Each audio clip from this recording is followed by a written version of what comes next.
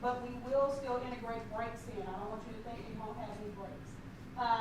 We'll talk about the scheduling a little bit later because I anticipate that we'll go later than 4:30 today. So on one of those breaks, if you need to let some family members know that we'll be going past 4:30 today, that would be awesome for you to do that. Now, anytime if you feel uncomfortable, if you feel sleepy or something like that, let us know. Wave your hand. As I told you before, you're able to have beverages, you're able to have water. Sorry, I can't really control the air or the heat in here, but other than that, we will do whatever we can to make you all feel comfortable. Now, I'm going to ask if each one of you would stand for me. Everybody stand. Please hold up your right hand. Do each of you solemnly swear or affirm that in the case of the state of Texas versus Billy Chemirmir, you will a true verdict render according to the law and the evidence, so help you God? Yes. Okay, everybody's neighbor say yes. Yes. All right, thank you. Y'all can be seated. So, state, are you ready to proceed? The state is ready, Judge. Defense, are you ready to proceed? Defense is ready, Your Honor. All right, so at this time, will the state arraign the defendant? Good afternoon. What I'm about to read to you is the indictment in the case. What it does is it lets you know and us know what we have to prove in the case, and it puts the defendant on notice to what he's been charged with. It reads, in the name and by the authority of the state of Texas, the grand jury of Dallas County, state of Texas, duly organized at the January term AD 2018 of the 363rd Judicial District Court of said county, upon its oath to present in and to said court at said term, that Billy Chemirmir, hereinafter called defendant, on or about the 20th day of March 2018, in the county of Dallas, state of Texas, did unlawfully then and there intentionally cause the death of Lou T. Harris, an individual hereinafter called deceased, by smothering the deceased with a pillow, a deadly weapon, and with hands, a deadly weapon, and with an unknown object, a deadly weapon, the exact nature and description of which is unknown and unknowable to the grand jury. And the defendant was then and there in the course of committing and attempting to commit the offense of burglary of said deceased. And further, did unlawfully, then and there, intentionally cause the death of Lou T. Harris, an individual hereinafter called deceased, by smothering the deceased with a pillow, a deadly weapon, with hands, a deadly weapon, and with an unknown object, a deadly weapon, the exact nature and description of which is unknown and unknowable to the grand jury, and the defendant was then and there in the course of committing and attempting to commit the offense of robbery of said deceased against the peace and dignity of the state, signed by the foreperson of the grand jury. And counselors, how does your client plead to these allegations? Excuse me, Your Honor, ladies and gentlemen of the jury, please to plead not guilty. Thank you. Thank you. You may be seated. So at this time, State, are you ready to begin with your opening statement? Yes, Judge. May it please the court, counsel. Again, ladies and gentlemen, good afternoon. I am proud to stand up here in front of you all and to present the state of Texas versus Billy Chemirmir. What you're going to hear about in the next couple of days is about some incidents that happened back in 2018 here in your county of Dallas. You're going to hear about how this individual right here, Billy Chemirmir, how he attacked not just one, not just two, but 3 different individuals in our county, leaving them for dead. Now, these aren't just individuals like you might see on the TV or walking around the street. These are some of the most vulnerable people that we have in our community, 3 elderly women.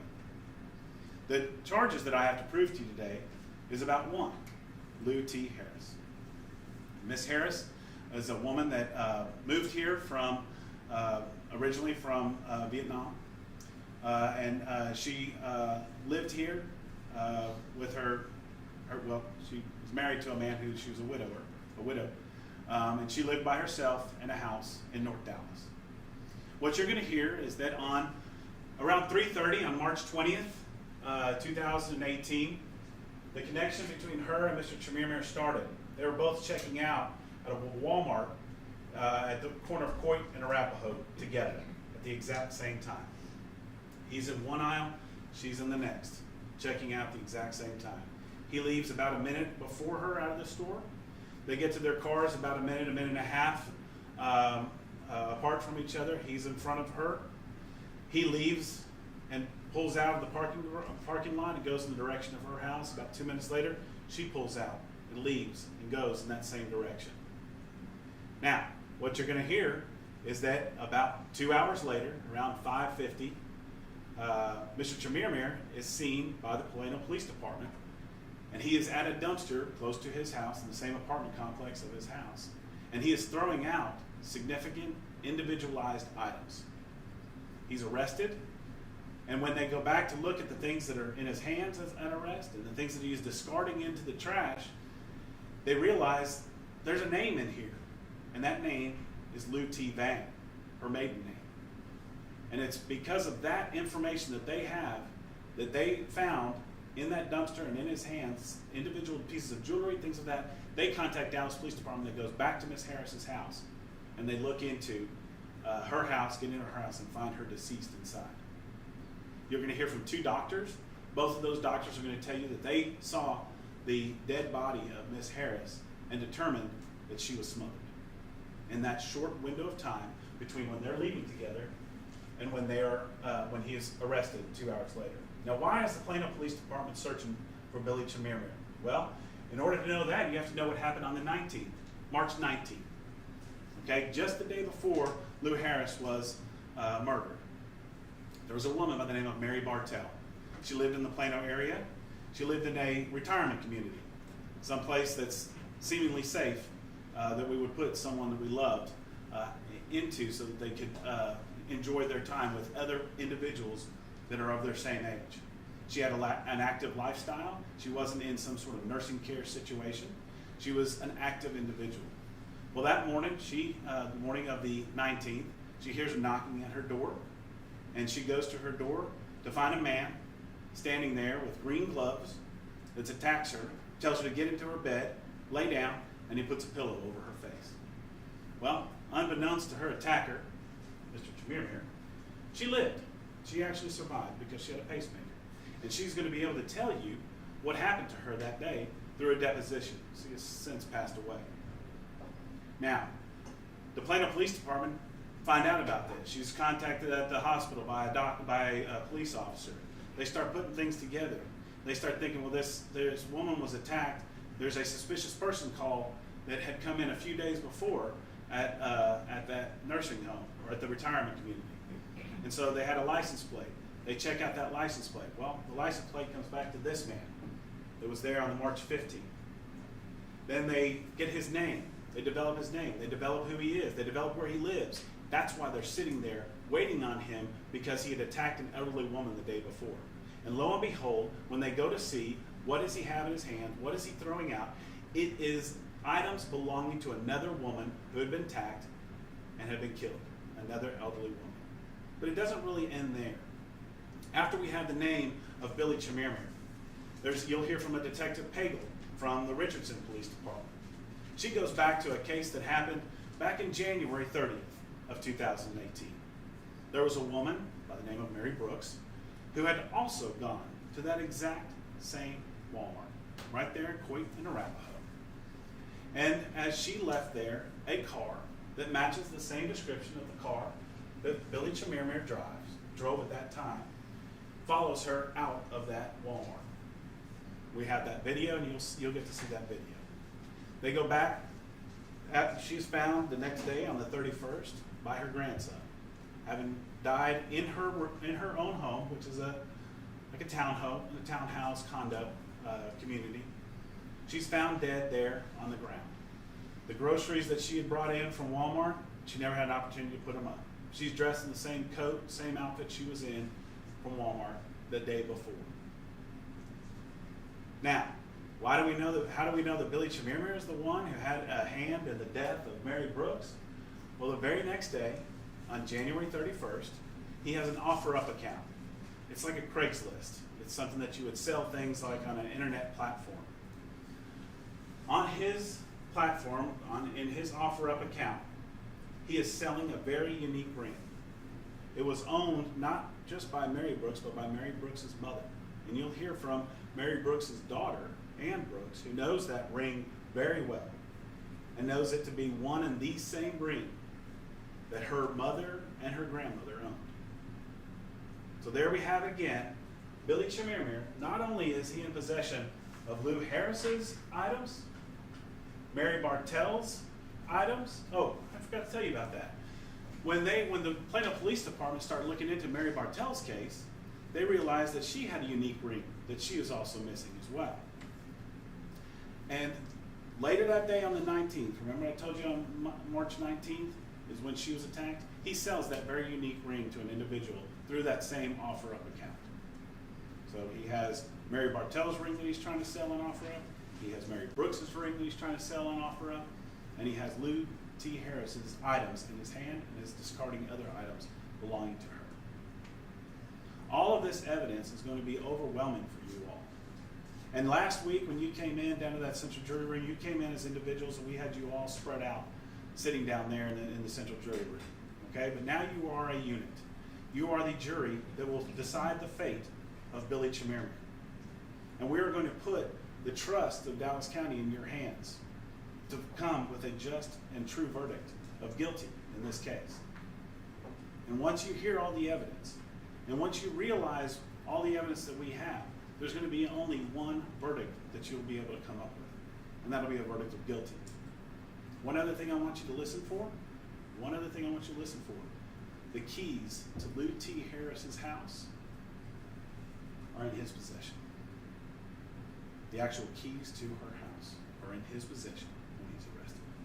Ladies and gentlemen, the evidence will be overwhelming for you. It's going to take a while to get through it because there's a lot of witnesses. I just want you to hang on and keep up with us, and you'll see it all through your own eyes. Thank you, Judge. Thank you, Mr. Martin. Mr. Warren, Mr. Hayes, anyone would make a formal statement at this time? Your Honor, rules are all right, I guess, Chief.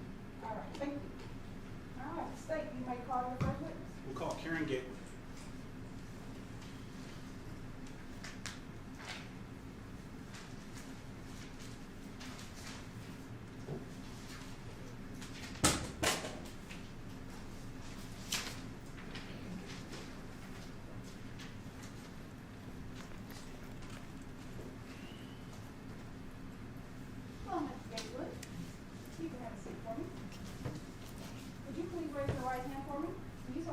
swear affirm to tell the truth, the whole truth, and nothing but the truth, so help you God? Yes. All right, thank you.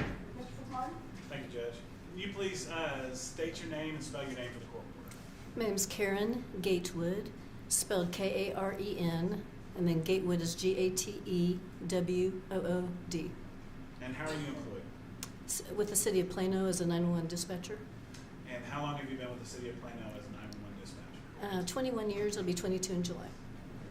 And tell me, how does it work there at the City of Plano as far as emergency or non-emergency calls?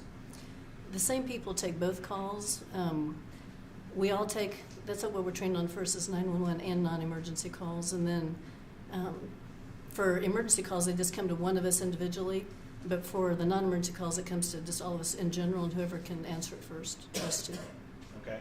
And so anyone who's there might handle a non-emergency if you're there, but like an emergency call would actually be directed straight to your station. Yes. And about how many people work there in your unit? On any given shift, anywhere between 11 and 13. And so if I had to call 911, if I'm living in your area, you might be the person that I'm talking to on the other end. Yes. Okay. Were you working the morning of March 19th of 2018? Yes. And did you take a call that morning? Yes, I did. Commissioner Approach. You may. Commissioner, you want to mark the state's exhibit number 57. Have you had an opportunity to listen to this today? Yes, And is this a copy of the call that you took that morning? it is. We'll offer state's exhibit number 57. No, Judge. All right, state exhibit number 57 is admitted.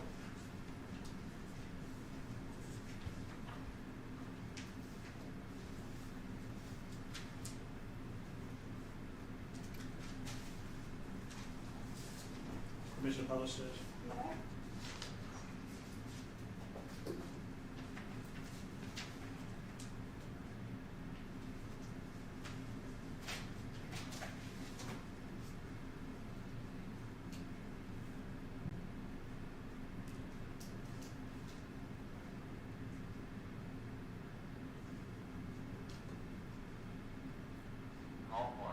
Call on Monday, March.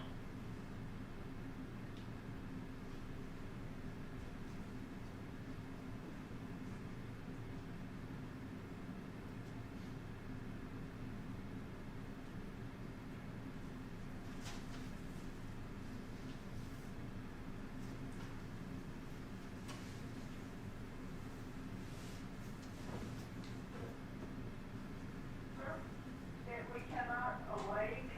Call on Monday, March 19, 2018, 9 hours, 26 minutes, and 55 seconds. What's the address of the emergency? We have a neighbor that we cannot awake. Okay, what's the address? Pardon? What is the address? The address is 818, no, 816.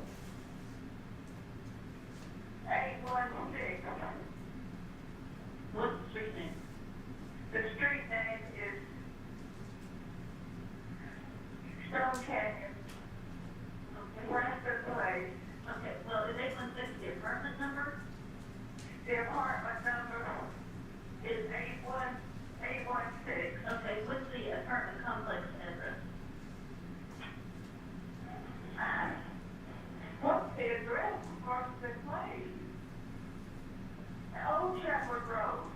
5,000 Old Shepherd Road. Okay, 5,000 Old Shepherd. Preston Place apartment? Yes. Okay, and it's apartment 816, is that right? Yes. Okay, yes. Is there a building number? 8. Building 8. Okay, what's the phone number you're calling from? 214-986-9445. Okay, now are you inside with your neighbor? Yes. Okay. And I'm going to be asking you some questions, okay? Yeah. Okay. So we do have the paramedics on the way while I ask you these questions. All right. And are you with the patient now? Yes. Okay.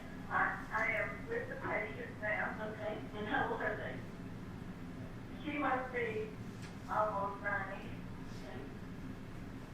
Okay. Is she awake? No, she is not awake. Is she breathing? Wake her up.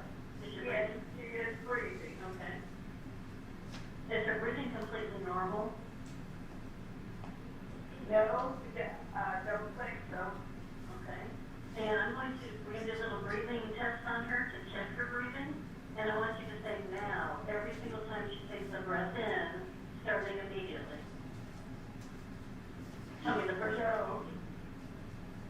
Okay, tell me the first breath you take. No. Well, it doesn't say no. Tell me now if she's breathing. Now. Okay, then the next one. Now. The next one. Now. The next one. Now. And then one more. Now. Okay, thank you so much.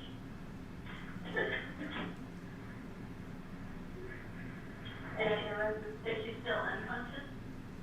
We can't wake her up. Okay. Okay, we are sending the paramedics to help you out of 5,000 Old Shepherd Place, Department 816 in Building 8. Yes, stay on the line. I'll tell you exactly what to do next. Okay. Okay. Are you right by her now? I am with her now. Okay.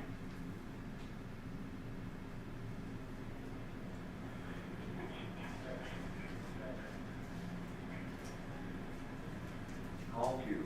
Call on Monday, March 19, 2018, 9 hours 30 minutes and 16 seconds. All right, well, listen carefully. Lay her flat on her back and remove any pillows. It's on her back. Okay, there's no pillows. Okay, and one more time, is she breathing? Yes. Okay. Sucking in air through the mouth. Okay. What we're going to do is maintain her airway for her until the paramedics get there, and I'm going to give you some instructions on how to do that. Place your hand on her forehead. Place my hand on her forehead, and then your other hand under her neck. My other hand under her neck. And then can you put me on speakerphone? Do you know how to do that? Yes. Okay, go ahead and do that.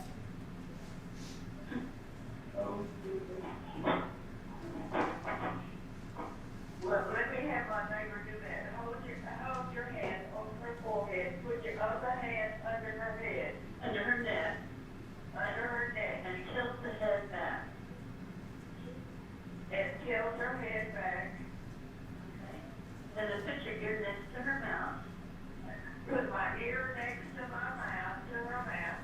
And then, can you feel or hear any breathing? Yes. Okay, good. Just wanted to make sure. Okay. She's breathing. Good. Through her mouth. Now stay right by her. And make sure her head is tilted back. And check it is back. And check the breathing often. Check the breathing often. And just leave her just like that until the paramedics get there, okay? Okay. And if she vomits, turn her on her side and clean out her mouth and nose.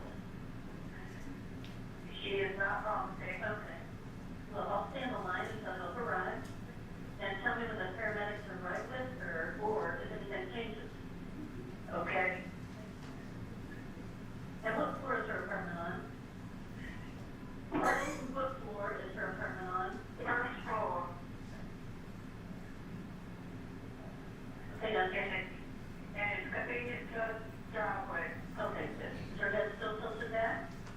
Yes, my head is tilted back. And just keep her like that. The paramedics are starting to pull into the parking lot. You'll see them before too long. They keep her just like that until they get there, okay? Okay. Can I get your name? Come in. Are they there? Yes. Okay, I'll let you go. You did a great job. Thank you so much. Yes. I'll then let you go.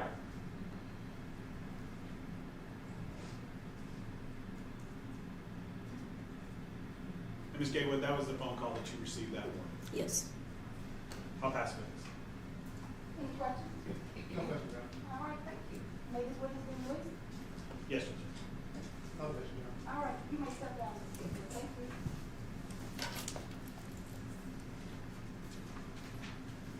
And we may call your next witness. We'll call Stephen Tapp.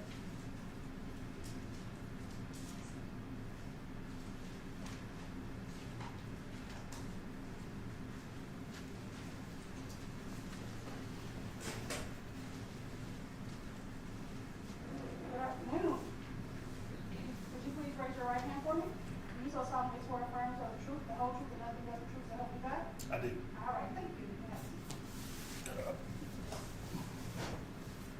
You may proceed. Thank you, Judge. Can you please state your name, spell your name, Stephen Tuck, STEVENTUCK, and how are you employed? City of Plano Fire Department, How long have you been with the City of Plano Fire Department? almost 14 years. And can you explain to me a little bit about what your duties are as a fireman? Well, it's kind of broad. We get called out for medical calls, we go take care of that. If we get called out for a traffic accident, we go take care of that. You know, when the fire calls, pretty much anything that 911 sends us to. Okay. And so we've all seen, there's the big fire trucks, and then there's smaller like ambulance Right. trucks, right? Are there certain guys in your department that do and ladies that do one or the other, or is everybody cross-trained on everything? Everybody's cross-trained on everything. And, Everybody's a fireman and an EMT at least. Most of our guys are firemen, paramedics, so they can ride the ambulance, the engine, the truck, whichever that day. Okay. And are you so cross-trained as well? Yes, sir. And so some days are you on the big fire truck, and some days you're in an ambulance? Yes, sir. What station do you work at? Station 5, And were you working at that back in March of 2018? I was. And back in the morning hours of March 19th, were you called out to 5000 Old Shepherd? Yes, sir. Is that around 9:43 in the morning? Yes, sir. Sometime around there? Mm-hmm. When you got to 5000 Old Shepherd, had you been to that community before? Yes, sir. All right. And can you describe kind of what type of a community it is that you're aware of? It's, we call it a retirement community. It's like a bunch of apartments with senior citizens living in there. Very close-knit community. It's not assisted living or anything like that, but it's just an active retirement senior facility. And just to kind of describe the area, a bunch of apartment buildings, Yes, sir. and the doors to the individual apartments, they open to the outside, like they're They open to a breezeway. to a breezeway. Yes. Okay. All right. And so you got a call, and when you arrived at the call, what did you observe when you got there? We went into the apartment that we were sent to, and we saw a lady unconscious on her bed in her bedroom. The thing that stuck out is she was laying in an unusual position. And I say that because most unconscious people, they just, all calls are kind of, you just know that when you run on a lot of unconscious patients, they're kind of all generally the same body position, like laying down a certain way. Well, she was unconscious, but halfway on the bed and with her arms kind of spread out like that. And it's not a usual finding for us to find somebody unconscious in that position, you know, borderline sliding off the bed. So we started assessing her and found out she was alive, but not really talking right away. We did some more assessment on her, and she started to slowly wake up. And she told us that she remembers somebody at her door, and she let the person in, and it was a black man with green gloves. Is what she said is, and we didn't think anything of it. She said he tried to smother me. You know, he took me to the bedroom and laid me down and tried to smother me. And then again, didn't think much of it because she was just unconscious coming around, and her details got, or her story got more and more detailed as she woke up and became conscious. You know, very specific. Like, no, he was at the door. I let him in. He said he was maintenance, and so I didn't think anything of it. Again, you know, black man, green gloves, came into my apartment and then threw me on the bed and started smothering me with a pillow. All right, let me ask you this. Let me break it down just a little bit. Mhm. Okay. So when you first got in there, we had just heard a call that there was two of her neighbors that were there. Do you remember seeing two other women there? Yes, sir. Okay. And they directed you to where she was in the room. Correct. You said that she was unconscious when you first Yes. found her. Okay. Did you all have to do anything in order to help revive her? We did what we call a sternal rub, which is take your knuckle and bury it in the sternum and rub it back and forth, and it's pretty uncomfortable. And the sternum is basically right above your breast. It's right here where the ribs come together on your body. Okay. And if they wake up to that, then we say they're alert to painful stimuli. And after that, we just ran some more tests and checked her blood sugar. That was fine. Ran an EKG. EKG was a little different. It showed spikes on the bottom of the printout, which indicates some kind of cardiac defibrillation device, whether it was demand or constant. So we knew something was going on, but we weren't sure. I think the rest of her vitals were okay. Blood pressure and blood sugar was okay, so it wasn't that. We didn't treat that. We were kind of stumped, like why she was unconscious. Those are basically the biggest things we check to diagnose what's going on, so we can treat it quickly. And was there a difference between on the EKG? Is there one level and then a second level that you can do on the EKG? Yes, sir. There's a EKG. We say EKG. It's a 4-lead. There's 4 stickers on the body. Then, if we're thinking it's a cardiac related issue, then we'll do a more in-depth EKG, which is a 12-lead, where we throw 6 more stickers on the body and gets a better picture of the electrical path of the heart. And you said it was reading out strange and firing strange. Was that having something to do with a pacemaker, or what is it? Tell me about that. When it prints out at the bottom, if a pacemaker is going off on our specific machine, it has a little arrow each time the pacemaker goes off. And when we printed her leads or her EKG, we saw those pacer, we call them pacer spikes on the bottom all the way across. They weren't intermittent, they were consistent, and we didn't know if that's what helped bring her back around or what it was. But we assumed something happened and the pacemaker was going off. But again, we didn't know if it was a demand pacemaker, which only kicks on under certain situations, or if it was a constant pacemaker to where it's constantly firing, and we didn't know. Now, when she first wakes up, did she have some discussion with you about a dream? That she was having a dream about someone smoking? She mentioned she said something. She did say dream. I believe she said, I had a dream that somebody was smothering me, or somebody came in and tried to smother me, and then that story developed and got more detailed the more she woke up.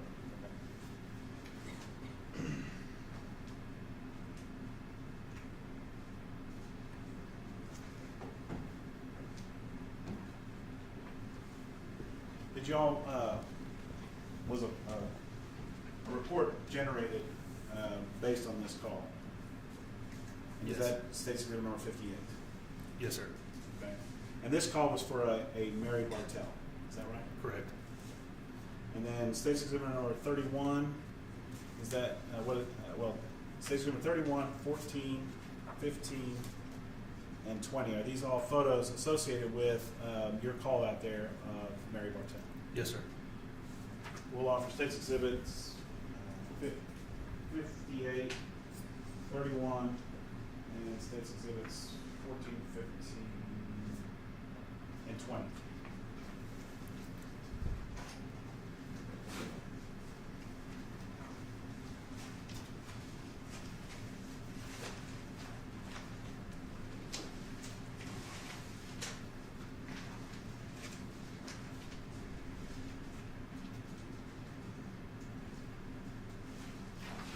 Judge, I think 14, 15, 20, they're already in evidence. They were pre-admitted. And 31. So it's just State's Agreement 58.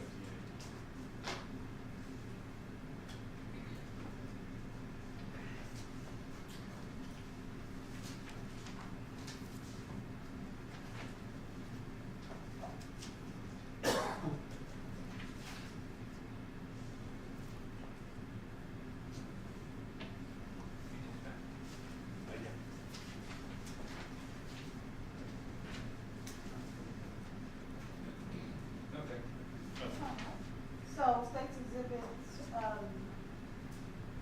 14, 15, 20, and 31 have been pre-admitted, so we're gonna publish those. And then, State Exhibit number 58 has just now been published those. And then Judge, earlier I'd asked for 314, 315, 316, and 317 for demonstrative purposes, and I don't know if I heard you ruling on that, if they're in for demonstrative Oh, I'm purposes. sorry. Or if they had an opportunity to object. Yeah, I did, write that down. So for demonstrative purposes, is there any objection to 13, 14, 15? 300, I'm sorry, 314, 315, 316, 317 for demonstrative purposes. No, sir. No, Judge. All right, they'll be admitted for demonstrative purposes. You may proceed. Thank you, Judge.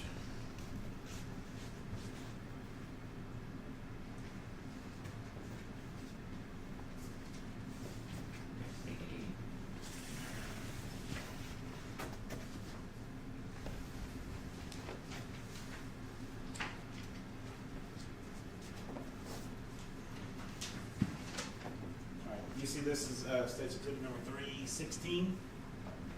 Yes. Okay, and the call was to a 5,000 old Chevy, is that right? Correct. Okay, and that's delineated there on this on the March 19th. Yes.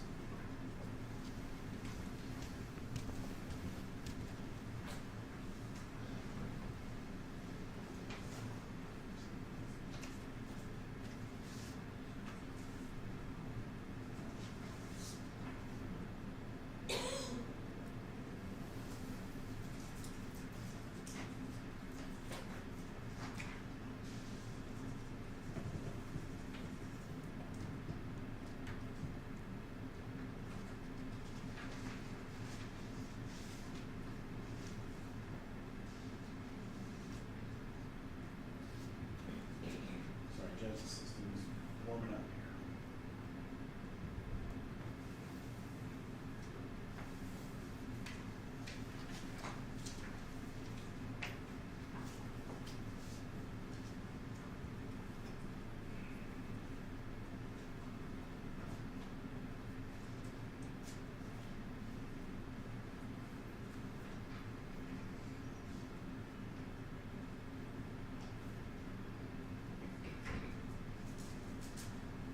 Okay, there we go. All right, here's State's Exhibit number 31, and obviously this is in the hospital, but is this the Mary Bartell that you had an occasion to meet in her apartment that morning?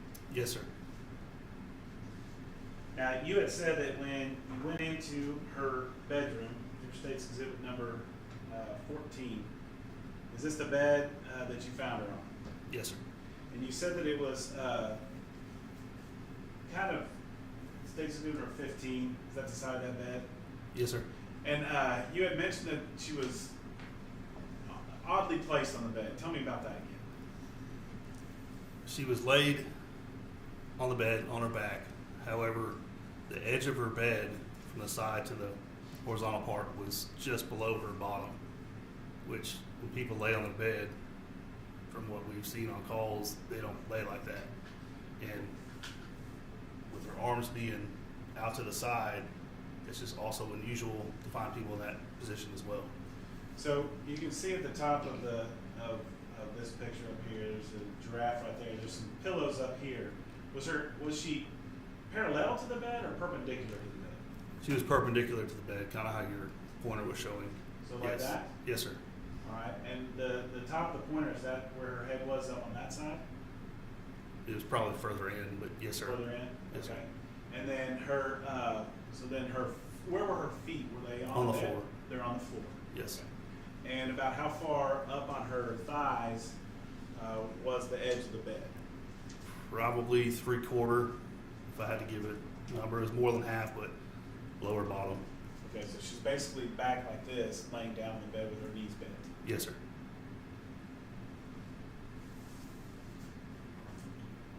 320 just shows that same side of the bed, just from the other side of the bed. Yes, sir. And then once you all get her revived to a certain extent, what do you all do with her? We take her from the bed and put her on a stretcher, and that's when the ambulance takes her to the hospital for further evaluation.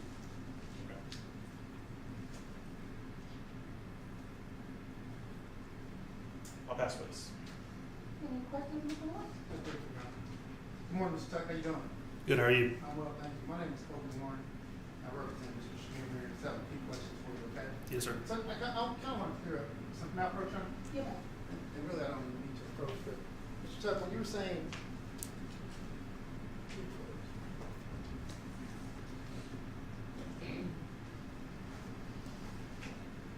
I just want to make sure that the jury is clear. So on States 15 here,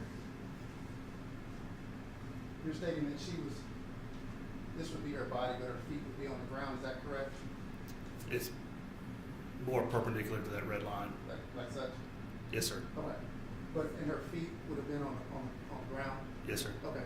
And then, so Mr. Fitzmartin asked her how far up the bed or the mattress would have been on her thighs. Is that correct? Correct.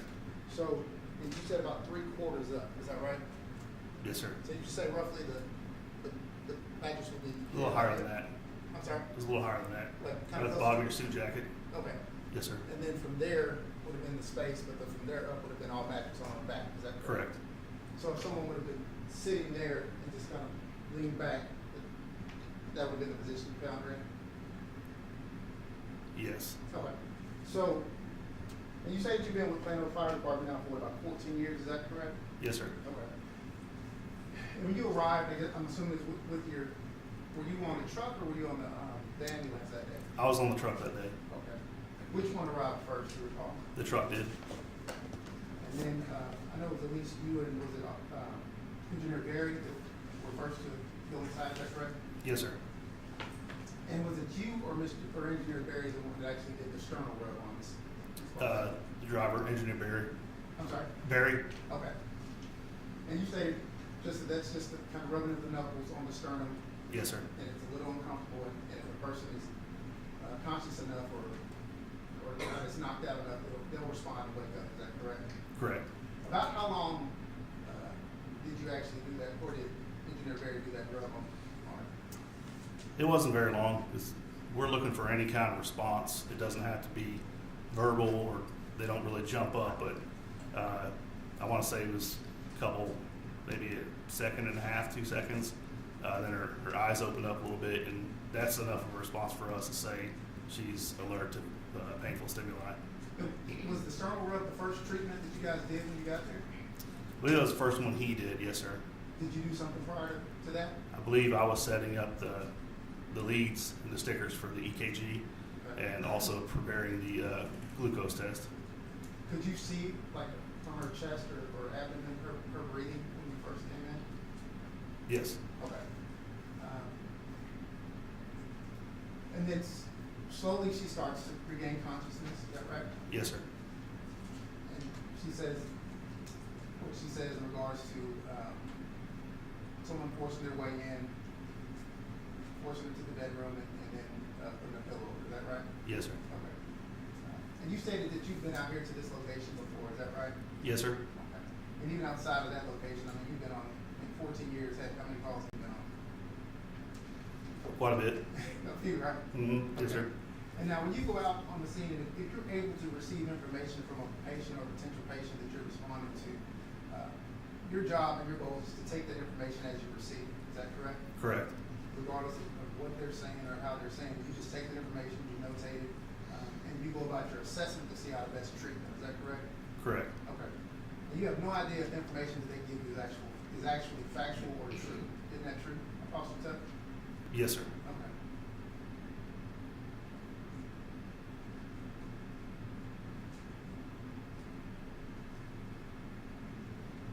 Thank you, I appreciate it.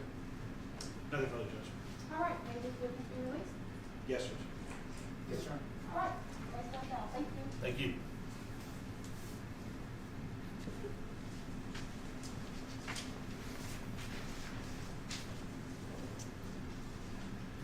All right, you can take the witness stand. Thank you.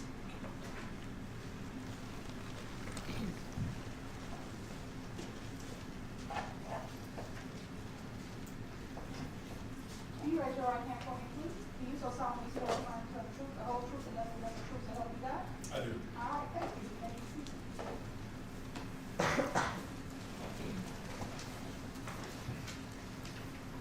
You may proceed, Mr. Fitzmartin. Thank you, Judge. You you please state your name and introduce yourself? Hello, my name is Officer Jamal Kemp. And how are you? Can you spell your first name? Sure. It's Jamal.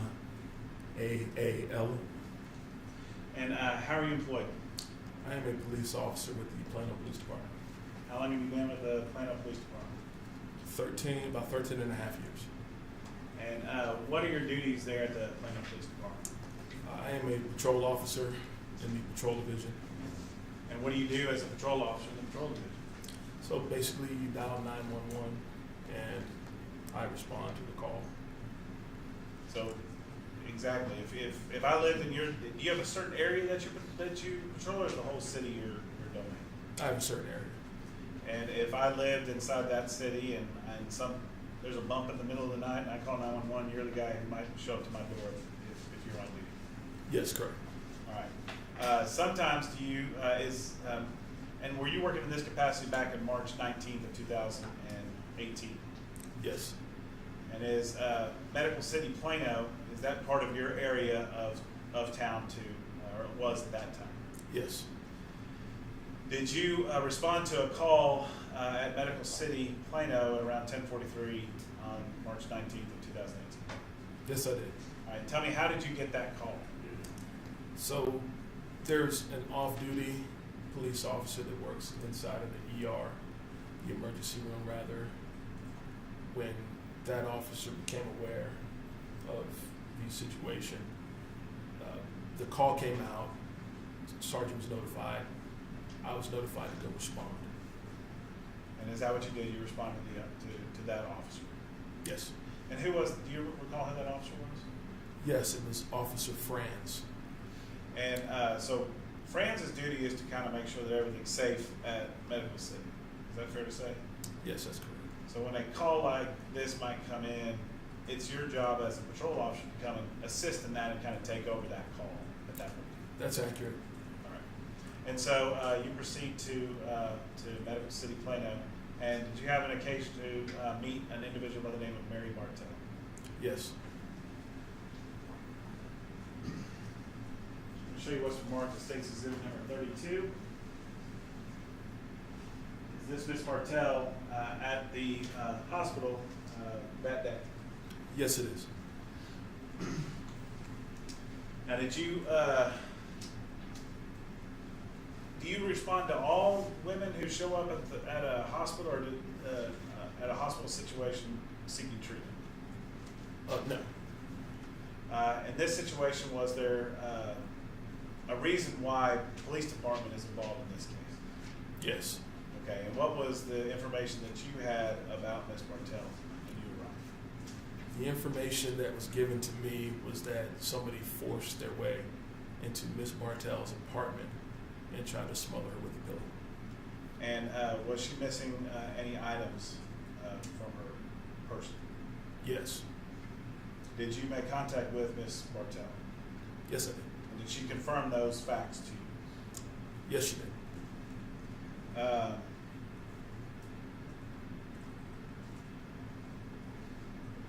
So once you had the basic information from Ms. Bartell, what did you do next with that information? Once I got all the information from Ms. Bartell, I contacted Detective Hay. And is that a detective in your Crimes Against Persons section at the Plano Police Department? He works in CID. I'm not exactly sure. What does CID stand for? It's the Criminal Investigation Division, Okay. and he's part of that group. All right. And so at some point in time, did Detective Martinez come out to the Plano Police Department, another person that works in CID? Yes. And did you inform him of what you had learned at that point in time? Yes, I did. And then once you get that informed, did the detectives then take over at that point in time the rest of the investigation? Yes, that's correct. Did you have another duty or go and do something else right after this, in relation to this case? Yes, I did. I contacted Officer Lomar and asked him to go back to the original call location.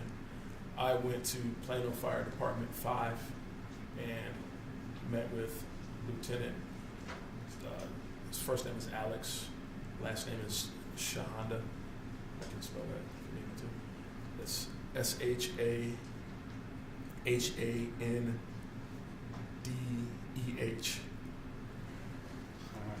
Glad you had to spell that. Okay, and so why did you send the other officer back to Ms. Bartell's apartment? At that point, it was a crime scene and it needed to be secured.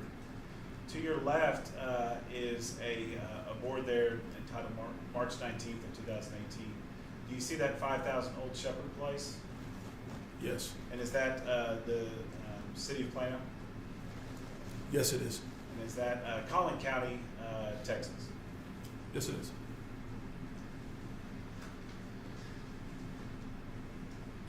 I'll pass it over. Mr. Warren, okay? Just briefly, thank you.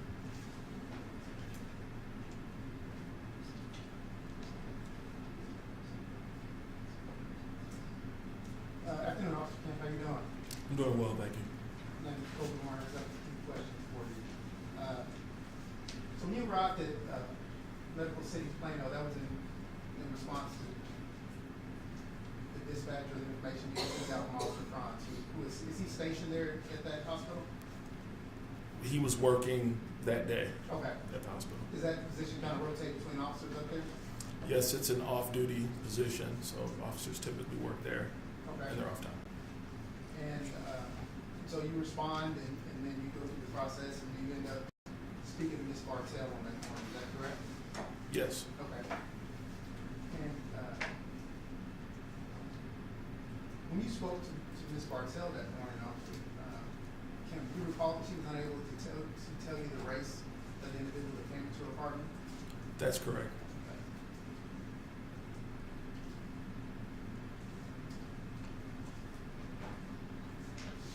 Thank you, Officer. Thank you. Briefly, officer, did you notice anything missing off her ring fingers? I didn't personally notice. Okay. All right, that's all I have. Anything further? No, you're not. All right, take this officer to release. Yes, Judge. No objection, Your Honor. All right, you may step down. Thank you. Thank you. Second, we call in the witness. Judge, at this time, we will offer State's Exhibit number 59, which is the medical records for Mary Bartell. Okay. No objection, Your Honor. All right, so State's Exhibit number 59 will be admitted. And then at this time, Judge, we will call Mary Bartell by deposition.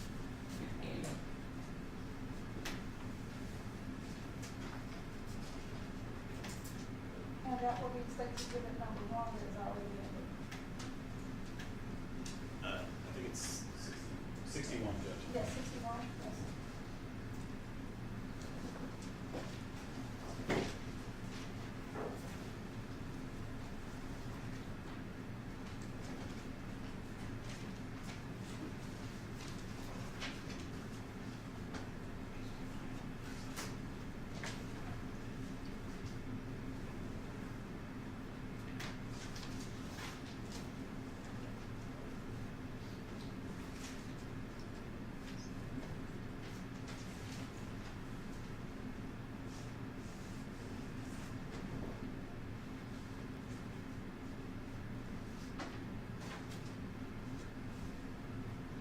That's Martin from the state of Texas.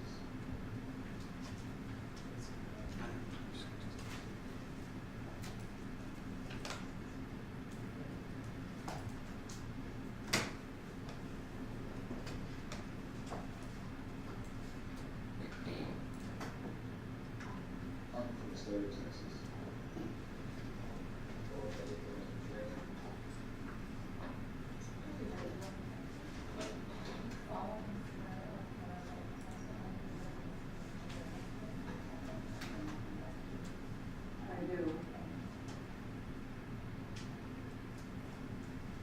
Judge, do you have any control over the speakers? I have an amplifier, I can turn it up. Please. louder. Okay. I can do that.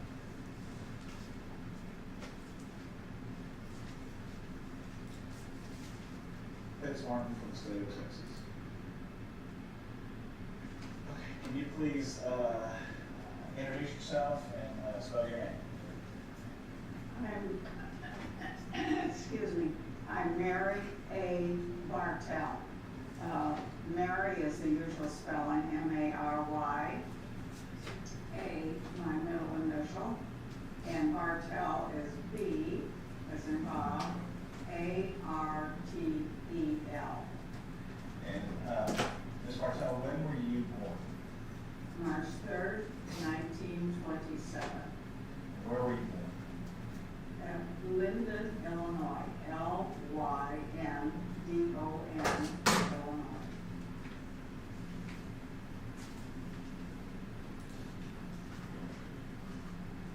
And it's sometime, did you move to Texas? Yes, that was when, that was a little over 6 years ago. You're around 2012? And, is that a yes? You have to say yes or no. Yes, And three of your three boys have moved into the Dallas area. Is that the right? 3 sons all lived here at the time when I wanted to move with his wife to Carrollton, but that's only a few more minutes away. Okay. And I sometimes use the word Dallas for all of this whole area, and I apologize about that. That's right? okay. But you, when you moved to Texas in 2012, where did you move to? Where I was residing before I tripped and fell and broke my femur and had to have hip surgery at Preston Place Independent Living. That's where my husband and I moved and where I continued to live. Okay. And you moved in there, and that's at 5000 Old Shepherd. That's correct. And that's actually in Plano and in Collin County. That's true. And you all had and you're in the same apartment now. Yes. If you were able to move back there, and you still own that apartment Yeah. or rent that apartment. Rented by the month. Okay. And it's the same one that you and your husband moved into. That's true. It's a 2-bedroom. 2-bedroom, 2 baths. Now, why is it? Obviously, you have sons in this area. Was your husband's health starting to fail a bit at that time? That's why we were considering moving here, yes. Then our daughters, the 3 daughters who are still in the Midwest, still living where they lived in 2012, they were 2 to 5 hours away from where we were living in Rockford, Illinois. So when my husband would have a medical emergency, 2 to 5 hours before any of them could get there. And yes, I wanted to come here. Because you're about 15 minutes away from your 3 boys in maybe different directions, but about 15 That's minutes. correct. That's correct. And then I think you might have already mentioned this, but your husband passed away in 2015. Yes, he did. Okay. So now that you're still living in the same place, I kind of want to talk to you a little about your normal activities that you would have at your apartment. Kind of what your normal daily schedule would be. Okay. Tell me what that was like prior to the reason why we're here. Okay, what was your normal schedule? Okay. Ever since I retired, and in the summertime, when I didn't have classes that day, I would always go to 6:30 Mass in the morning, either, in Rockford when we lived there, or when we came here. 6:30 Mass here at Prince of Peace. And that's in Plano. Is that right? Yes, it's 7/10 of a mile from where I live. So you make the 6:30 Mass, and those go pretty fast at 6:30 in the morning. That's 5 days a week. you know, normally, on Saturday, the mass would be 9 o'clock. It varies a little bit as to whether it's during the school year or summertime, or which priests are on vacation or whatever. Sure. So you would make that, and then when you come home, what was your normal routine after Mass? I guess we can go with after my husband passed away. Yes, absolutely, Mhm. around this time. Okay, so, I would get home, you know, around, about 7:15, something like that. And, I would have breakfast, and then,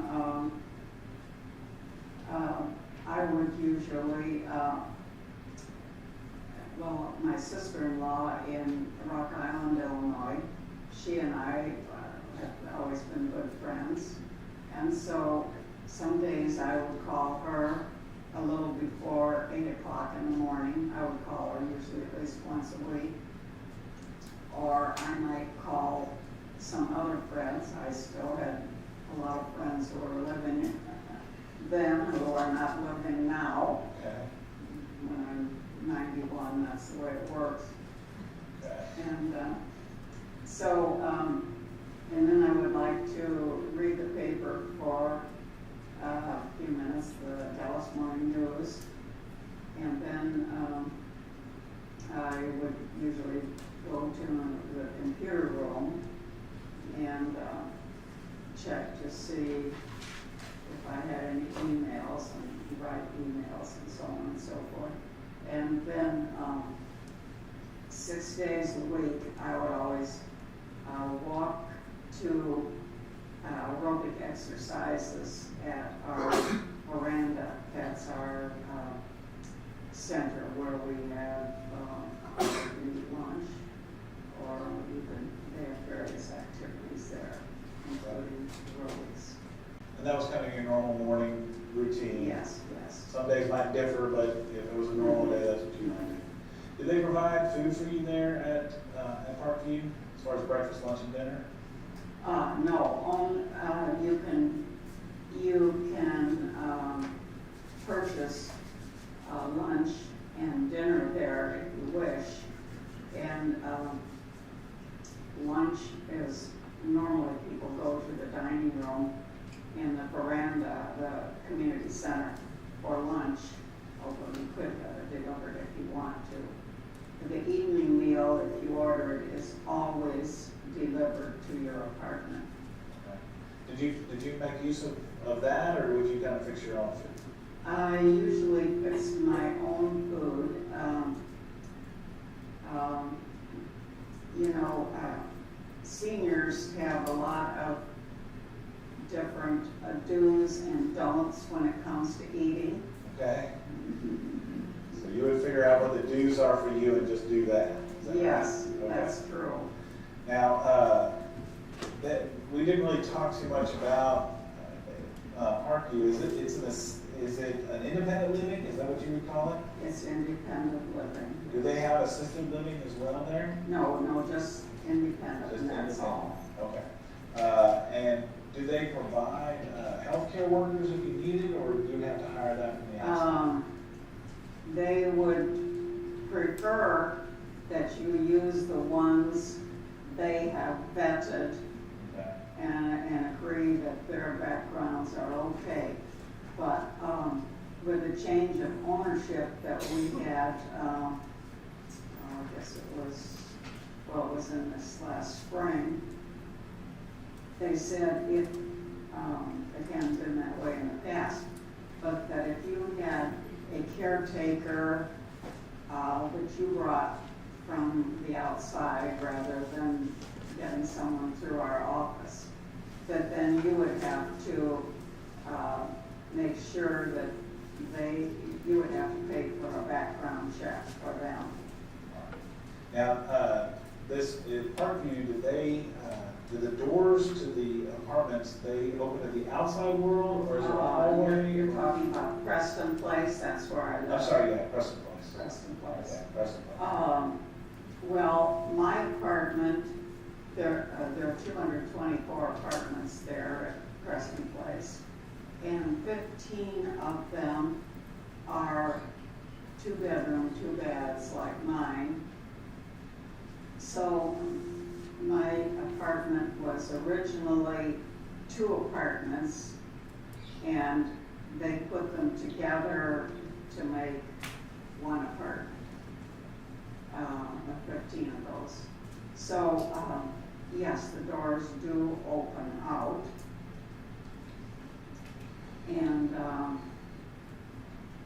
so I have 2 outside doors that go into the breezeway, and then there are 2 doors that go out to the patio and the storage area. And you're on the first floor? That's correct. What's your apartment number? 816. And so there's a number of different buildings. What building are you in? 8. Building 8. Okay, so I'm going to talk to you now about the date of March 19th. All right. That morning, was that one of those typical mornings where you went to church at 6:30 Yes, it was. at Prince of Peace? That's correct.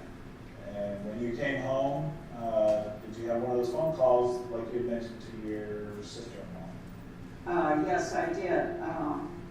After I had eaten breakfast, I called my sister-in-law in Rock Island. Her husband had passed away. My dad and my husband's brother, my brother-in-law in Rock Island had passed away earlier this year. So, like I mentioned earlier, I would usually call my sister-in-law at least once a week.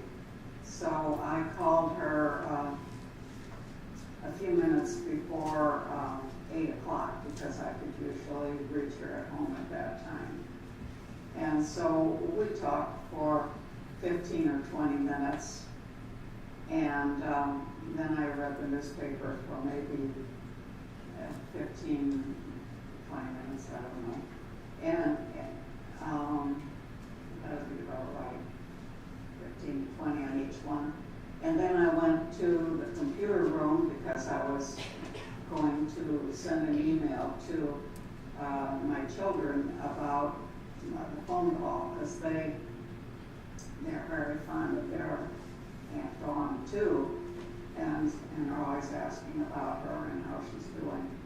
And so I was at the computer. It was about 8:30 on this Monday, March 19th, and I heard this very insistent rapping at the door, and I wasn't sure, with my poor hearing, even though I have hearing aids, I wasn't sure whether it was my door that was being knocked at or rapped at, or whether it was across the breezeway. I couldn't tell. So just let me stop you there. So does your door and then would it be 817 is across the hall from you? Well, I'm not exactly sure Well, how those numbers go. Whatever the number is, would it be directly across the hall? Like the doors kind of open up into each other? Well, if I opened this door, for example, the main door that I used for 816, if I opened the door, would open, let's see, it would open inward, I believe, didn't it? You can't ask him Oh, any questions. no, It's okay. It's okay. Your son's sitting next to you, but you can't ask him. No, I know that's true. Yeah, I and know that's true. don't worry about how it Okay. opens, but directly All right, across the door opened inward, because I remember when I went to the door, and you know, they say before you open the door, ask, who is it? Well, if it's one of my neighbors, they're probably as deaf as I am, and I would never know who was at the door. Okay. So anyway, the door was opening inward, and my eyes were just fixated on these green rubber gloves that I saw. And I knew instantly when I saw those 2 green rubber gloves, number 1, I should not have opened the door. Number 2, my life was in grave danger. I tried to push the door shut, in excess in pushing the door shut. So he was inside in my apartment, and he said, "Don't fight me, lie on the bed." So I did as he said, because I knew I could not overpower him physically. And of course, as soon as I lay down on the bed, told me to lie down on the bed. Anyway, he just smashed a pillow down hard over my face and my chest, and I just couldn't breathe. And I tried to move this left hand under the pillow to get to my medical alert button. I'm not wearing it here because it doesn't work more than 700 or 800 feet from the monitor. Anyway, it was totally impossible for me to even, the pillow was slammed down so hard over my head and my chest that there was no way I could even move my hand toward the medical alert button. So anyway, after, I don't know, 3 minutes or however long, it seemed longer than that, of course, that he was just using all his weight to keep me from breathing at all, I passed out. And as soon as I lost consciousness, he took my... Hold on, let me slow you down. Okay, all right. Let me slow you down, okay? Because I need to break this up a tad, okay? So you heard a knocking on the door, and you went and you opened the door, is that right? That's correct. Did you have to unlock the door to open the door? Yes, Do you normally keep your door locked? yes. When you opened the door, could you see the individual on the outside? Did you see his face? Did you ever look at his face? I was fixated by the green rubber gloves. Okay, so you never did get a look at his face. No, I did not. Would you be able to tell what race he was, or how tall he was, or how much he weighed? The short answer is no. When you came to the door, you fixated on the hands and the rubber gloves. Is that right? That's correct. When he came in, did he said to you, "Don't fight me," and get or lay on the bed? Is that right? Lie on the bed. Could you detect an accent to his voice at that time in any way, shape, or form? Well, no, I'd have to say no because You didn't. That's fine. Then, did you walk to your bed? Did he pull you to your bed, or did you just do exactly what she I said? walked in to the bed and I put my head down on the bed on my body, and then he slammed the pillow down hard. And the pillow that he used, he got off of your bed. Is that right? That's correct. How many pillows do you think were on your bed at the time? 2. Do you know which pillow he used that was on your bed? Yes, he used the one that I normally slept on. And was there a pillowcase on that pillow? Oh, yes. Now, after he puts the pillow on your face, did you struggle with him at all?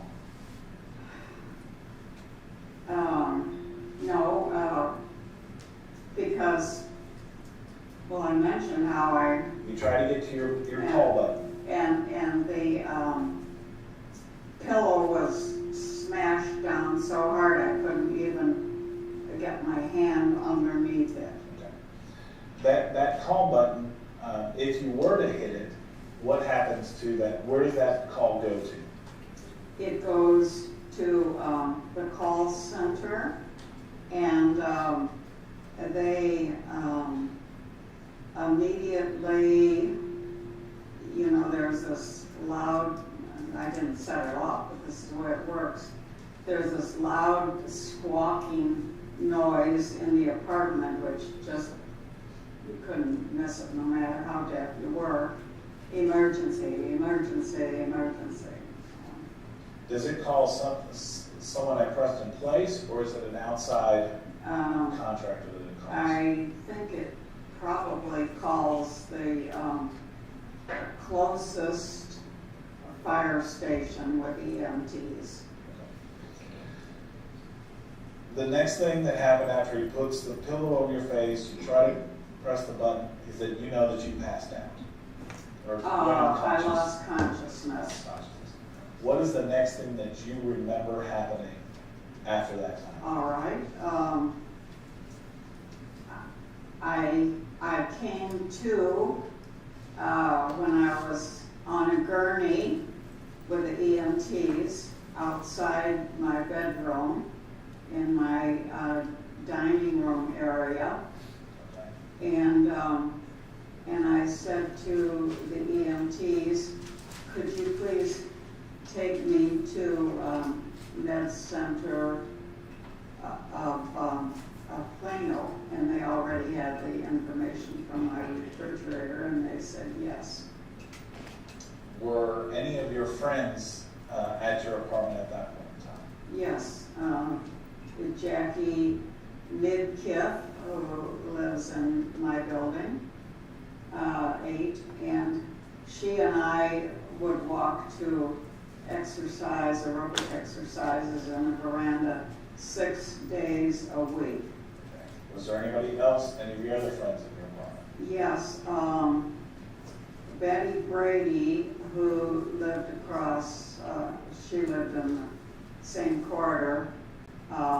She came by to go to exercise too, and Jackie had already, she tried the door when she was there by herself. Let me stop you there, because we're not going to go into, because she would have had to have told you that. Yes, okay, Yeah, all right. I don't want to okay. get into what anybody All right, I came to, I regained consciousness. I was getting oxygen when I was on the gurney outside my bedroom. Okay. Did they transport you to the hospital you wanted to go to? Yes, and may I add, there was also another friend, Okay, who was that? my registered nurse friend, Barbara Quarry. It's Quarry. She and Jackie and Betty Brady were the 3 people that I saw in my apartment when I regained consciousness. Okay. And you were transported to the hospital through the ambulance. That's correct. Did any of your friends ride with you in the ambulance, or was it just the paramedics? No, they did not. I don't think that's allowed. Okay, so when you get to the hospital, at some point in time, your son, John, is called. Is that right, or how does that happen? I think they called him while I was still in my apartment. Okay, did they use your phone to do that? I think they used my cell phone. Okay. At that time, where was John? He was at the Denver airport and on his way to my sister-in-law's funeral in Idaho. Okay. At some point in time, when you get to the hospital, do your other sons show up at the hospital? Yes, they were there, Rick and Tom. They were there, I think about as soon as I got there. Okay. At some point in time, do you talk to the police officers at the hospital? Yes. Now, was there some question, did the police initially not think that you may not have been attacked like you were? Do you remember that? Yes, I remember exactly. All right. And but you were able to convince them that it really was an attack.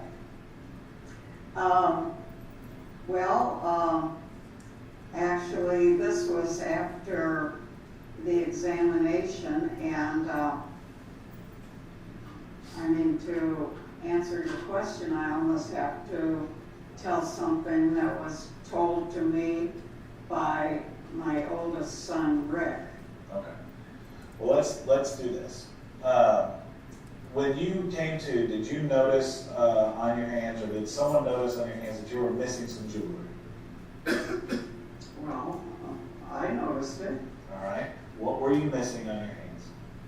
I was missing my engagement ring and my wedding ring. All right. So you're pointing to your left hand at this point in time. Yes. You had a wedding band. Was it a gold wedding band? Yes. And then a engagement ring, and it had a diamond Yes. on your left hand ring finger. Yes, that's correct. Did you normally wear a ring on your right hand? Yes, my husband gave me a diamond ring about 50 years previously, and I always wore that on my right hand.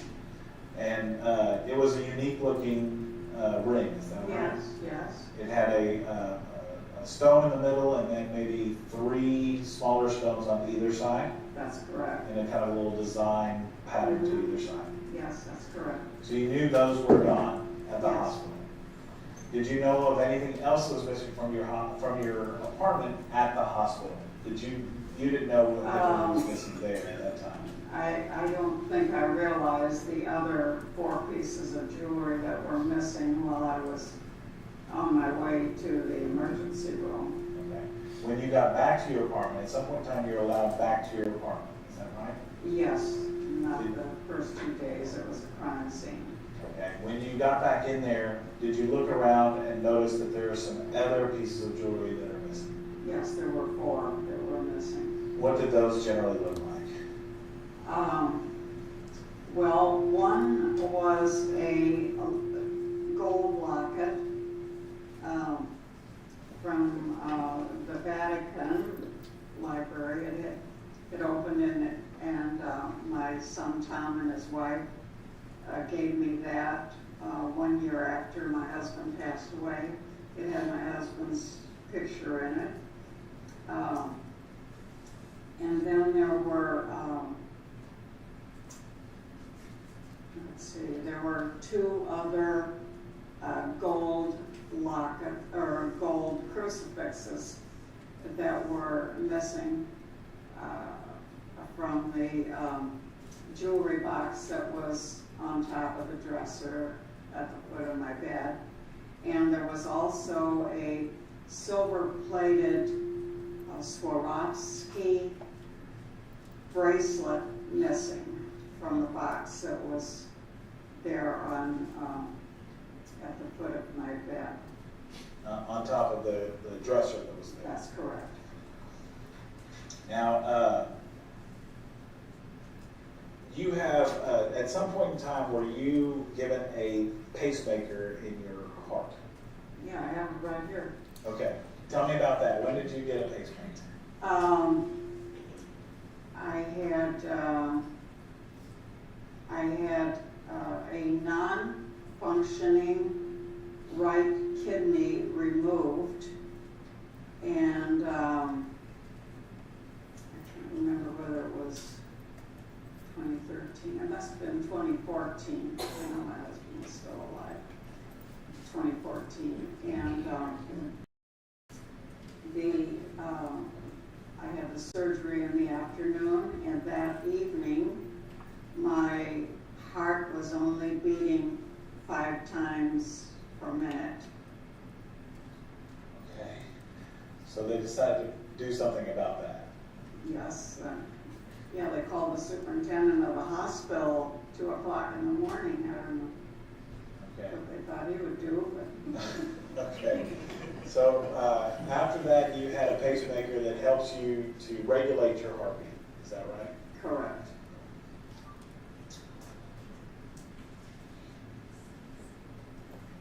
Now, in your apartment, there are 4 doors that lead to the outside.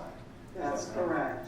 There are 2 doors that would have been the front doors of the 2 apartments that were put original together. apartments. And then there are 2 patio doors that lead That's to the outside. correct. Do you normally use that, the door that the man came in, is that your normal door that you would use to go in and out? Yes, it is. Do you ever use the other front door?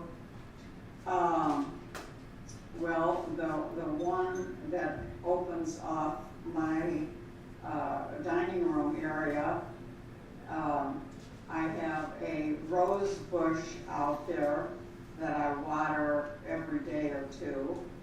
I'm talking about the original front doors, okay? Oh, Do you ever use the original? I know you use the one front door the man came in.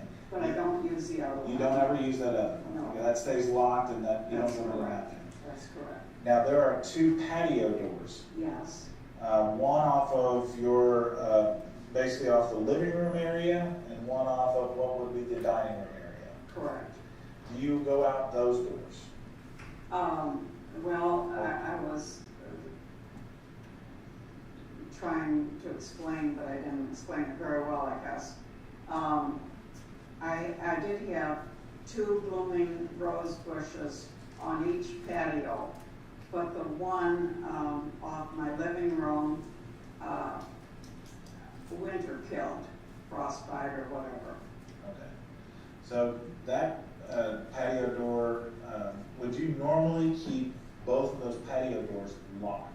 To the best of my knowledge, they would always be locked.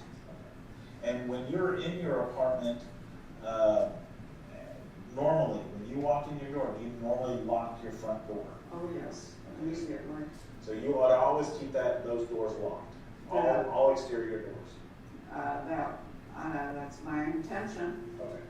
All right.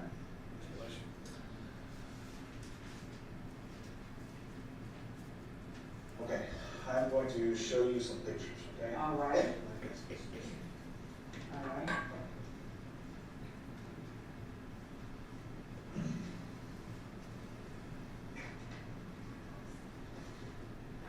Now, what I've done is marked all of these with a sticker, okay, on the bottom and a number, and that's the way we're going to have to be able to refer to them. I've got your name underneath each one of the numbers, okay?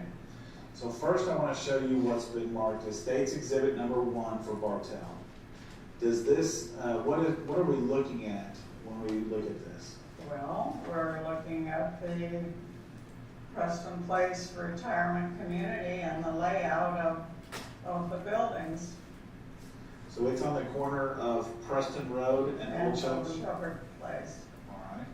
And we see a number of buildings. Is this, how many apartments are there in this? 224. Now, do you hold, which building is your building? Well, mine is building 8. You can go ahead and circle it on State's Exhibit number 1.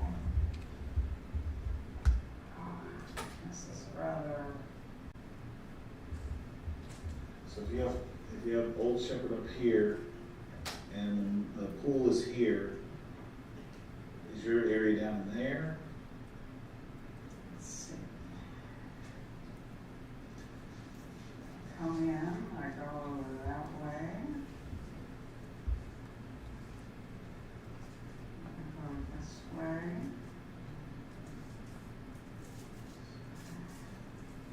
Okay, so this is,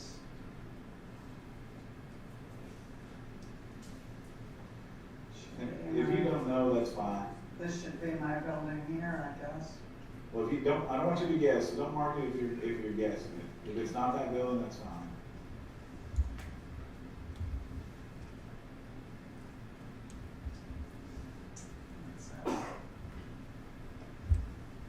Well, you can go ahead and circle the one you think it is, that's fine. Now, let me ask you this, are you about to circle this one on the bottom right? Is there any greenery around your building, like grass? Yeah, there's grass. Okay, this building here doesn't have any grass around it. Well, there's a sidewalk in front, and then there's some grass. This is surprising because there's a parking lot in front of my place. And then there's a parking lot in the front, and then is there a kind of an open grass green area behind it? At the back, Okay, because this building over here has a parking lot in the front and a green area in the back. But if you don't know, that's fine. I'm not sure from the looks of this Okay. diagram. Let's just move on then, okay? So here's State's Exhibit number 2. Is this a layout of your apartment?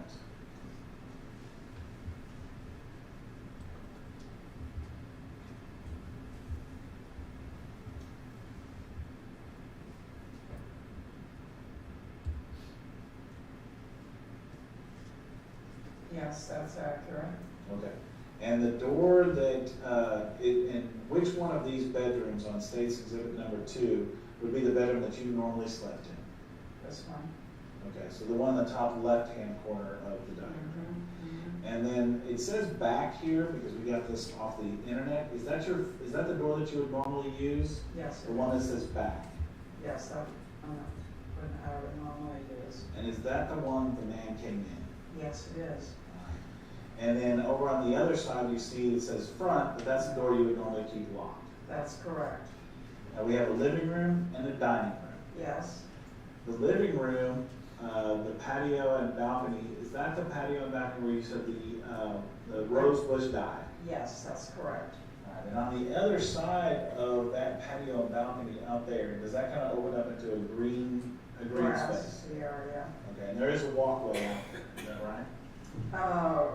Directly behind, yes, there is a sidewalk. Okay. Going back to your front door, where is the parking lot from your front door on this diagram? Would it be Actually, it's out here, because if I look out my bedroom window, it's right there, or if I look out here, I can see the parking lot. Okay, so if you went out of the dining room door, out of the patio balcony, you would be out into the parking lot area out there, is that right? Yes, it's not a balcony, but I mark through here. You can mark through it if you'd like to. Because I'm on the just a first patio. floor. It's just a patio. Okay. All right, there's no balcony on that side either. No, So you can go ahead and mark same through that. thing. Okay. All right, so outside the patio, you would look out and that would be a garage, a parking lot outside the patio connected to the dining room. Correct. Okay. All right, I'm going to show you what's been marked as State's Exhibit number 3 for Bartell.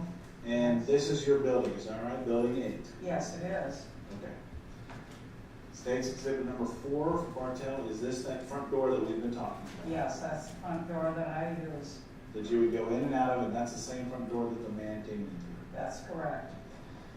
And if we look at State's Exhibit number 5 for Bartell, it's just a close-up that just shows the number of your apartment door. Yes, that's correct also. Okay. State's Exhibit number 6 for Bartell is this. When we step inside your front door, is this what we see as far as the dining room side of your Yes, apartment? it is. Okay. And you had mentioned about reading a newspaper that morning, and we see on the table a newspaper. Is that the Yes. newspaper we're talking about? That's the one. Okay. State's Exhibit number 7, we're a little bit further into that room, and we can now see a hallway and what looks like maybe a walker underneath a crucifix. That's correct. And is that, if we were to go up there and around by that walker, would that enter into your bedroom? Yes, it's just behind this wall. Behind the wall that has the picture of the sailboats? That's correct. Okay. State's Exhibit number 8, are we now kind of looking in a clockwise fashion around your apartment? Yes. And And we can still see the walker with the crucifix, but now we're looking over. Is this door that's open, is that a restroom? Is that a restroom? Yes, bathroom. Okay. Mhm. State's Exhibit number 9 for Bartell. We're still looking to the right around your apartment, is that right? Yes, and this is, my kitchen is back behind this granite counter. Okay, we can see a granite countertop, there might be some keys, and maybe a coffee maker That's there. correct. Behind that wall there where there's some, no, that's the door, but behind that door is the kitchen area. Yes. Okay. I mean, if this door were Closed, closed. you would be able to see a little bit better. Yes, And then further down in is getting into your living room to the left of the kitchen area. yes, that's right. Okay. State's Exhibit number 10, now we can see your kitchen area as Yes. you come further Mhm, around. mhm. Is that right? We can still see that coffee maker Yes. there and the same set of keys that are on the Yes, that's correct. countertop. Now, if we moved in a little bit further, we would now see the full scope of your living room. Is that Mhm. correct? And then Yes. we're looking at State's Exhibit number 11 for Bartell. All right. And out that door there is the bush that we were talking about, and I'm showing the door that's in the middle of the room. There, that's where that dead rose bush would be. Yes, it was right there. Okay. And when you said right there, you were pointing out that window that's the blinds are open on. Is that correct? In this particular picture, yes. Okay.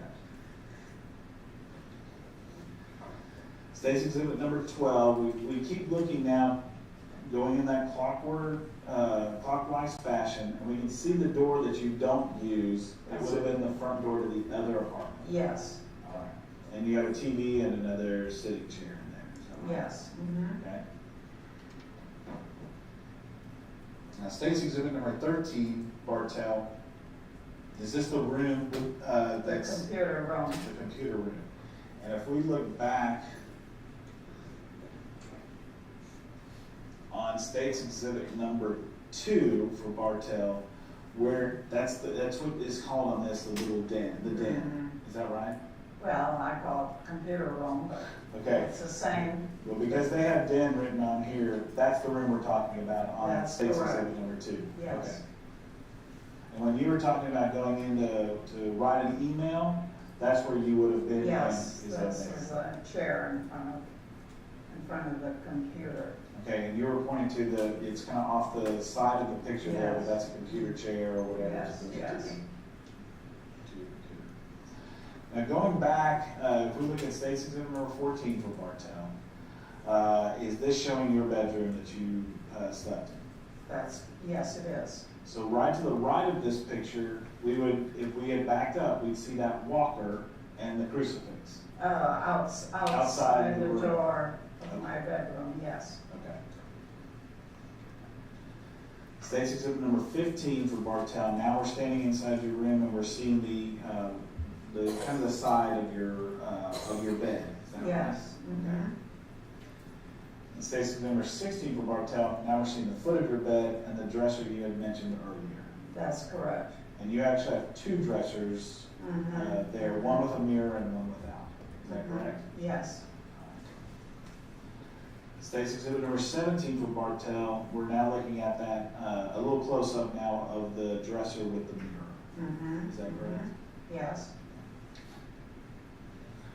State's Exhibit number 18 for Bartell. This is the other dresser that does not have a mirror in the corner. Is Yes. that correct? Mhm.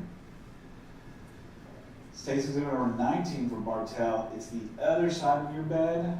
So if we're looking at your bed, this is the left side of the bed. Is that correct? Yes. All right.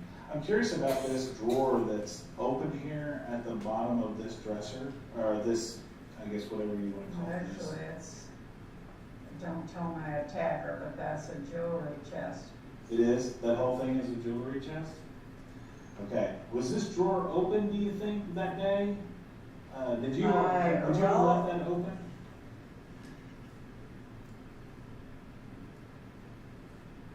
I doubt it, but, You don't know for sure. that wouldn't be my normal pattern, Okay.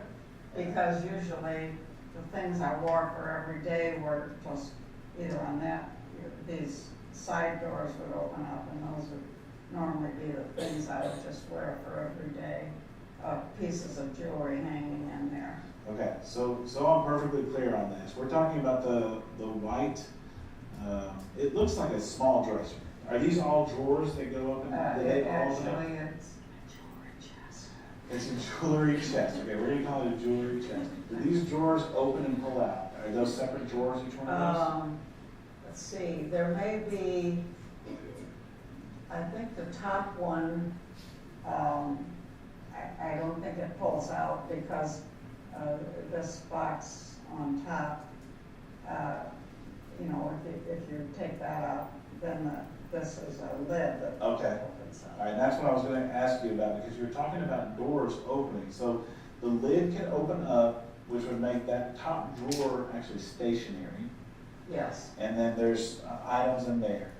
Do these side doors they this- swing open. They swing open, so you have other items inside there. Mhm. And then we're looking at State's Exhibit number 19 for part two. Yes. Mhm. But these other, apart from the top one, these 1, 2, 3, 4, 5, it seems like some of those might open up as drawers, They all do, They all do. except for the top one. except for the top one, okay. And your normal practice is not to leave that bottom one open.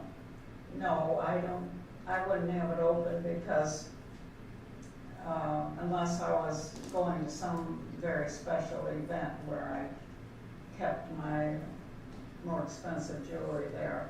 Did you notice anything missing from any of, from this? No, I Jewelry don't chest. really think anything is missing from there. Okay.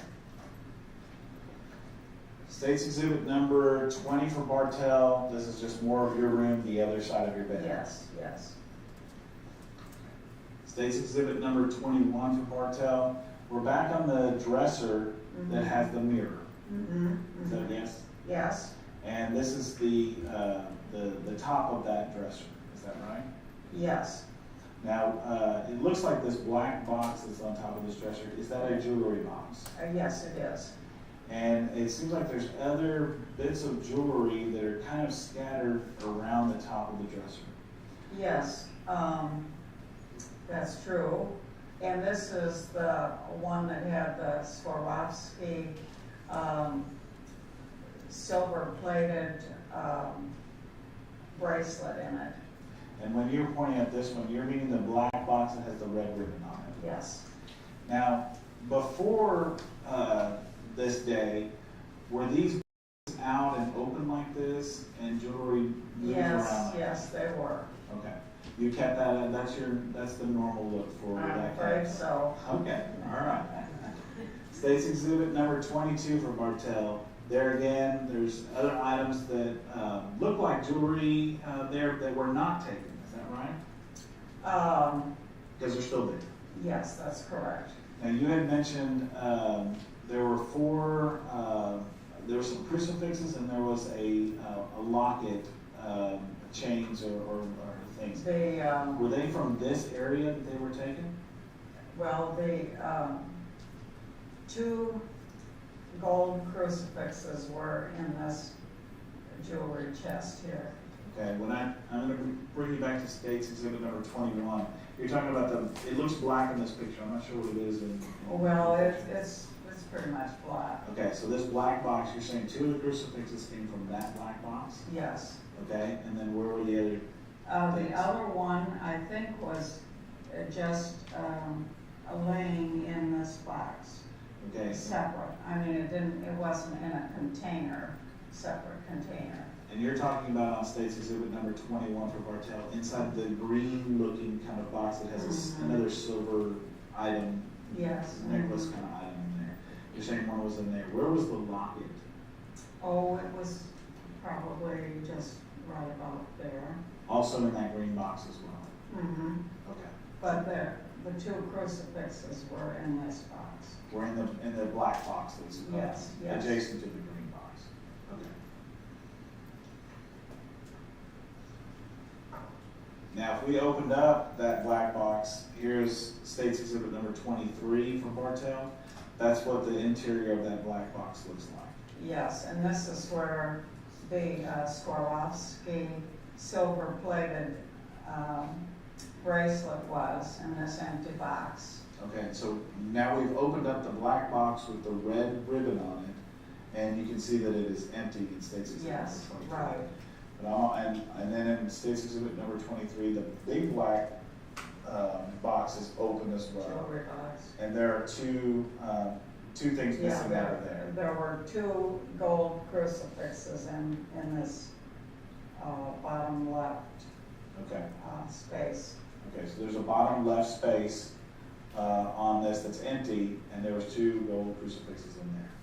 That's correct. And then the third one, the locket, was in this box, you know, as we mentioned earlier. Okay, are you pointing to the light green box or the darker green It box? it was just laying there in the light green box. Okay.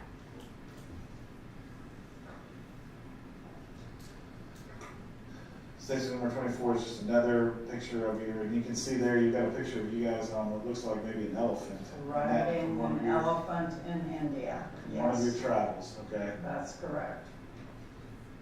State's Exhibit number 25 for Bartell. Is this the white box that's the top of the white box? Let's see. The white jewelry chest? Does it have a mirror on the top, or is this a different box? Maybe this is for people who have more jewelry than they need. Um,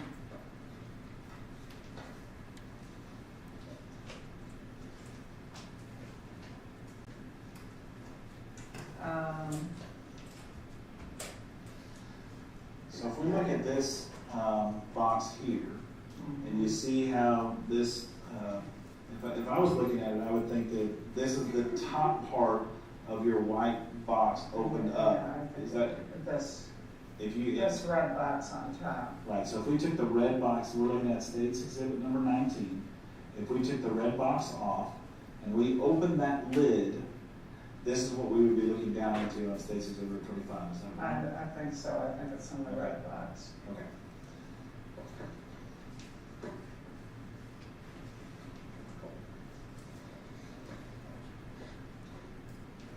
State's Exhibit number 26, this is your, the bed, Mhm. and you have a giraffe, The stuffed giraffe on there. friend gave me that. Okay. State's Exhibit number 27 for Bartell, they've numbered this. Do you remember if any of these pillows were the pillows that might have been used? You know? Oh, sure. Well, there was one just like that that was put over my head, yes.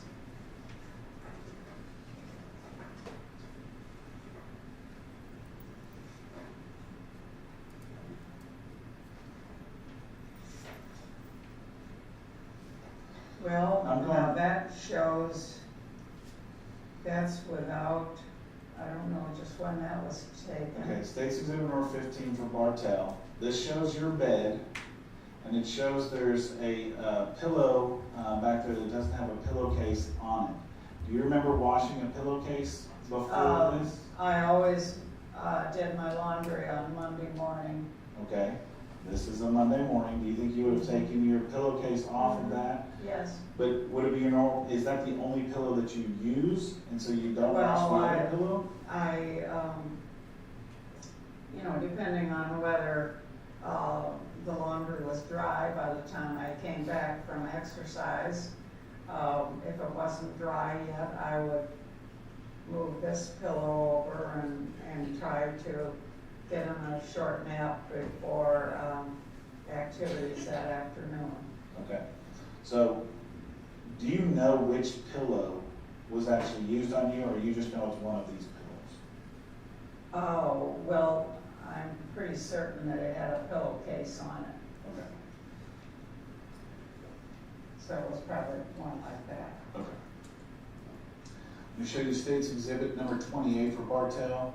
And what this is showing is that door that's going out to the rose bush that didn't make it through the winter. Okay?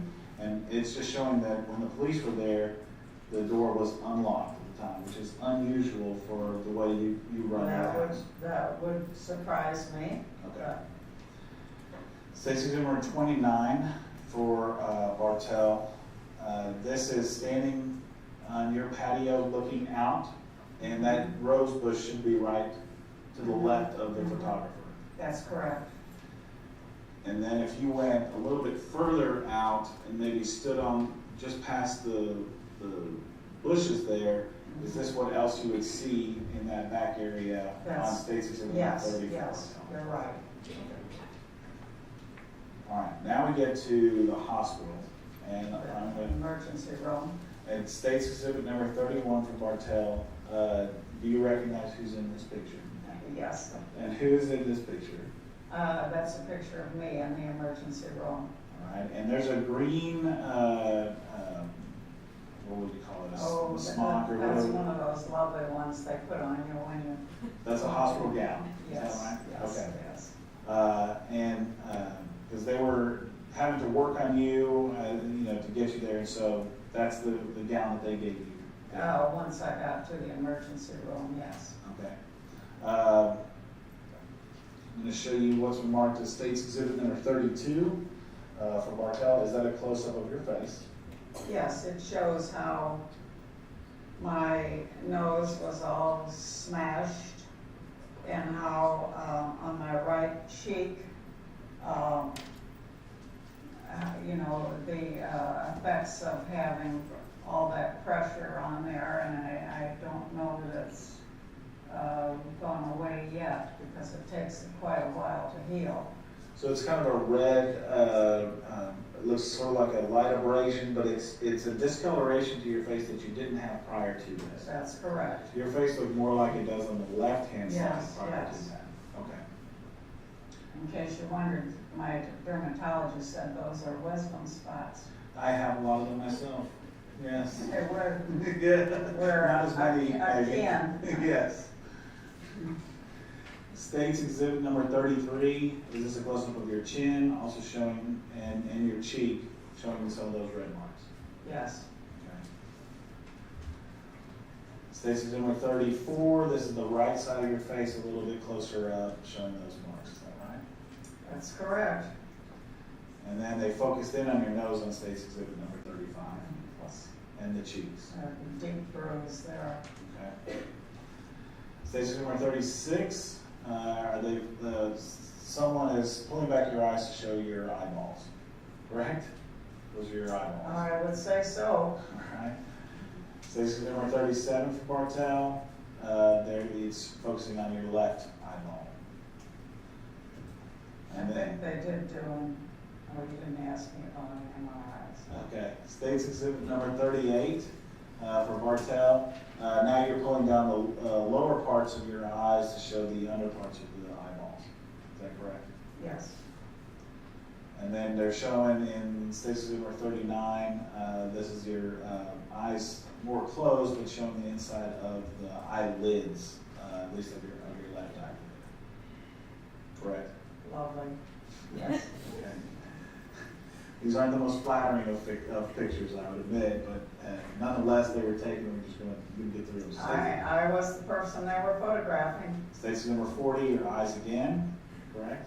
Yes, Now, Stacy Exhibit number 41 shows to be taken a couple of days later, maybe, but we can still see those abrasions on your face. Is that right? The red marks. nose and my right Nose. cheek. Okay. Stacy number 42 for Bartell, they've kind of focused in, got a little bit closer. Is that correct? Yes, Station number 43 for Bartell, we're back at the hospital from this day, and that's your left hand. Is that right? yes, it is. And it's missing its ring that was originally on there. Is that right? The engagement ring and the wedding And the ring. wedding ring. And State's Exhibit number 44 for Bartell, there is you're missing your right ring finger. The diamond ring that I wore for 50 years after my husband gave it to me. Okay. I'm going to show you State's Exhibit number 45 for Bartell. And is this a picture of your hand that had that unique ring that your Yes, husband that I wore on my right hand. did? And you or your family provided this to the Plano Police Department as an Yes. example of what that ring looked like? Yes, that's my understanding. At some point in time, were you shown State's Exhibit, a picture similar to State's Exhibit number 46? And I said, that is my ring, my diamond ring that my husband gave me 50 years ago. And on this picture, that is not your finger, though, that ring is on? No. Okay. State's Exhibit number 47, do you remember the Plano Police Department having you come down and identify some pictures? Yes. And inside this packet, is that what this packet is? It's shown that their version of that same State's Exhibit number 46. Mm-hmm. And did you initial that was your ring? Yes, I did. And that's on the second page. On the third page, they show it to you again, and there is that same picture, and you're able to initial that. And this is on April 2nd of 2008. Yes. Mm-hmm. This is the picture that I guess they maybe had emailed it to you, and you were able to see it, and someone had reported back. Tom, I guess, Bartell reported back that yes, that's the ring from her right hand. Yes. And then you initialed that as well in that Yes. same day. Mm-hmm. Then they also have gotten a portion of your phone activity from Yes. that morning, and it's showing that at 7:50, that's your call to Dawn Bartell, Yes. your sister-in-law. That's correct. State's Exhibit number 48. Is this another picture provided by you or your family that shows your wedding ring and your engagement ring? Yes, it is. All right. State's Exhibit number 49, Bartell. It's just a different view, but just capturing your wedding ring and your engagement ring. Yes. State's Exhibit number 50 for Bartell. Was there a solitaire missing at some point in time? Do you know anything about a solitaire diamond missing? Well,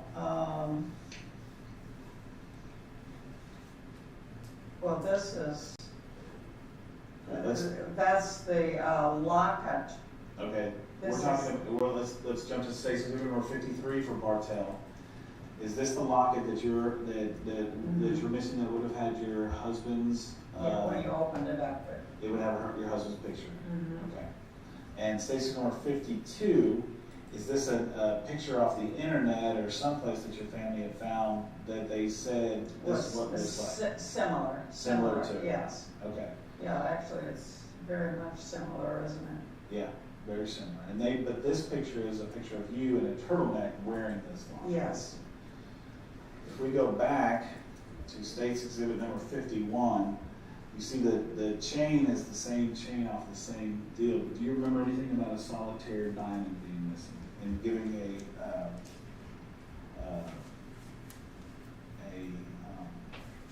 appraisal of it? If you don't, it's fine. I don't recall that. Okay. Okay. That I have that missing. Okay, so that was it. So Stacy number 50 and Stacy number 51, you don't remember that, or you don't identify with that?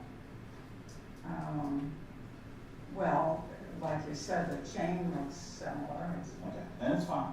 But Stacy number 52 and 53, you do remember having that and not being able to find that? Oh, yes, definitely. That's the one I mentioned that was missing. Okay. Look at Stacy exhibit number 55. Does that look like one of the gold? This looks more like the Swarovski silver-plated bracelet. Okay, it had a crucifix on it? Yes, it did, and this, of course, would tighten up, for the wrist. Okay, that's Stacy exhibit number 55. Stacy number 54 for Bartell? That would be similar to one of the gold crucifixes. Okay, so these are just pictures that someone in your family or you have found on the internet and gave to the police and said, if you find something like this, this is the types of things I'm missing. Well, that looks very familiar, like the Swarovski, Okay. silver-plated bracelet. Okay. That looks accurate. And this is just a representation of one of the kind of crosses you. It was similar. Okay. What about 16 or 56? Is that also one that looks similar to the one that you are missing? No. Okay. Okay. Okay. At this point in time, we'll offer states exhibit number 1 through 56 for purposes of this hearing.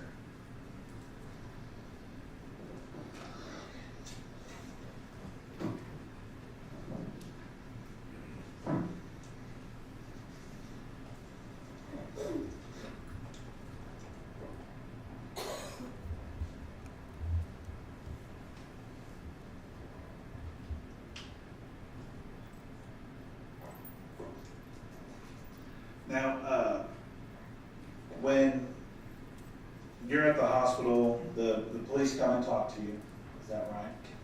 And the detectives are getting your information.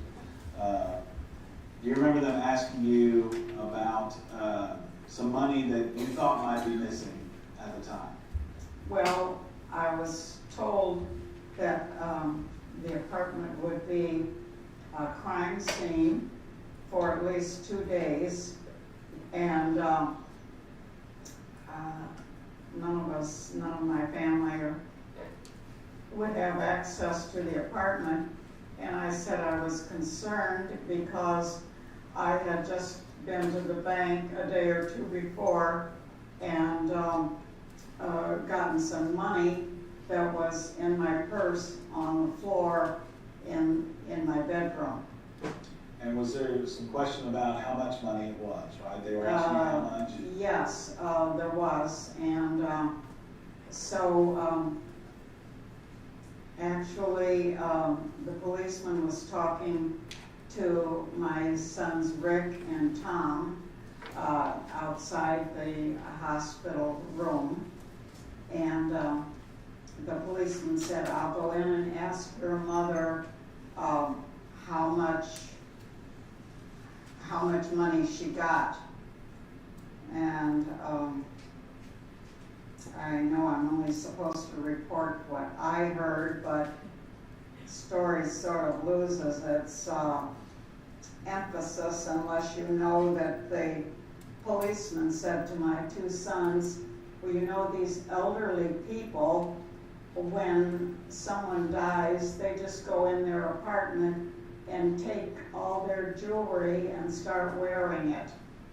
The other people that live in the apartment, they were thinking that maybe this wasn't, that you're just losing this because other people are taking it from you. Yeah.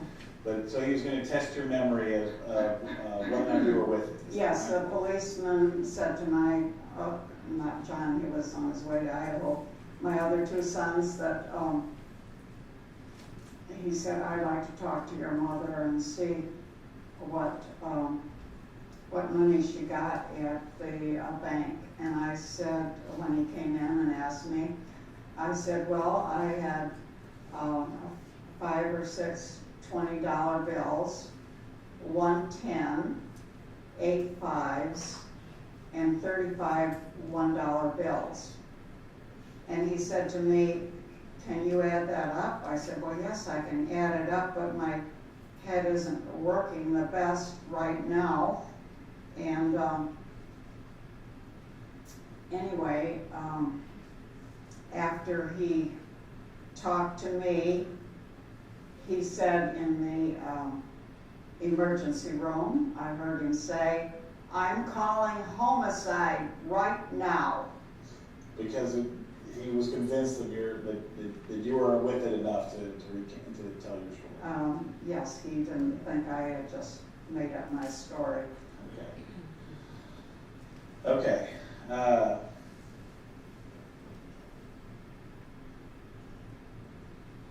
I'll pass it on. All right, can we pause right there, Mr.? Do you need a break or anything for us? Are we going along or you? All right. So, great question, as you heard on the video. Here's a good time for a break. So, we will go ahead and take our afternoon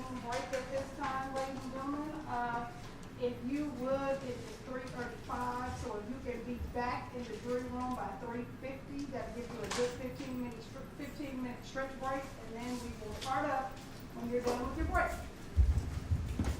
All right.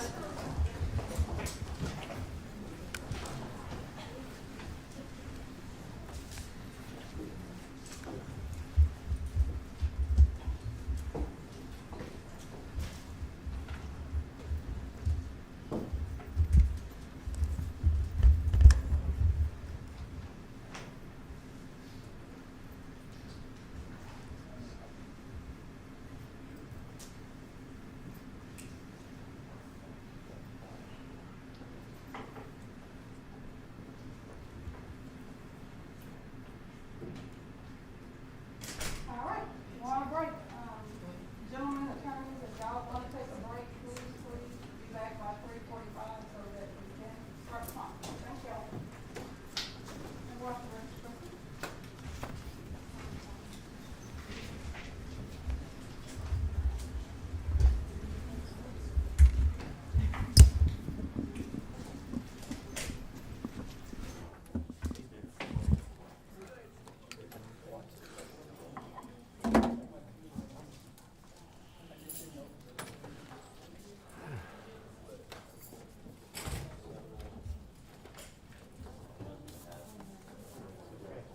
Hey, John, are we good live? Oh, yes, ma'am.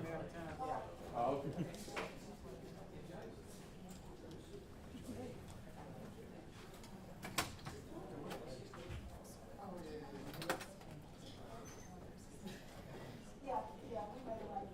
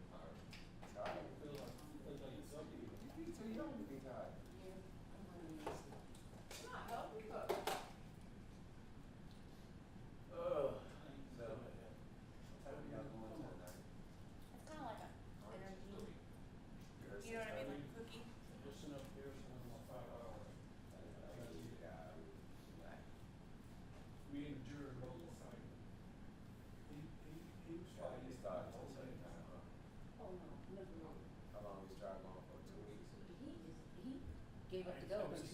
Oh, he gave up the ghost. He was on. In the black shirt? And then he fell back. I think so. But he gave up the ghost. And then we switched over. I'm sure that, but just some of that, I guess they found She's something. in and just kind of. Oh, you missed before she told me, you want me not to use my brain? I thought it was about to go down when she said that. Yeah. No, she's just, yeah, she's just kind of, you know, she's acting like it. I can't remember what it was Glenn had said that he didn't want me to do her, so she like, She was like, "You can't talk about anything." She was talking to Glenn when she was doing that. Man. Glenn was like, "You kicked out of those ladies."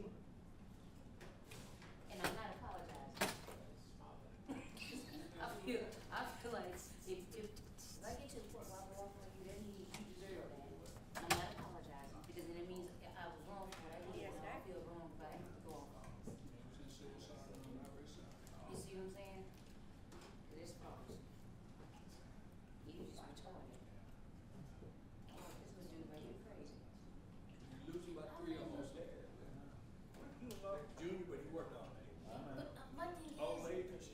if you losing her, you losing people because it's like it's dry. But she's so witty, it's like, Well, I'm trying to say. I mean, they laughed at little things when they woke Yeah, up. they weren't paying attention to the key parts of it. Maybe they want to stop. Oh, no, but the point they need to know about is there's somebody smarter than her what they're doing. and then the thing is, the other lady right there, she clutched her pearls like 2 or 3 times off, like she remembered. TDC, bring them back. So, she's definitely one of those.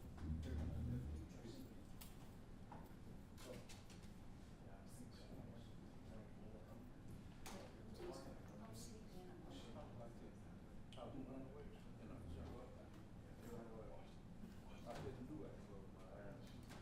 Because I'm just like, we haven't eaten lunch. I'm hungry. It is too late. Okay, get that taken care of before they get back in.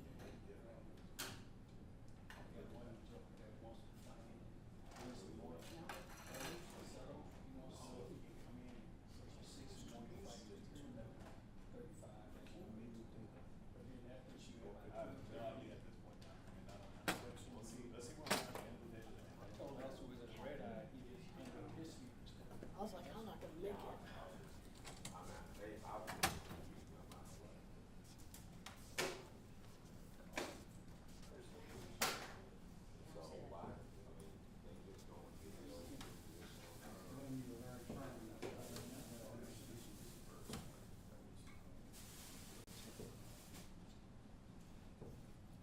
Says Channel 5, still hot. Hot mic.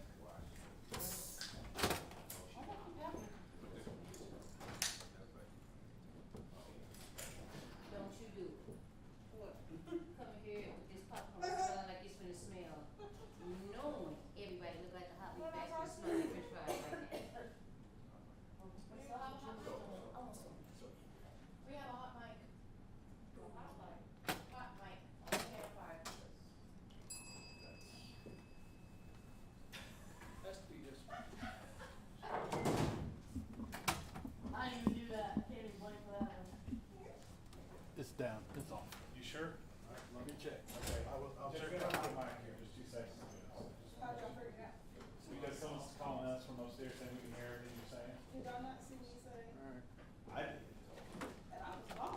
But it's all day to keep going. So, let me see. Did I say something? Let me see. I know, right? No, it's just something about popcorn. We were talking all about this. Right. I like popcorn. Because if they clutch your pearls or they got her pants out. But I like her that she made. Okay, well, what was it? Okay, it's not. John, I'm gonna have to keep that mic up here. It's not on. No, he just came in and took it out. Yeah, he just, somebody put a blue Your shirt other, on. Channel 5 just came in Oh, and took okay. it out. But I'm All getting right. text from upstairs saying we can still hear this. Oh, I'm sorry. You gotta help us out here. Yeah, yeah. Okay, because I mean, it's irresponsible to not do that. I agree. All right, it's 3. I have one. Where?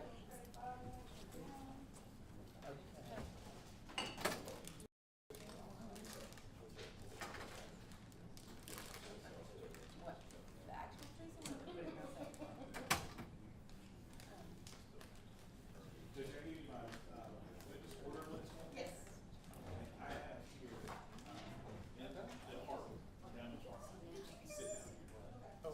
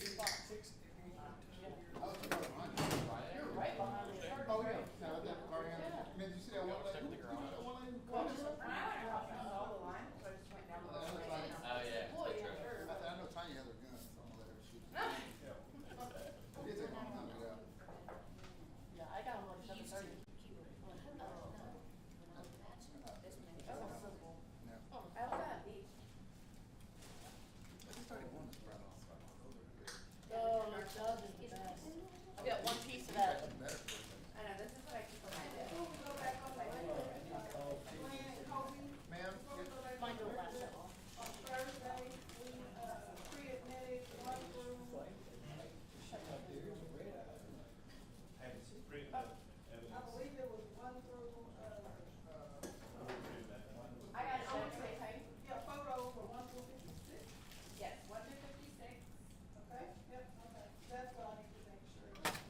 And then I had, that's the big one, I think, the 1 through 56, And then it was like, 310, 311, 312. yeah, and I have the 312, and I have, we already got the 60 and 61 of those. Okay, I just wanted to make sure with the photos and all the pieces. Okay. Okay, so there's 1 through 56, Uh-huh. 225, 226, 227, and then 310 through 313. Okay, and then 16, 61. So I wanted to make sure that I was correct in the photo. Okay.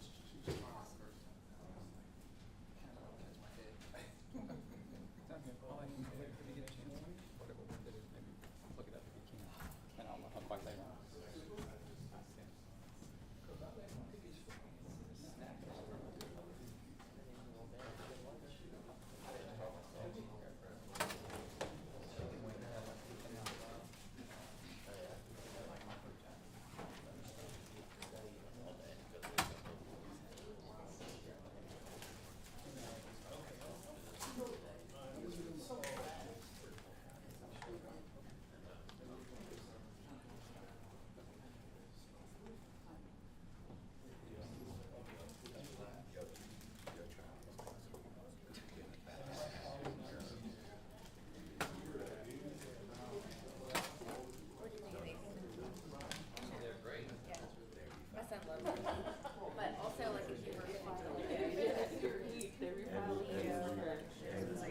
yeah, it's very much fun.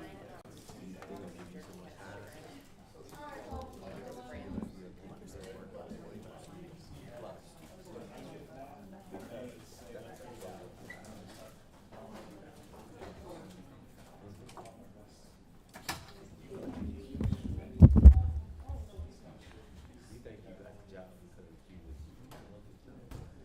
was society. Right. At least know what she had.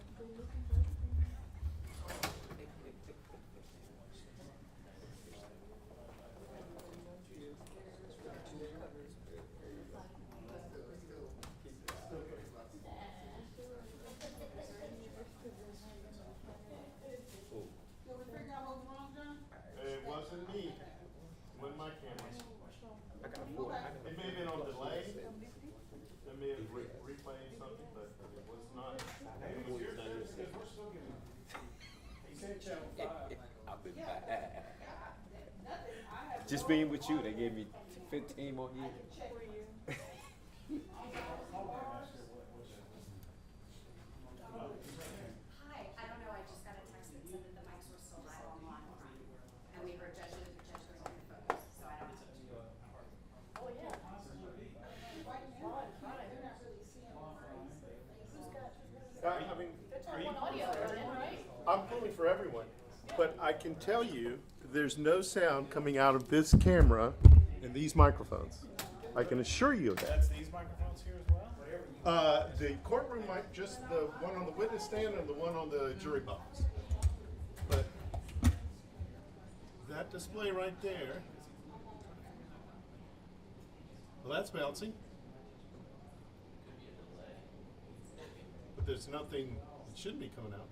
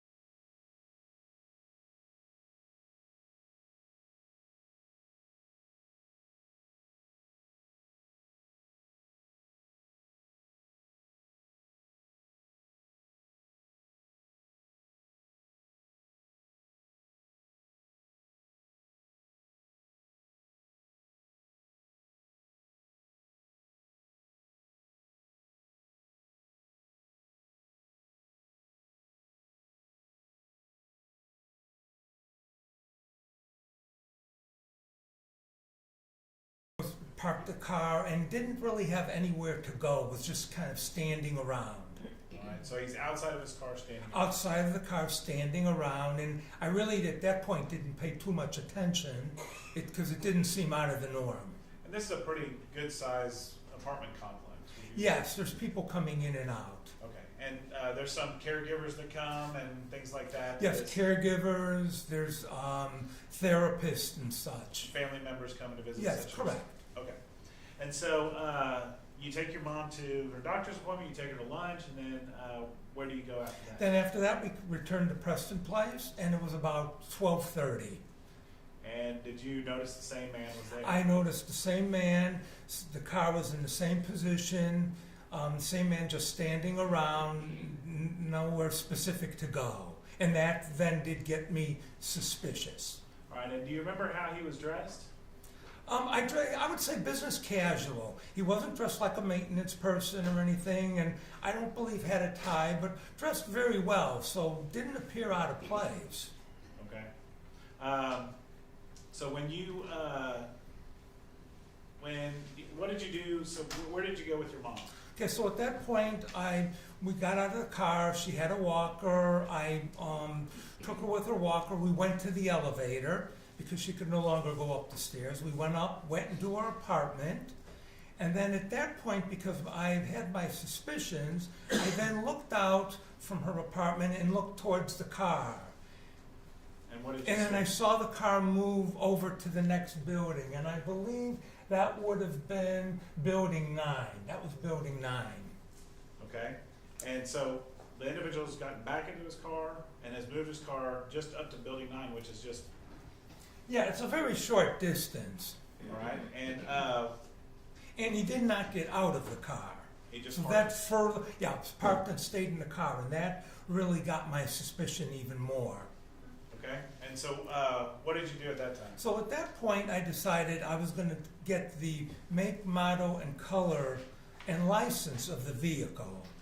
So I got Mom settled, and then I went to leave. And this was about from the time I got her into the apartment to the time we left, maybe about 10 minutes. So then I did that. I approached the vehicle, and I knew I couldn't get everything at one point. So I approached the vehicle and got the make, model, and color, and noted that in my mind. And I approached the individual and asked him a question. And after that, I went back to my car and then drove out, passing the car, passing building number 9, and noted the license number. And then I pulled around and pulled out of sight from building 9 and started entering the phone number, rather the license number, into my phone. At which point the individual drove past me in the car as appearing to leave, and with some direction. In other words, not just idling, but with direction of wanting to leave, or at least appearing to leave. Do you remember what type of a car it was? It was a Nissan Sentra. A Nissan? Or rather, Sentra and Altima. It was a silver Nissan Altima. Okay. And then did you notice a license plate? Yes, I did. Do you recall that license? What the license I would plate have to, I still have it in my phone. I would have to look there, but I don't remember it. It was a Texas plate. Okay. All right. Do you remember permission to approach? Yes, ma'am.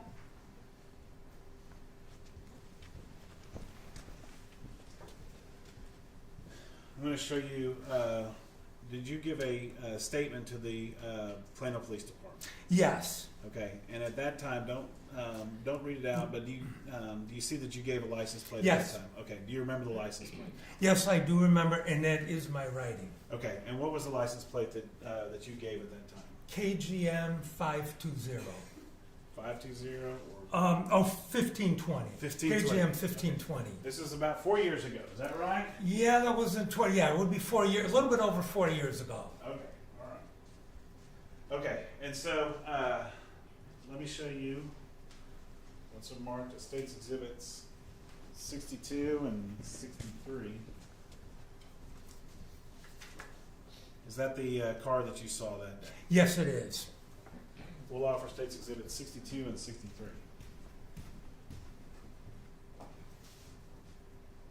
Objection. Next, State's Exhibit number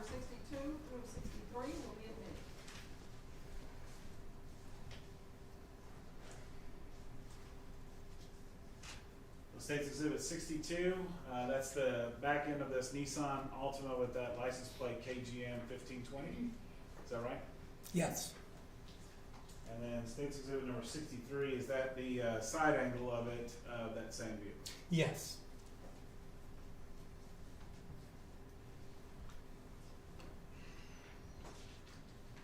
And when you went up to approach the individual, let me ask you this, do you see the individual in the courtroom here today?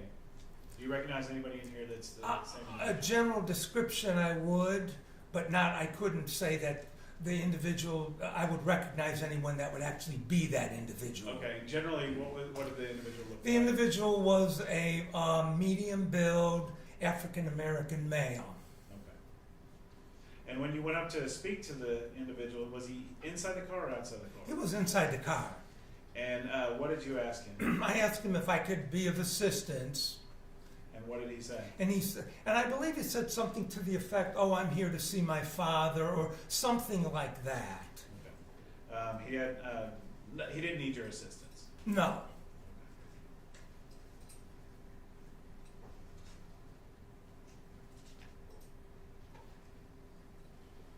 I'll pass witness. All right, Mr. Hayes or Mr. Warren? Good afternoon, Mr. Plank. How are you? I'm great. How are you? I'm doing good. Good. I have just a few questions for you. Okay.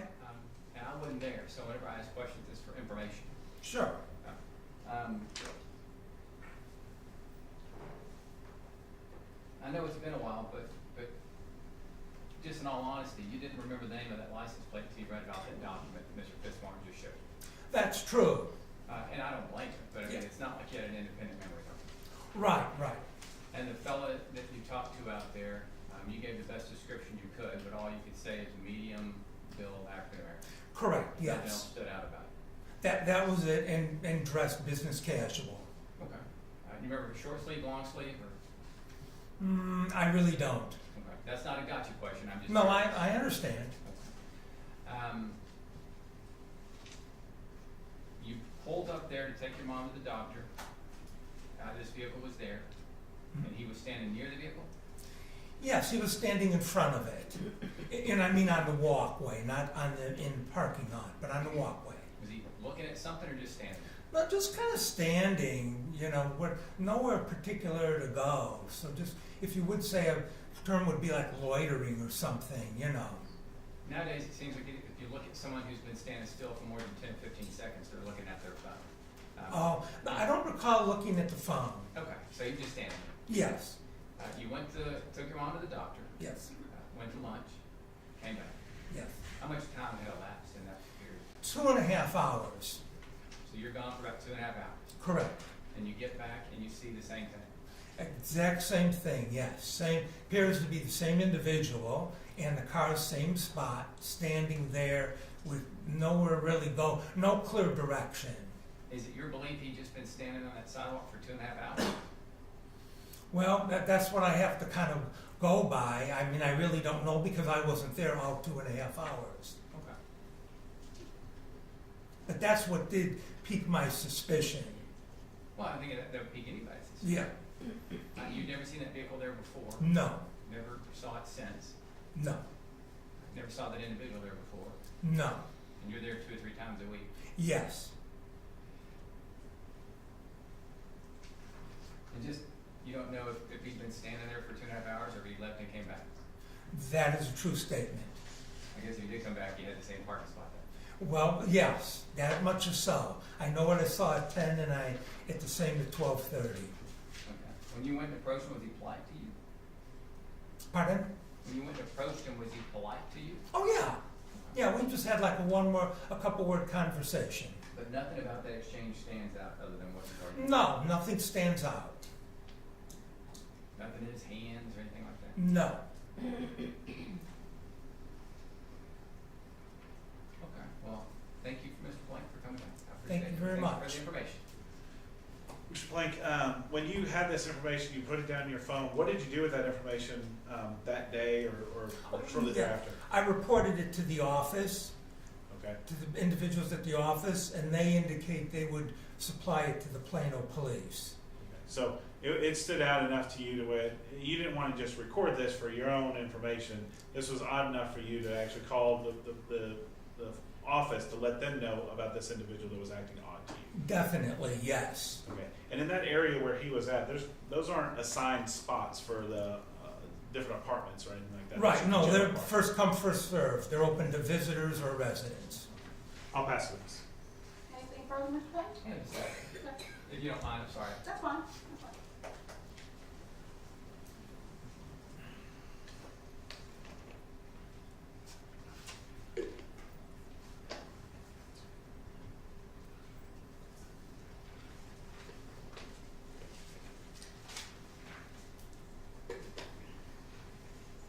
Nothing further, Judge. Thank you. Mr. Blake, real quick, this Yeah. number, just want to show you, you looked at State's Exhibit number 63, and you've seen, that's that same, a small version of that. Right.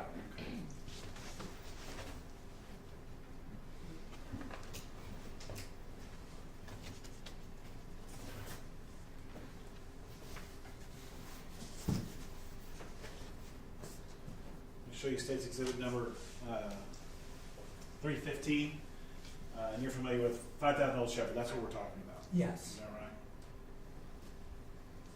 And that morning you saw that car there on March 15th. Correct. I'll pass it on. Mr. Page, any more questions? No? Okay, all right. May this, No, ma'am. oh, okay, thank you. May this witness be released? Yes, Judge. Mr. Hayes, Mr. Warren, may this witness be released? Any objection? Okay, all right, well, you can step down, thank you. Okay, Mr. Blank. thank you. You may call your next witness. Thank you, Judge. We'll call Detective, thank you, Mr. Blake. Thank you. We'll call Detective Johnson. Can we first raise that when he's coming in? Yes. Detective Johnson, take a seat, please. Thank you, ma'am.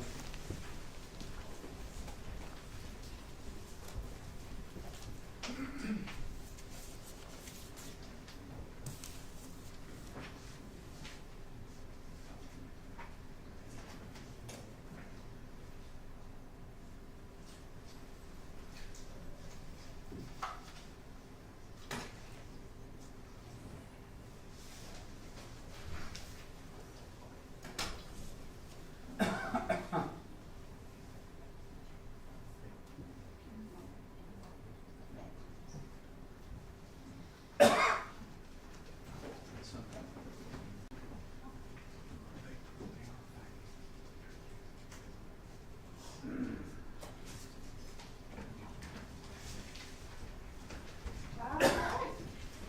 If you would, please raise your right hand for me. Yes, ma'am. Do you so solemnly swear affirm to the truth, the whole truth, and nothing but the truth, so help you God? Yes, ma'am. All right, have a seat for me. Yes, ma'am. And you can testify with or without your mask, whatever makes you feel comfortable, okay? Thank you, ma'am. All right. Mr. Fitzmartin? Thank you, Judge. Can you please state your name and spell your last name? George Johnson, Johnsson. And how are you employed? City of Plano as a Plano police officer.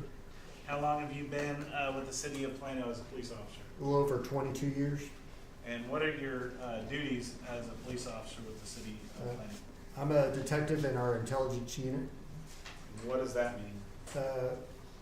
In our unit, we work as far as finding and locating fugitives, obviously disseminating intelligence within our department. We're gambling and prostitution cases. And how long have you held that role? I've been in our unit 8 years now. Before that, were you in different roles there at the Plano Police Department?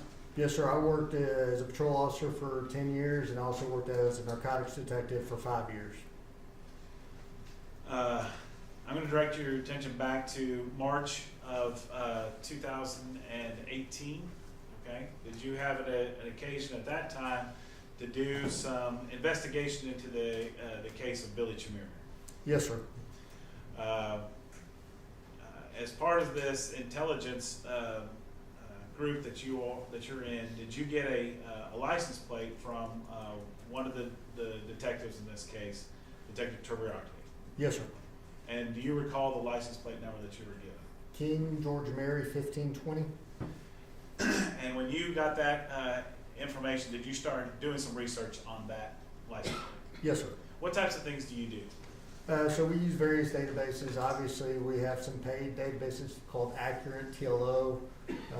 We all have, obviously, plenty of fake social media sites, access to a lot of other departments, records, accident reports, etc. Now these databases that you're talking about, like Accurate or TLO, do they give you an idea of where the license plate is popping around your city? Can you explain that a little bit? Yes, sir. There's a database called Learn, and basically what it does, there's some fixed cameras actually around the Metroplex and also like on top of tow trucks. So they'll go by and actually capture license plates. If it's taken during the day, a lot of times you can actually see the entire car. At night, sometimes you'll definitely get the license plate, but it'll show an accurate date and time of when that license plate was captured. And a lot of times we'll get a lot during that apartment complex hotels for like a tow truck driver that drives through there and captures the license plates. So when you had the license plate of KGM 1520, were you able to develop a name associated with that license plate and registration of vehicles? Yes, sir. I first developed a Tom Ogden, which was a registered owner of the vehicle with an address of 7220 McAllen Boulevard. And is that ONDENG, Tom? Yes, sir. All right. And so you had an address of an individual that's associated with that car, and were you able to kind of do some comparisons with that as far as where these license plates were showing up? Yes, sir. On Tom Ogden, he actually had 3 vehicles registered to him. A different vehicle was showing on the Learn database at his address at the 7220 McAllen Boulevard. But the license plate of this silver Nissan Altima was hitting at 4500 Pear Ridge, a residence that he didn't show to work at. Based on that information, I didn't believe that Tom Ogden was driving that vehicle. And you said an address he didn't work at or live at? Yes, sir. Excuse me. That 4500 Pear Ridge is another apartment complex? Yes, sir. Rancho Palisades apartment complex? Yes, sir. All right. And so now that you have the fact that you have this Nissan Altima that's registered to one person but not showing up ever at that person's address, does that seem odd to you? Yes, sir. Or consistent of what I've seen before. Okay. And so what did you do at that point in time with the information you had about this silver Nissan? I started reaching out to other agencies to try to get reports to see if any other agencies have been in contact with this vehicle, and I found that Dallas PD had recently been in contact with the vehicle. Permission to approach? You may. I'm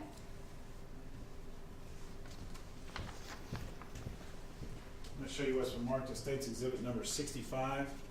Is this the report from Dallas on that vehicle? Yes, sir. We'll offer State's Exhibit number 65.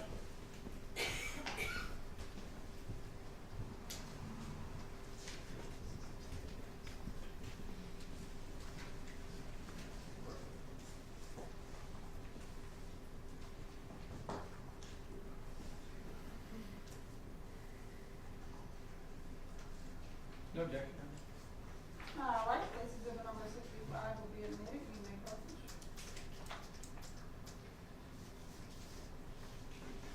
Is this an accident report for this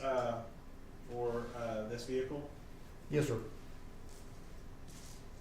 If we look at the date of this accident, what date do we show it at? March 17th of 2018. And the time? 02:15 hours in the morning, sir.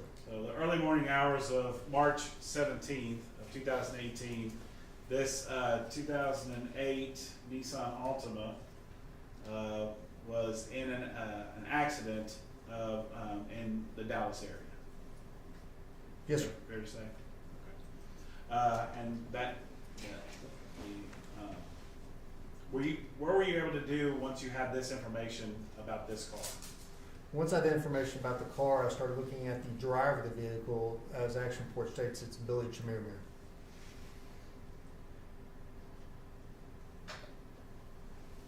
So the owner that's listed per this accident report was a Billy, we believe that to be a misspelling of his name right there. Yes, sir. Chemirmir, okay? And giving you the address of his location of 4500 Pier Ridge. Is that right? Yes, sir. So now, based on the, were you able to determine where this Altima was at the time that you're doing your investigation? I believe later I don't remember if it had been impounded or not. Okay, that's fine. And so there's an action report, and you've got the name of Billy Chemirmir. What do you do at that point in time once you have the name of Billy Chemirmir?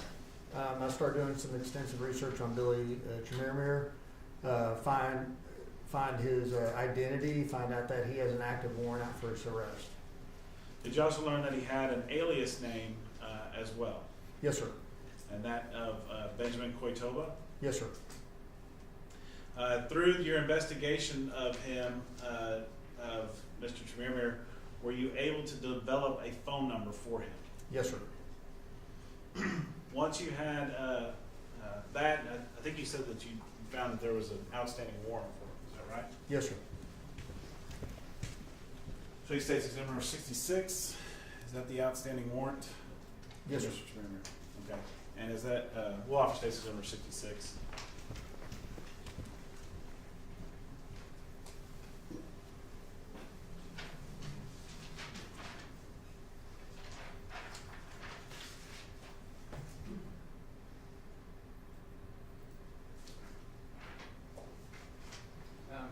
May we approach briefly, Judge?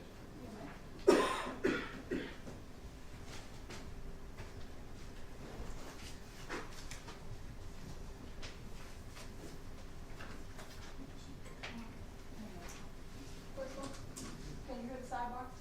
One moment, please.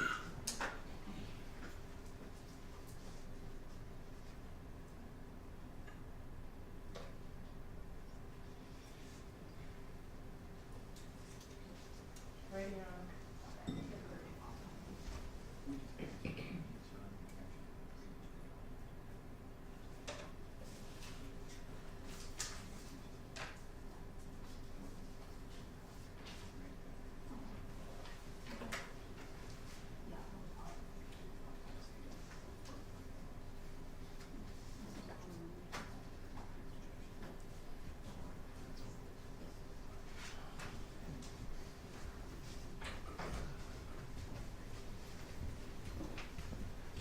If we just renew the previous objection to that particular exhibit.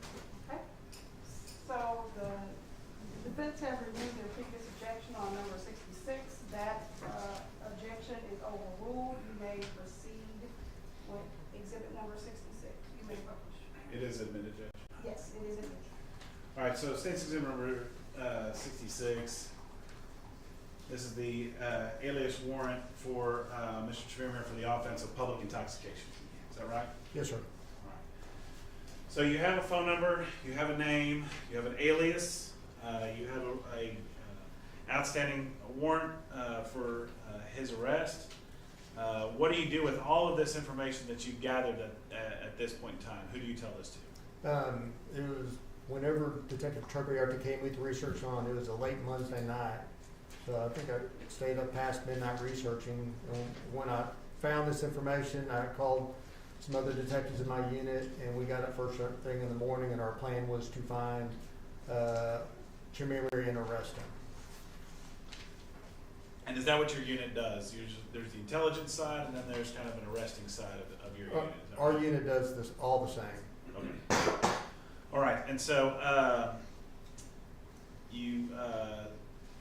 so now we're bleeding into, so that was March 19th as you're doing your research. Now we're bleeding into March 20th. And do you all spread out throughout your city in any known locations for Billy Chemirmir? Yes, sir. Now, did you do anything with that phone number that you had gotten for Billy Chemirmir? Yes, sir. I provided that number to Plano Police Detective Benzik, who obtained a search warrant to ping that phone. All right, when you say ping that phone, what does that mean? To find the location of the device through GPS. So there's a way to take the information that you have about a phone, and under your under law enforcement, they're able to get the provider to tell you where this phone is located. Yes, sir. And how does that work for you as far as with the provider and the information coming back to you? So normally we'll write the search warrant, obviously we'll get a district judge to sign it, send it to the phone company. Most phone companies will send you the information via email every 15 minutes. So when we get these locations, sometimes it's not telling us, hey, the phone is exactly right here. Sometimes we get larger radiuses showing that it's in this area because it's hitting different sides of the tower or one tower. So sometimes it's not so exact that we'll know exactly where somebody is, but a lot of times it puts us in the area. And that just kind of helps you to kind of narrow down your search when you're looking for someone in this large of an area. Yes, sir. Do you recall, you said sometimes you get notified by email. Is that how you got notified this time, is through email? Yes, sir. And do you recall approximately what time the first ping came back from Mr. Chemirmir? The first one came in at 17:32 hours, 5:32 p.m. So 5:32. Yes, sir. Okay. And the area that they said he could possibly be in, was that a large or a small area? This first one was a large area. Okay. And where was the, I'm going to move this to March, well, I guess we'll put up March 20th. Sorry, Judge, may I approach? Okay. Here's State's Exhibit number 317, and his home is right here at 4500 Pier Ridge, is that right? Yes, sir. The first ping that you got, was it kind of in that general area of the Dallas area? Yes, sir. It was right in this area right here. So you knew generally where he was, but not specific enough to go and say, someone go to this corner and he's right there. Correct, sir. Now, did you have some of your team members stationed at 4500 Pier Ridge? Yes, sir. And were you all in constant communication with each other, either through radio or phones or things of that nature? Yes, sir. Did you get another ping on that phone? Yes, sir. And what time was that ping? That was at 17:47 hours. So 5:47. Yes, sir. And was that ping a little bit smaller in area? It was around the same size, but it was still in the same area as the apartment. Okay. And then as you're hearing there again, they're reporting back to you. At some point in time, is Mr. Chemirmir placed under arrest? Yes, sir.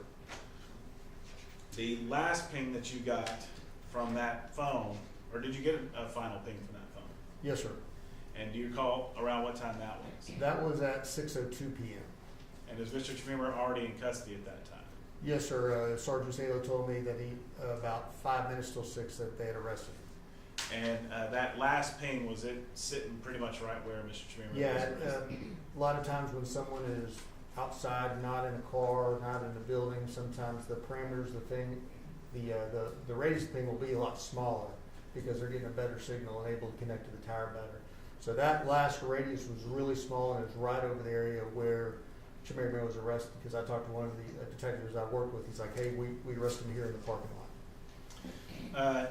After that, your job is done there, right? To kind of monitor the emails coming in and to inform your partners.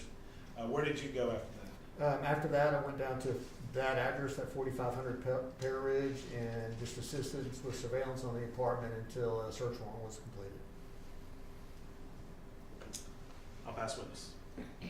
Any questions, Mr. Hayes or Mr. Warren? Yes, ma'am. You the detective? Yes, sir. Okay. Tell me about the pings. You said the first one was a really big radius. How big a radius? Do you mind if I glance at my notes, sir?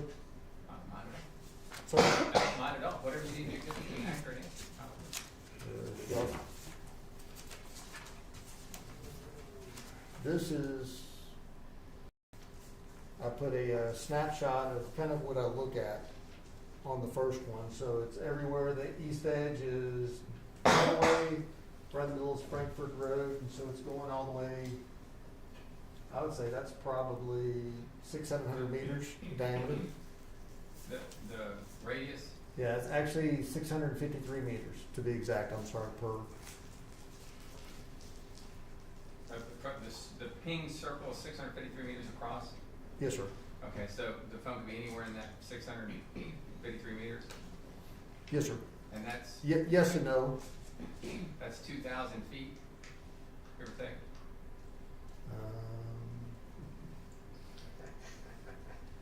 Yes, sir.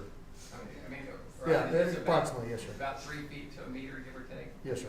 32 inches, I think, I don't know, don't get me in trouble there. So we're talking about almost half a mile circle. Yes, sir. Okay, and then the second ping you said was about the same size, that half a mile across? Yeah, that one was 719 meters. So bigger. Yes, sir. And then the third one, what was the radius of that? 11 meters. Okay, so it is significantly different, that's 30 feet. Yes, sir. So that could actually zero it down to a parking lot, whereas there's other ones that have been anywhere in 2 or 3 blocks. Yes and no, sir. You may explain? Sure. Okay. Whenever you have a ping, and I've been doing this like multiple times a week for 8 years, sometimes we'll find someone actually outside that radius, sometimes right in the middle. This isn't a, you know, on just GPS E911 pings, this isn't exact science, but it puts us in the area. But whenever this one shrinks down to 11, that is very consistent of what I've seen hundreds, probably thousands of times of when someone is, I can tell that phone is outside a building, outside of the car, because of that being able to connect to, you know, the towers a little bit better. Okay, well, that's what I just said. The last ping was very precise. You could narrow it down to Right. the size of a parking lot. But again, I can't say that it's definitely within this area. I know you can't, but, Yes, sir. but even if you could, that covers 40 blocks. Yes, sir. Okay. So the first 2 pings are very, very non-specific. Correct.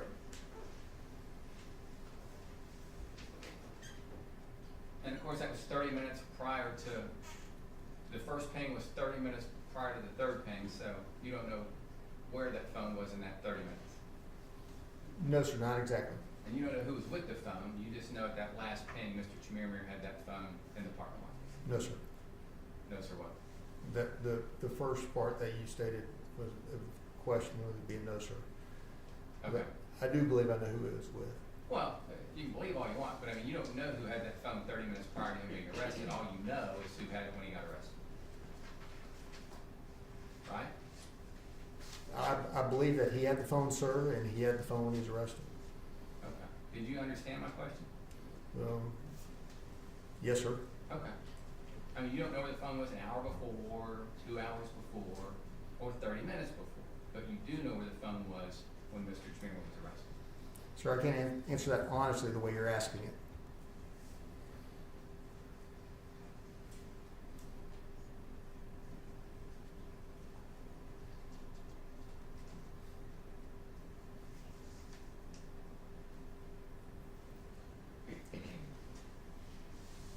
And you were actually at the apartment complex that day? That 4500 Pear Ridge? Yes, sir. What time did you get there, you think? It was probably an hour or two after that. I don't remember the exact time. I wasn't the first one there. Okay.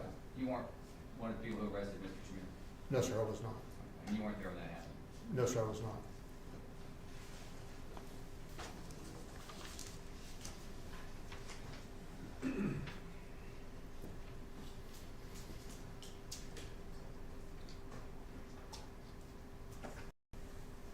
Nothing further, Your Honor. Thank you. All right, thank you. Any further questions, Mr. Fitzmartin? No, Your Honor. All right, may his witness be released? Yes, sir. Yes. Yes, sir. Okay. May his witness be released? Yes, Your Honor. All right, you may step down. Thank you. Thank you, Judge. State, you may call your name, please. We'll call Detective Knight.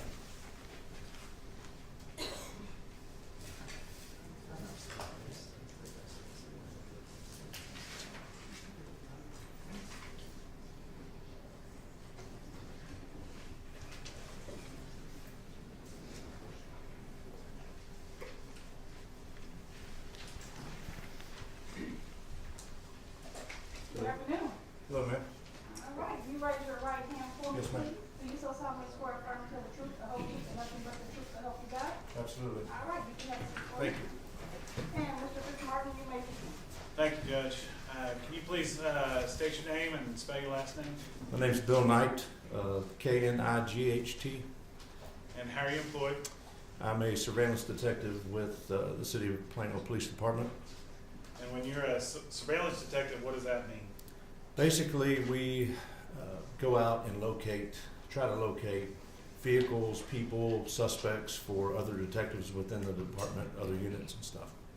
And were you, I'm going to direct your attention back to March 20th of 2018. Were you asked to perform those tasks by some of the Plano detectives dealing with Billy Chemirmir? Yes, sir. We just heard from Detective Johnson, and he was talking about the intel side of this and doing some background on finding out who and where Mr. Chemirmir might have been. Were you given an address in the Dallas area for Mr. Chemirmir? Yes, sir. And where did you go? To an apartment complex at 4500 Pear Ridge, I believe it was. And how many other detectives are there at that location at the same time? Well, a bunch of us went. There were some detectives already there, at least one. Just a rough estimate, probably 8 at the beginning, but I think more came after that. All right, so you're kind of scattered throughout, trying to find any place that Mr. Chemirmir might be at this apartment complex. Yes, sir. We had good information that there was an apartment there that he was staying at. And when you're doing this, and you and your team, are you dressed in civilian clothes, uniforms? How are you dressed? Yes, sir. We're just dressed in regular clothes, blue jeans, t-shirts, shirts, whatever. No uniform. And the cars you're driving, are they marked squad cars, or are they in plain, ordinary cars? No, sir. They're just normal pickups and SUVs, cars, covert vehicles. Were you given an assigned spot to kind of hang out in that day? Well, I ended up in the northeast corner of the complex. And what is next to where you were kind of stationed? So I backed into the last parking row in the northeast corner, on that specific row of parking, and right next to me was a dumpster enclosure, a brick wall that had bushes planted around it to hide the dumpster. Did y'all know which spot that Mr. Chemirmir's apartment is associated with as far as the parking spots are concerned? Yes, sir. It was number 67. And was that vacant when you all were there working on your surveillance? Yes, sir. So, when you get to your spot, we've heard about a Nissan Altima that was being driven by Mr. Chemirmir and had gotten into a wreck. Did you know that you don't need to be looking for the Nissan Altima anymore? That's correct, sir. We weren't sure what kind of vehicle we were looking for at that time. And you had a description and of Mr. Chemirmir and who you were looking for in that? Yes, sir. We had a briefing sheet with a picture of Mr. Chemirmir. Do you see Mr. Chemirmir in the courtroom today? Yes, I do. Can you point at him and describe an article of clothing? He's wearing a black suit top with a white and black striped tie. Let the record reflect the witnesses identify the defendant in open court. The record will so reflect. Commissioner approaches. You may. I'm going to show you what's marked as State's Exhibit number 67. Is this the a layout of the apartments there at 4500 Pear Ridge Drive? Yes, sir. And does it show where some of the other detectives were positioned at the time of Mr. Chemirmir's arrest? Yes, sir. Does it show an orientation there that north is going up in that direction? Yes, sir. We'll offer State's Exhibit number 67.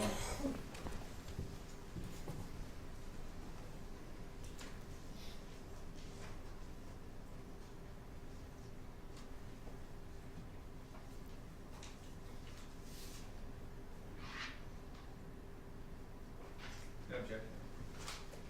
All right, number 67 will be admitted. You may publish. Thank you, Judge. So, as this is oriented here, we can see the north going in that direction, is that right? Yes, sir. And you have a street here, Pier Ridge, and that's where the 4500 Pier Ridge comes from, is that right? Yes, sir. If we were to go farther over in this direction, over towards the defense counsel table over here, is that where the toll road is? Yes, sir, to the west. Okay. And then down here at the bottom of this, you can see that that's Frankfurt Road. Yes, sir. All right. All right. And so you had said that you had developed a potential apartment for Mr. Chemirmir. Is that delineated here in this red X? Actually, Detective Claggett did that footwork, but yes, sir. I think apartment 3110. I can't read the apartment numbers from here. Okay. I can't either. But yes, it was in that area where you have Detective Claggett's name. Somewhere in that area there. Actually, if we keep on going down, can you see it now? I guess it's a red X there, huh? Look to your right. No, the other way. The other right. Turn around. I'm sorry. Right there you go. Sorry. Is this 3110? I do know my left and right. I'm sorry. 3110. Yes. I apologize. You're all right. You're all right. I didn't tell you I was going to ask you to look to your right. Don't worry about it. Okay. So let's just go through this real quick here. We've got some names here. Harris. You see that name there? Yes, sir. And then we've got a T. Hughes up here. Yes, sir. Sergeant Hughes. All right. Claggett. Yes, sir. Is that another one of the detectives out there? Yes, sir. He's one of the intel detectives. I see BK here. Who's that? That's me, sir. Okay. And then Garcia's down here. And who would that be?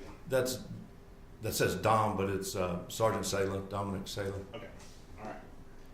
And so, and then we have a dumpster written right here in this corner. Yes, sir. Okay. And so you had told us about you sitting up on this, kind of this area here in this dumpster in this parking spot. Yes, sir. And you're backed in? Yes, sir. And you're just doing your surveillance thing? Yes, sir. All right. And we see number 67 is right there. Parking spot 67. Yes, sir. All right. I want to, around 5:50, around that time, on March 20th, did you all start communicating about what different people were seeing in the parking lot? Yes, sir. Actually, Sergeant Hughes broadcast over the radio that a car was entering the complex, and the driver was a possible match for Mr. Chemirmir. And did he give you a license plate of 4B91F2? Actually, I think I put that license plate out from the dumpster. Okay, you got it from there? Yes, sir. All right. So there's a description's coming and a car description's coming, and then do you eventually see that car coming in your direction? Yes, sir. And is it coming from the west? It's coming from west to east along that north drive area there. And what happens when it gets to the dumpster? It stops and parks. And then what do you see happen? The driver gets out, and again, I'm partially obstructed by the brick wall and the shrubbery, but I can see over enough to see an individual wearing a brown hat. And of course, I saw Mr. Chemirmir pass me when he drove in front of my truck. Okay, so you were able to identify him as he's pulling in front of you to park there at that dumpster. I didn't positively 100% identify him at that point, but it looked like a very good possible match. An individual matching the description you were Yes, giving sir. Mr. Chemirmir. Yes, Okay. sir. And so the individual stops, and what do they do when they get there? So the vehicle stops in front of the dumpster. The driver gets out, and like I said, I could see the top of a brown hat. It appeared that he went to the rear driver's door, messed around there for a minute, and then he walked to the dumpster. And then what? And then is that it, or does he do anything else? No, sir. He walked to the dumpster. I heard some stuff banging around. Again, I couldn't see what was going on there. And then he returned to the car, and when he returned, he walked around the rear, and I could see the trunk. And that matter of fact, right before this, I put the license plate number out and the state. It was a Tennessee tag, and then he went to the passenger rear door. And what happens when he gets to the passenger rear door? He spent some time over there, ducked down, and as he was going around, when he opened the door, I guess he noticed that I was sitting in my truck, and then I was looking at him, and I knew it was the person we were looking for, Mr. Chemirmir, at that point. Okay. And he goes back to his truck and... He goes back to the car. Yes, sir. Goes back to the car, gets in the rear passenger seat. I can't see what he's doing. I hear some banging, some noise, and then he gets out of the back seat. He was pretty deep in there, it seemed like, and walks back to the dumpster. I hear something large being thrown in there, or another loud noise. It sounded like something large, and returns to his car, and then proceeds to turn around, move the car, and faces it west and starts driving west. Eventually, do you hear anything more over the radio about this car? Yes, at that point, I communicated that he was turning around and driving back towards Detective Claggett, and then Detective Claggett had primary radio communication at that time because the car was traveling towards him, and Detective Claggett told all of us that the vehicle and Mr. Chemirmir were pulling into parking space number 67. What did you do at that time? Well, we started converging on that location and initiated an arrest. And where did you go specifically on that arrest? I went to the Sergeant Hughes and Detective Claggett were on the driver's side of the vehicle, so I went to the passenger side and I opened the front passenger door. And was Mr. Chemirmir cooperative? No, sir. Detective Claggett was ordering him out, and he wouldn't get out. Detective Claggett ended up grabbing and started pulling him, and I actually climbed in the front seat and started pushing him out from the passenger side. And eventually, were you able to get control of him and put him under arrest? Yes, sir. Once he is secured, was there other property and things of that nature Well, there? when I opened the door and entered the passenger compartment of the vehicle, I noticed that in his left hand he had some jewelry and a pretty significant stack of currency, American money. Okay. So at this point in time, is everybody kind of converging on this one spot that's, Yes, sir. that's out there? Yes, sir. Once he's contained, and that scene is kept in order, did you and Detective Garcia and Detective Harwell go back to the dumpster? Yes, sir, we did. And we haven't mentioned Detective Harwell's name, but he was another individual that's out there. Yes, sir. He's actually one of the members of my unit, the surveillance unit. Same thing with Detective Garcia? Detective Garcia is more attached to intel, but we all work together. When one unit needs more manpower, we're all converged. I don't know what this thing's doing over here. It's a ghost working on this. But okay, and so you go back to the dumpster, and did you all find some items inside that dumpster that were being able to identify a victim in the Dallas area? Yes, sir. We returned to the dumpster, and sitting on top of some of the trash was a very large red jewelry box that had really ornate Asian decorations on it, little, I don't know what you would call them, but little Asian characters on the box, and it also had some type of copper or copper-colored metal on the box.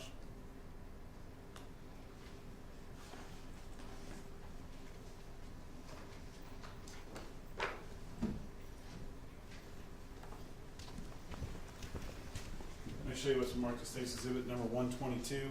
Is that what you're talking about inside that dumpster? That's exactly what I'm talking about, sir. We'll offer State's Exhibit number 122. State's Exhibit number 122 will be admitted.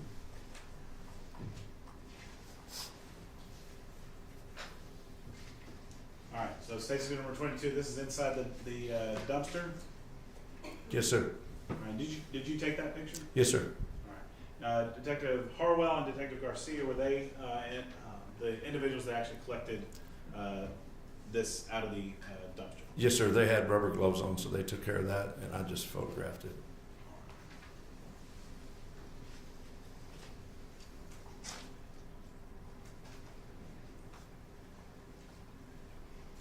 When you were done with this location here, were you part of the team of Plano police officers and detectives that went to 6609 Warm Breeze. Yes, sir. That address was developed sometime that day. That address was developed from information that we found inside that red jewelry box. When you got to that, did you try to make contact with the owner of 6609 Warm Breeze? Not initially, because Sergeant Hughes and Detective Grant met with the Dallas Police Department. They were informing them of what we were doing, why we were there, and we just stood by at that time for further instruction, really. Yeah, so that's not your jurisdiction at that point in time. That's now the city of Dallas's jurisdiction. Right. But was there, before the Dallas Police Department had to make a forced entry in there, was there any, did it look like there had been any kind of forced entry into that? No, everything appeared secured and in order like it should be at a house. At some point in time, in the arrest of Mr. Chemirmir, were there some keys found in the car of Mr. Chemirmir? Yes, sir. There was a keychain in one of the cup holders in the front passenger compartment between where the driver sits and where the passenger sits. At some point in time, do you ask for those keys to be brought to the Warm Breeze? Yes, sir. After communicating with one of the Dallas detectives, I contacted or spoke to Detective Garcia, who retrieved the keys and delivered them to Warm Breeze. I'll pass the witness. All right, Mr. Hayes and Mr. Moore? Detective Knapp, I got a few questions. Yes, sir. I say that a lot, sometimes it turns into more than a few, but I'll try to keep it brief. Quite all right. What time, do you remember, an approximate, I know that you may not have the exact time, approximately what time do you believe Mr. Chemirmir pulled into that complex parking lot that day? It was about 1750 hours or 5:50 p.m. And I think you said you saw him pull in, but I guess you didn't see what he was getting out of the car. Did the dumpster block your view? No, sir. The dumpster enclosure, apartment complexes build structures around the dumpsters so it's not such an eyesore, I guess. So, and then sometimes they plant vegetation, shrubbery around them. So that's what I had blocking my view. Okay. Total view. Certainly, we appreciate that. We live at those places, but it makes it difficult. You couldn't see what he was putting in the dumpster, I guess. No, I could not. How were you able to see him walking back and forth to the dumpster? I could see the top of his head over the wall when he was on the driver's side of the vehicle, but when he passed around to the passenger side of the vehicle, I could see the trunk clearly. I gave the license plate out over the radio and stuff. I could see the rear of the car. I just couldn't see the driver's side and the front area. Okay. And he went back to the dumpster, I think you said 2 or 3 times? At least twice. Maybe 3 times or just twice? It could have been 3, but I know for sure twice. And you never saw him put anything in there, but you heard noise? I heard a lot of noise. Okay. And you were wearing what that day? You said blue jeans and... I don't know specifically, civilian clothes, but even though we wear plain clothes or civilian clothes, we do have plate carriers on with magazine pouches. It says police. I have a cloth badge Velcroed on that, so people actually know that we're the police when we go in to arrest them, so there's no question. Could it not? Somebody would get freaked out if they had a handful of jewelry and money and a bunch of plainclothes people started walking up towards them. Imagine if you didn't have any police markings, people would get pretty concerned, and maybe concerned anyway. And if a bunch of people in blue jeans and shirts started walking up on your car and you didn't notice they were police, you might not just climb out right away. Well, we don't expect everyone to read the plate carrier. We shout very loudly that we're the police, and we give instructions from there to put your hands up or do whatever we want them to do before we arrest them, so that they know and there's no confusion.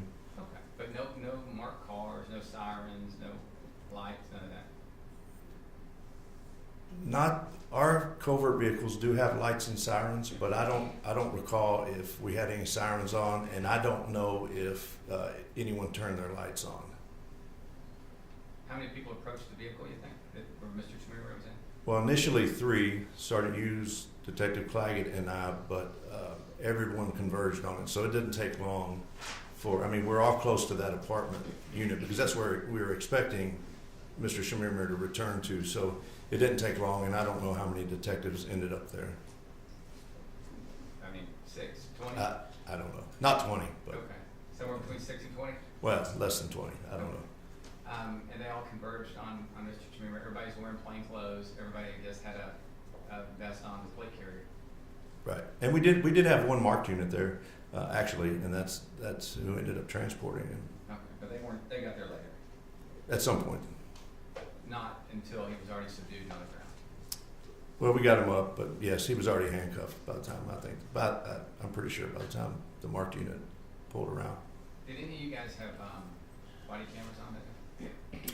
I did not, and I don't even think we were issued cameras at that point yet, because patrol was issued cameras, and it took a while for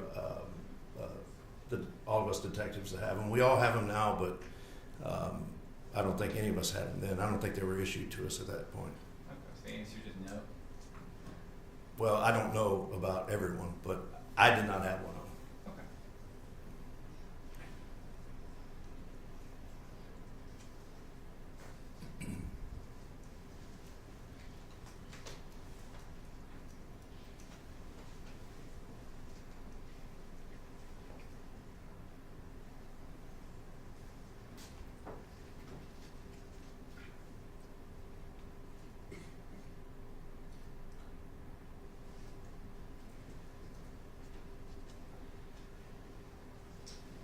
Let me ask you one more thing. You mentioned that a couple of detectives, Harlow and Garcia, that they collected evidence and they put on gloves.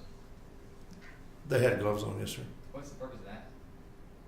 To not contaminate any evidence that we're photographing, collecting, etc. You agree it's pretty important not to contaminate any of the evidence? Yeah.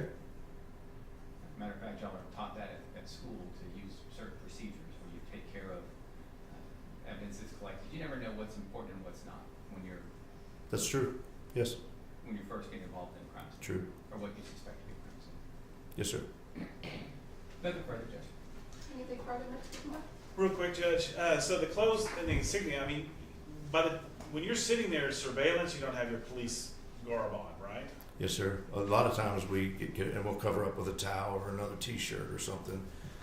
But When yes. you're approaching someone to do an arrest, is it pretty plain to see the police and your badges and all It's very, very plain to see, and we're yelling very loudly, identifying ourselves, because we don't want someone to think that it's just a bunch of people going to rob them or something. So clearly, we want them to know that we're the police and what our intentions are. And your guns are drawn? Yes, sir. It is a felony takedown, very intense situation to try to make sure that everybody is safe, you and the subject you're trying to arrest. Yes, sir. The banging that you heard back in his car, I mean, it's loud. Were your windows down or up? Windows were up. Windows were up. So there was significant noise coming from the back seat of his car? Yes, sir. I'll pass with this. Okay.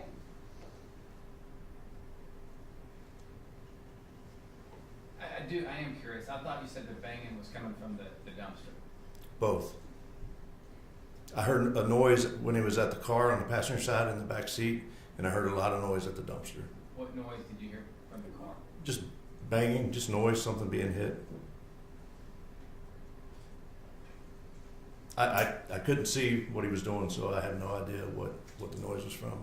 How far away was the vehicle from you? 10 or 15 yards max, probably, So 45 feet away? or less, somewhere within there. You heard some weird banging coming from the car. Yes, sir. Nothing further. Another further, Judge. All right, may this witness be excused? Yes, sir. No objection, Your Honor. All right, you may step down. Thank you, ma'am.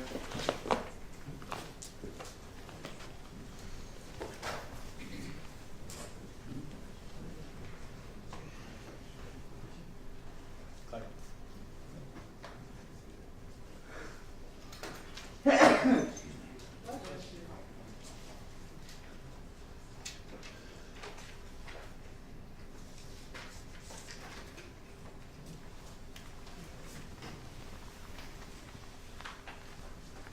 Good afternoon. Good afternoon, ma'am. If you please raise your right hand for me. Do you so solemnly swear to affirm to tell the truth, the whole truth, and nothing but the truth, so help you God? I do. All right, you may have a seat. And if you feel more comfortable testifying with your mask, you may, or you can take it off. All right, you may proceed, Mr. Martin. Thank you, Judge.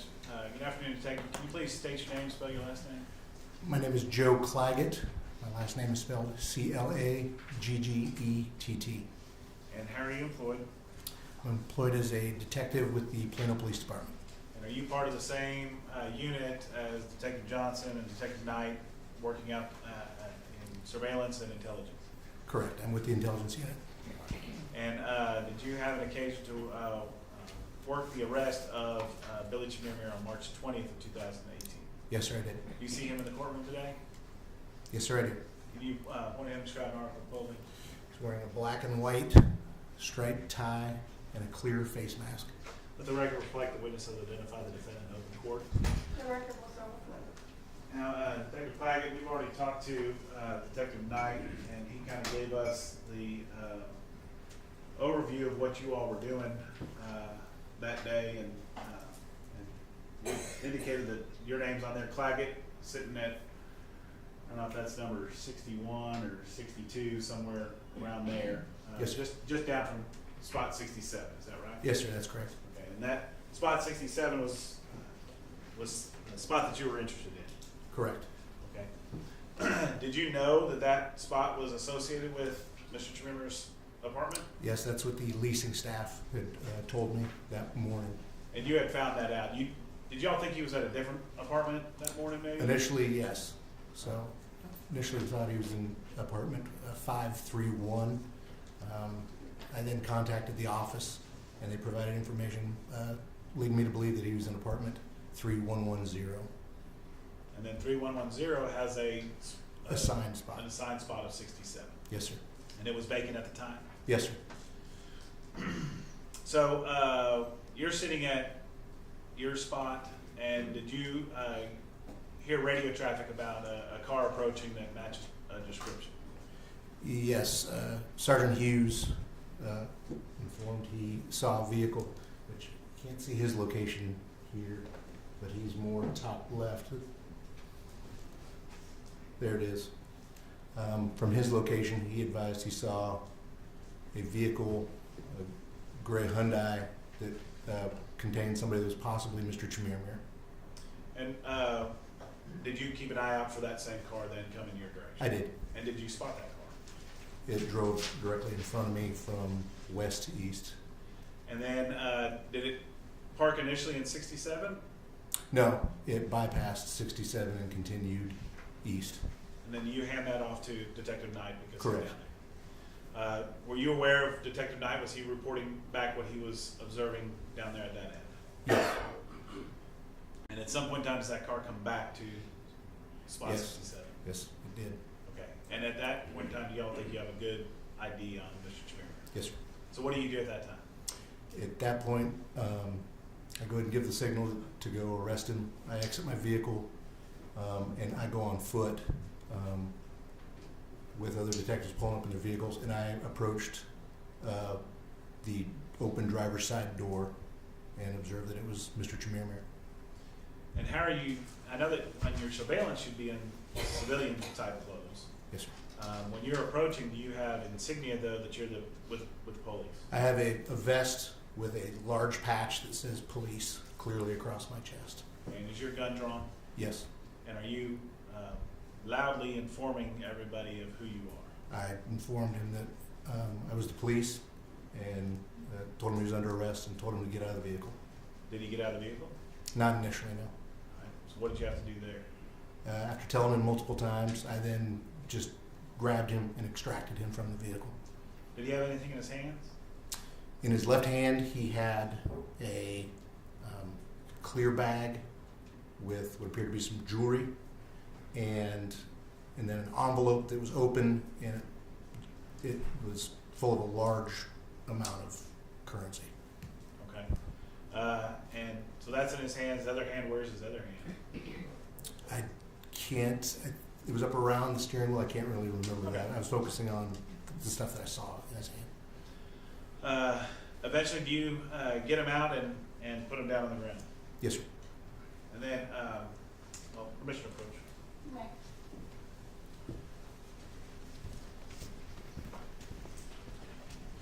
to State's Exhibit number 68 and 69.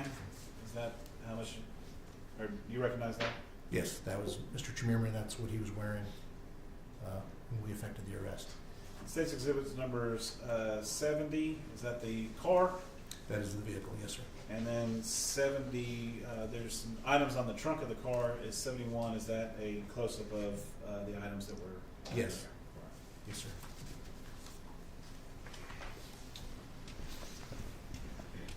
Law for State's Exhibits 68, 69, 70, and 71.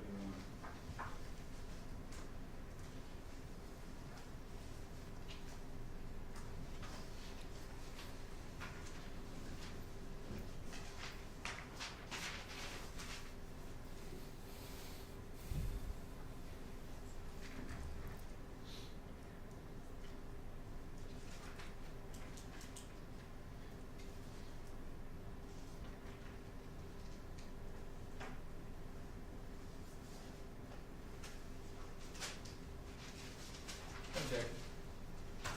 State's Exhibit 68 through 71 will be admitted. Have Roger? Thank you. State's Exhibit number 68. Is that how Mr. Chemirmir appeared on that day? Yes, sir.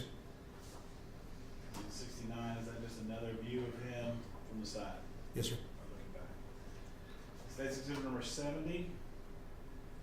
Was this the vehicle that you saw pass by you the first time? Yes, sir. And then Detective Knight, did he call out that Tennessee license plate to you? Yes, I believe it was Detective Knight that did that. And then is that in that spot 67 that we're talking about? That's parked in, appears to be 67. And then you, and that's where you took him out of that vehicle? From the driver's side door, yes, sir. And there's two cars on either side. Were those cars there as well at that point in time, or Yes. is this later? They were there. Yes, they were there. State's Exhibit number 71. You said there was items in Mr. Chemirmir's hands. Are these items, some of the items that were in his hands at the time that he was being pulled out of that car? Yes, the jewelry, the bag, clear bag with jewelry, and then it was a white envelope with a lot of cash in it. Okay. And then looks like this might be, there's a phone there, and then maybe all on inside a hat. Yes, sir. I believe he was wearing a hat when I contacted him. It probably came off upon extracting him from the vehicle. Okay, very good. I'll pass witness. Okay? Detective Claggett, did y'all come from the front of the car or the back of the car? Back of the car. Back of the car? The back of the car. Was the door open when y'all? The driver's side door was open, yes. But obviously, it looks like there was about maybe 2.5 feet between the two cars. I can put that. That would be it. Right here? Maybe 3 feet? Roughly. Okay, so I mean, there weren't very many people up there, right? On that side, no, it was just myself and Sergeant Hughes. And this side, it looks like somebody parked really close to the line there, so that might have been, what, 12 inches? I don't know if it'd be that small. 18 inches? Possibly. Okay, so there weren't very many people up here either, right? Detective Knight was over there. Okay, well, I believe somebody was over there, but there was a guy here, and how many people over here? 2. Okay. And you know the way a car is designed, you look forward, right? Mm-hmm. So whenever people approach from behind in plain clothes and started yelling, it might startle most anybody. Sure, yes, I agree. And the only time someone would have a view of people coming up behind them if he actually physically poked his head out the door and looked. When I approached it, I first spoke to him when I was standing in his doorway. Okay. Yes. Did you just show up, or did you let him know you were coming up there? When I stand there, I said, police, and I surprised him. Okay. I definitely surprised him. So he opens the door, and all of a sudden there's somebody standing there in plain clothes, Yes. yelling at him to get out of the car. Well, but clearly marked up with police markings, yes. Okay, I believe you. I'm not saying he didn't have it on, but I mean, you're 2 feet from him. I mean, it's a little overwhelming if something like that was to happen. Okay. You agree? You can be, sure, yes. And you told him to get out of the car several times, but what was it? How many seconds elapsed from the time you announced yourself to the time he was on the ground? 5 or 6 maybe, Seconds? possibly, Okay, I mean, it all happens pretty fast. yes. But But he didn't try to shut the door on you or No, sir. anything like that. He would just start. No, sir. Right? Yes, sir. When you got him out of the car, did he yell at you or call you names or try to kick you or anything like that? No, sir. Okay. So he was pretty compliant once he figured out what was going on. Once we got him out of the car, yes. What was that lottery ticket? Was that in his hand as well, or do you know? I don't recall. Did you see what I was talking about in that picture? I'll put it back up there. It's exhibit. I think that's the 71. I don't recall seeing that initially when I first contacted him. Okay. You see it now? I do see, if that's what you're talking about, right there with the upside down 20 on it. I mean, that looks like a lottery ticket to me. What do you think? Okay. I don't know. I don't buy lottery tickets. I don't either, because I never win. But I mean, I've seen it Understand. before, right? You don't know where that came from or how that got in that property or in that house? I don't, what I'm saying is, I didn't do the complete search once I extracted him from the vehicle, got him on the ground, got him in cuffs. So I don't think I took all those items off of him. Okay, fair enough. That answers that. Thank you so much. No further questions. Any further questions? No. Okay, may this witness be released? Yes, sir. No objection, no. All right, you may step down and you're released. Thank you. Thank you. All right, I want to take a quick break. It looks like we've been going for about an hour and a half, and as I told y'all earlier, I want us to go a little late today, so that, you know, we can make sure and finish in this time period that we told y'all we were using. So, it is now 5:34, 5:35. If you will come back to the jury room, I'll give you about this time, let's just take a 10-minute stretch break, just to kind of stretch your legs. If you come back by 5:45, I'm so sorry. If you come back by 5:45, we'll get started. Are y'all ready? All right.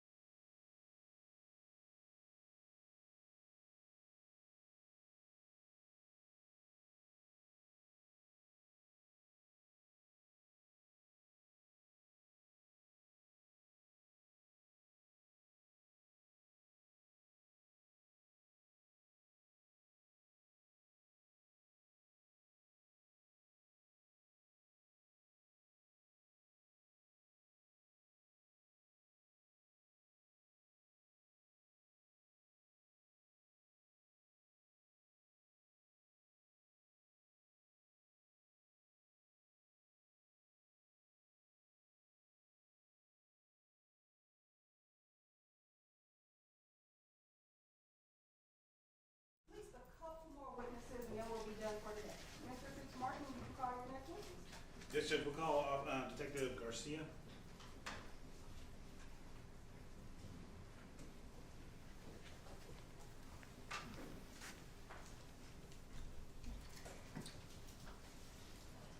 Will you please raise your right hand for me? Do you so solemnly swear affirm to tell the truth, the whole truth, and nothing but the truth to help you God? Yes, ma'am. All right, you may have a seat. You may proceed, Mr. Martin. Thank you, Judge. Will you please state your name, spell your last name? Yes, sir. It's Fred Garcia, last name Garcia. And how are you employed? Currently, I am assigned as a technical officer assigned to the Technical Services Unit of the Plano Police Department. Okay, and what is that? What do you do? Is that? Basically a tech boy. Just Okay. I'm going to direct your attention back to March 20th of 2018. Were you working as a detective for the Plano Police Department at that time? Yes, sir, I was. And did you have an occasion to participate in the arrest of Billy Chemirmir? I did, yes, sir. And we've heard from Detective Johnson, we've heard from Detective Knight, we've heard from Detective Claggett. You're part of that whole team that worked on securing him that day. Yes, sir, I was. We heard that some of these other detectives got him out of the car. Did you show up to that spot 67 at the arrest of Mr. Chemirmir? Yes, sir, shortly after he was detained. And did you notice that there was items out there,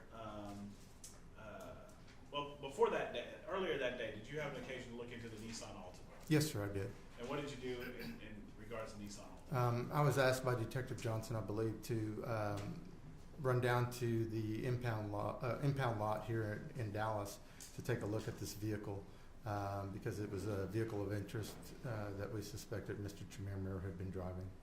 And was that the 2008 Nissan Altima? Yes, sir. We've already seen some pictures of that measured approach. I'm going to show you State's Exhibit number 72. Is that how that car looked to you that day when you went down to look at it? Yeah, yes, sir. Yes, sir, I did. We'll offer State's Exhibit number 72. No objection, Your Honor. All right, State's Exhibit number 72, isn't it?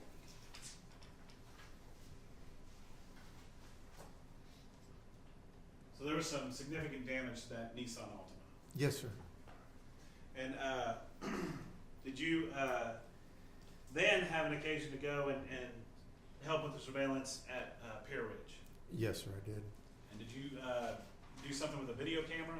Yes, sir. I deployed a covert camera near his breezeway so that we could see the comings and goings from that apartment that we were particularly looking for. And did you ever notice anything on that camera of interest to us here today? No, sir. Nothing of interest. So you hear about the arrest of Mr. Chemirmir, and you go to that location, and are there items loose in that area that needed to be kind of contained? Yes, sir, there were.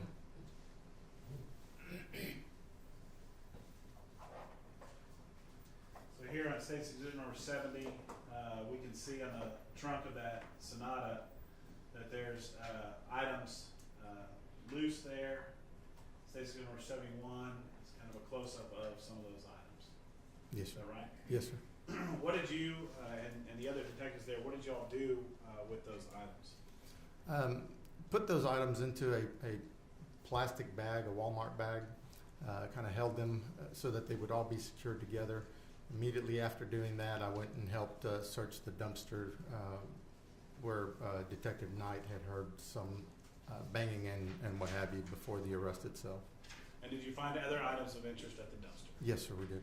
And did you collect up all of those items so that you could give them over to other detectives later on in the day? Yes, sir, I did.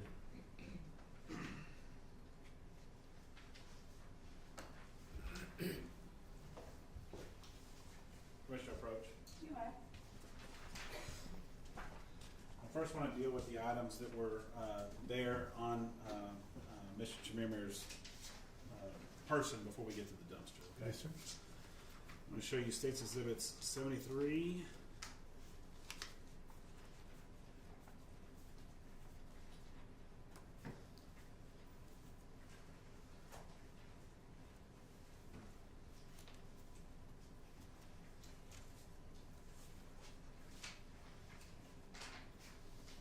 130. Can you take a look at those photos? I think you've seen them before. Yes, sir. You just established those are all items taken from Mr. Chemirmir.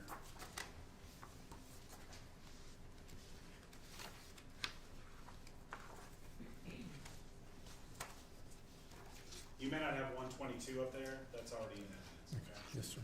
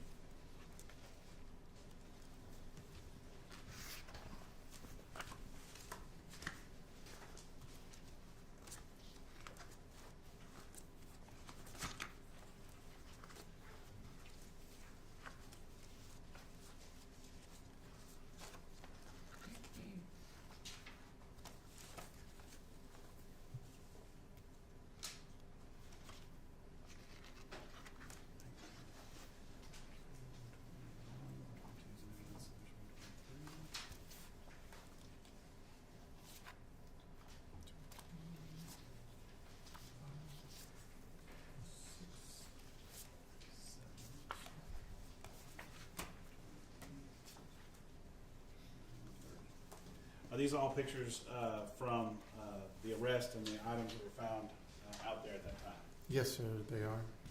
We'll offer State's Exhibits 73 through 130, 122 already being in the index.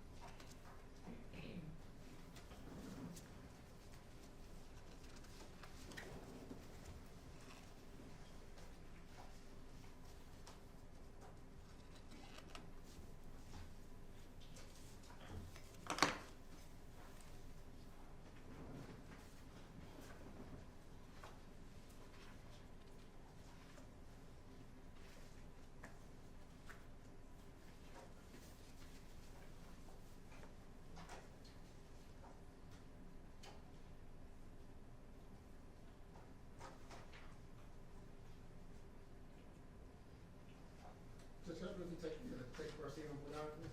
You may. Detective Garcia, in these photos that Mr. Fitzmartin provided to you,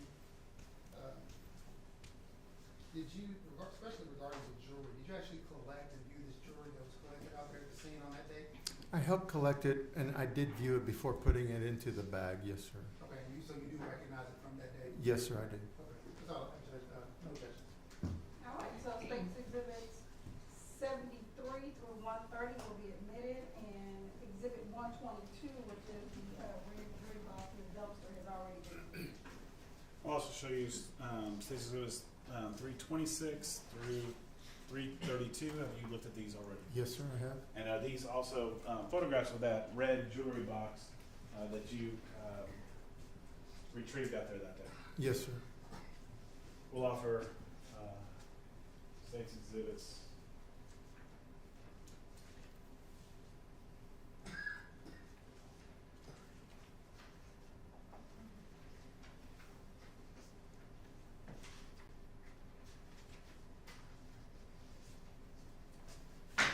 We'll offer State's Exhibits 326 through 332. No objection, Your Honor. 326 through what? 332. 332. Okay. 326, 332. All right. State's Exhibits 326 through 332 will be interviewed. All right, first of all, that's a picture, State's number 69 has already been in evidence. That's Mr. Chemirmir from that day. Yes, sir. Do you see him in the courtroom today? Yes, sir, I do. You need, point to him, describe an article of clothing. Gentleman at the very end of the table with a black suit, black and white tie. Let the record reflect the witness has identified the defendant in open court. The record will so reflect. Okay, and so, we've established there's items on him and items that were, on his person or in his hand when he was arrested. Is that Yes, right? sir. This is number 73. Is this a photo of a Kenyan passport? Correct, yes, sir. Did y'all learn that Mr. Chemirmir was from Kenya? Yes, sir. It's number 74, the visa, part of that passport. That's correct. Stage number 75, another piece of identification of Mr. Chemirmir. Yes, sir.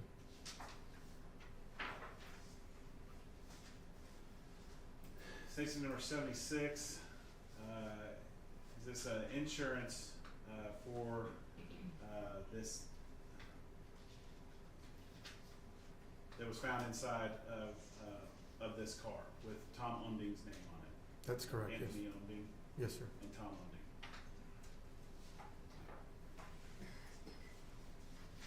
State's Exhibit number 77. Y'all find some keys inside? Yes, sir, I did. State's Exhibit number 78. Is this the back seat of the that Sonata? That's correct, yes, sir.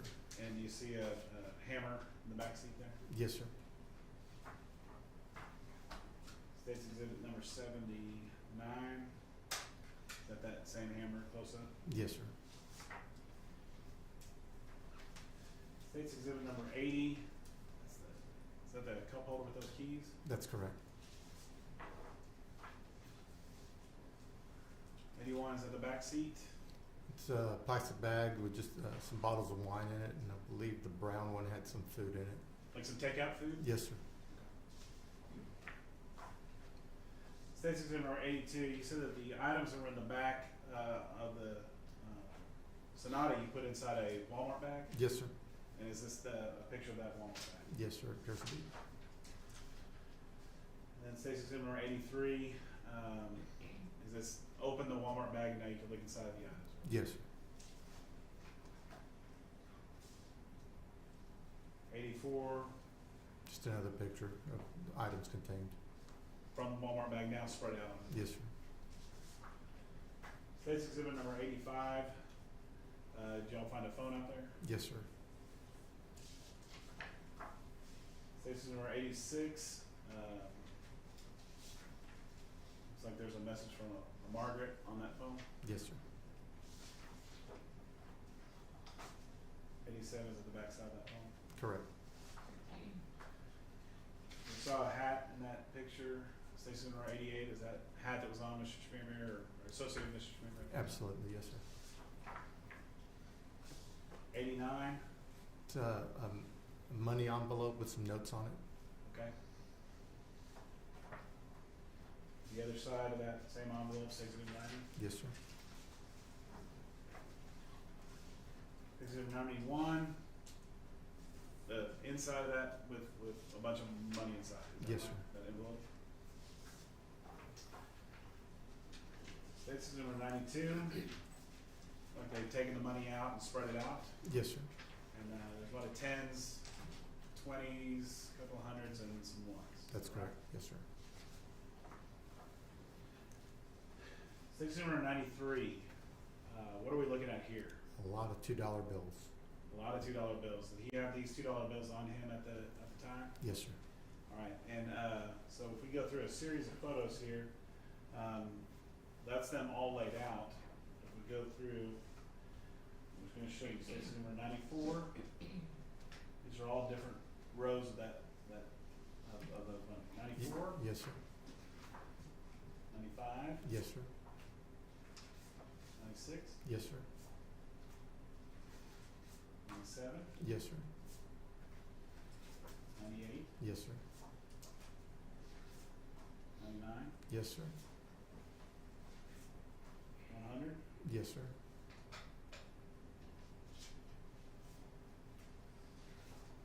101, Yes, sir. 102, Yes, sir. 103, Yes, sir. 104, Yes, sir. 105, Yes, sir. and 106. Yes, sir.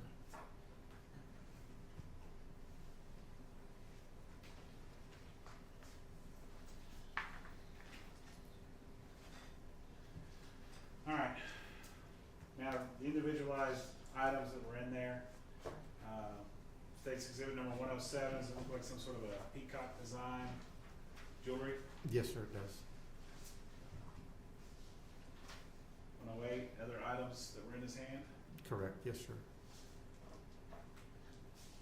109, a ring with a, Yep. looks like a Diamond in diamond it. maybe on it. Mm-hmm. Yes, sir. 110, that same ring. with the Yes, chain sir. on. 111, one of the bracelets, like maybe a, I don't know if that's a fox or a lizard, some sort of design maybe. Yes, sir. 112, A jade-looking necklace. Yes, sir. this, what is this? It's just a small velvet black bag that contained a lot of jewelry that we found on him. When you pour that out, is this what we see that was inside that? Yes, sir. Some of those individual items, those are 115, kind of a snowflake looking ring. Yes, sir. 116, Yes, sir. More of the same.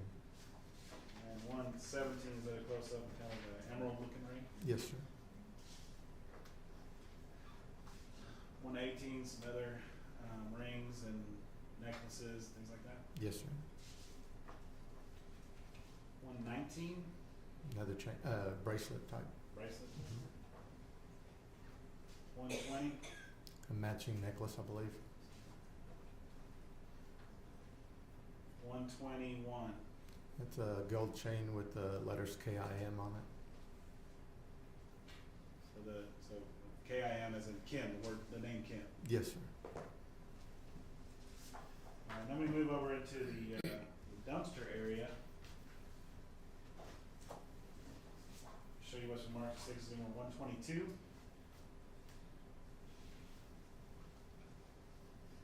Is that dumpster that Detective Knight had testified about in the red box that's in there? Yes, sir, absolutely. And who took that red box out of the dumpster? Detective Carlos Harwell and myself. They also find some drawers to that box inside the dumpster. Yes, sir. And We that's did. that we see in State Exhibit 123. Yes, sir. Taking the box out, State Exhibit 124, as I said, just on the grassy area there by the dumpster. Yes, sir. Some of the items that were inside the box. That is correct. State Exhibit 125. Is that a close-up Yes, sir. of the box? Was there some damage to that box? Absolutely. Yes, sir.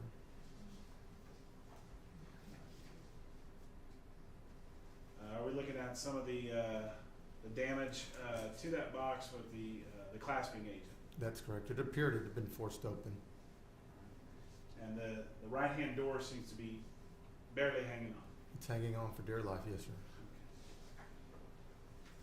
State Exhibit 127. Is that you holding that box? Yes, sir, it is. And Detective Knight taking the picture? Yes, sir. And there again, we see the damage to that door, but we see the contents of at least one of the drawers was inside that. That's correct. And those appear to be jewelry boxes to you? Yes, sir. And are they empty? Absolutely. State Exhibit 128. What are we looking at here? So that's the same jewelry box, but that's the compartment with the flip up top, the very top of the box that would just flip up, and there you have a little storage compartment. And some of the items contained inside that jewelry box? Yes, sir. You see there's a piece of paper here and then a pink card down below. Yes, sir. State's Exhibit number 129. Do you see that? Yes, sir, I do. You see that appears to be an affidavit of a William Richard Harris talking about his wife. That is correct, yes, sir. Oh, I'm sorry, from the wife of William Richard Harris. Mm-hmm. And with the name Lou T. Bank. Yes, sir.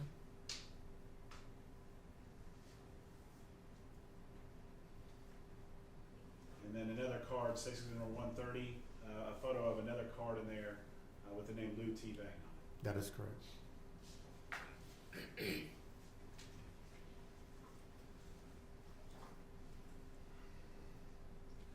Some other photos of that box, State's Exhibit number 326.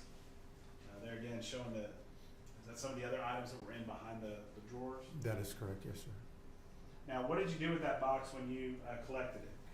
After going through it and showing Detective Hart some of the paperwork that we found in there, I thought it best to put it inside another container to be able to keep it all together and not just, you know, able to kind of get loose inside of my vehicle as I was storing it there until the Detective Mary Jones showed up later.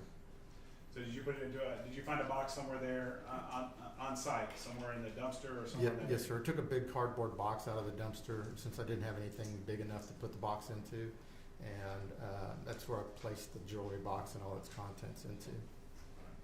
And State's Exhibit number 327, is this that cardboard box and the red box that was put inside? That is correct, yes, sir. Along with the other Walmart bag and the passport. That is correct. This is a close-up of that State's Exhibit number 328, that same red box inside the cardboard box. That is correct, yes, sir. Now, if we look closely here, you can tell that left-hand door that was barely hanging on Yes, is sir. now off. That is correct. How did that come off? We were handling the box, trying to figure out, opening the drawers, opening all the different compartments, reading whatever paperwork we could find in it. And just by going through the box, just handling it, the door just fell off. And that's something that was in your care, custody, and control. The box was at the time that the door came off. Absolutely, yes, sir. State's Exhibit number 329.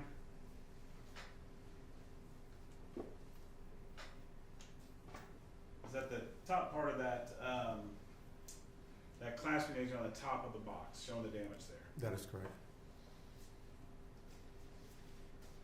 If you see that there, looks like it has this little peg thing kind of sticking out here. Is this the Station number 332, the one that should be on the other side that's missing? That does appear to be so, yes, sir. 331, showing that damage again, showing that the door is now off and on its own. That, yes, sir.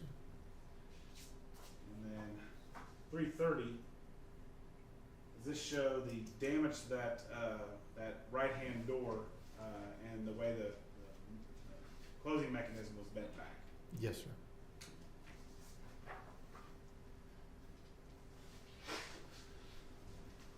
So all of these items that there's pictures of there, may I approach, Judge? You might. You collected all those items. Yes, sir.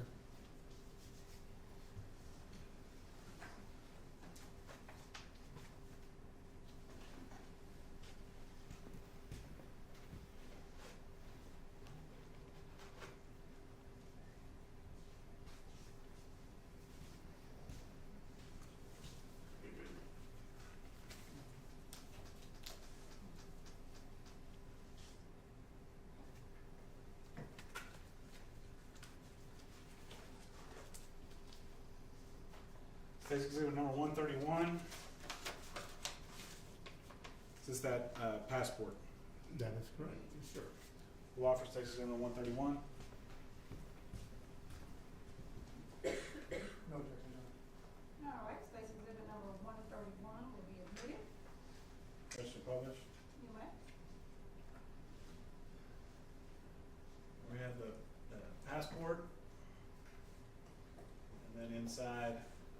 identifiers of Billy Chemirmir. Is that right? Yes, sir, I'm sorry.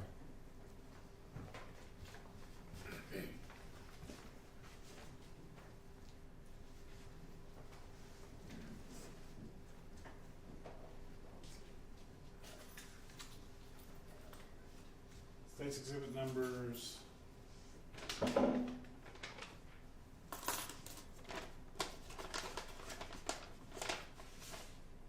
136, is that phone? Yes, sir, it is.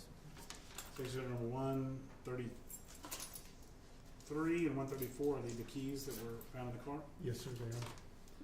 We'll offer state's exhibit 133, 134, and 136.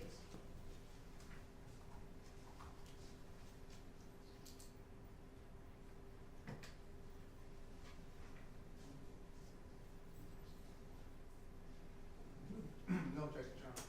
All right, so this exhibits 133, 134, and 136 will be admitted.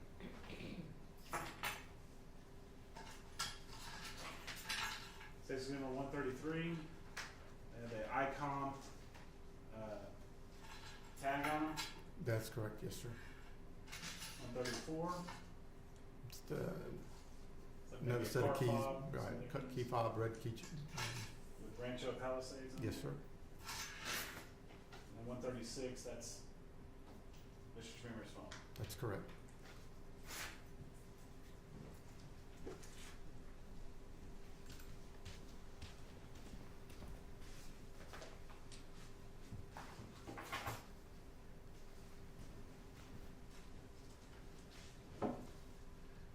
You found a hammer. Yes, sir. 137, a hat. That's correct. We'll offer 135 and 137. No objection, Your Honor. All right, 135 and 137 will be admitted. Is that a BMW logo on the top? That is, yes. Is this a Walmart hammer? Yes, sir, it is.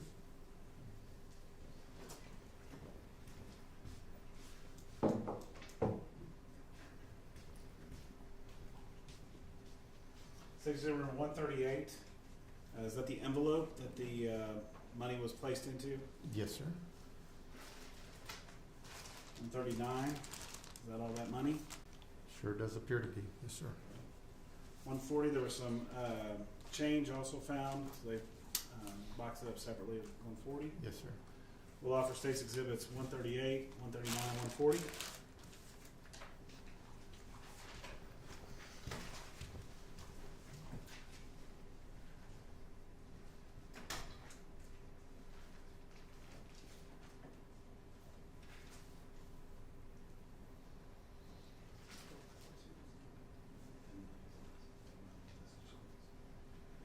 No objection, Your Honor. All right, so states exhibits 138, 139, and 140 will be admitted. Judge. State number 138.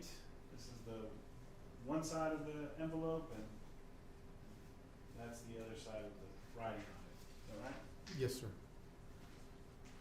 139 and 140 are the $2 bills, and then the other type of currency as well. We saw in those pictures. That is correct, yes, sir. And then there's some change as well.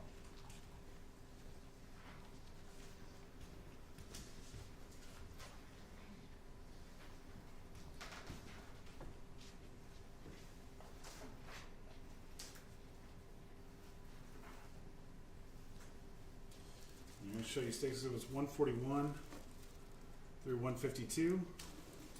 This is all the jewelry found out there that we just seen the pictures of. And the black, the little bag. Mm-hmm. Yes, sir.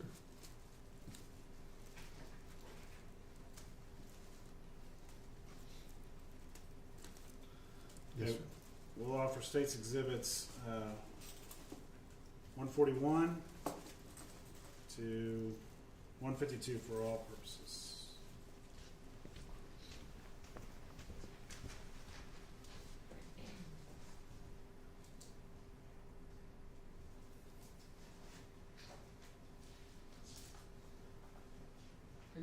May I take Detective Garcia on board again, please? You may. Detective Garcia, regarding states 141 to 152, is this trucks, where, do you know exactly where That's it from is? his person, sir. Okay, when you say this person, and you're speaking, I'm assuming of Mr. Chemirmir, is that correct? That's correct. And where on this person? I did not take it off of him personally, sir, so it was evidence that was on his person at the time he was apprehended. So I don't know where he was carrying it. I just know that I helped recover it after the fact.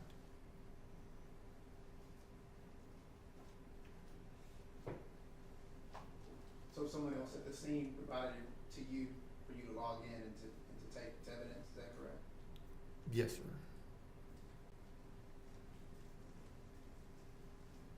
Do you know if any of states exhibits 141 and 152 were owned or related to Ms. Harris? That I do not know, sir.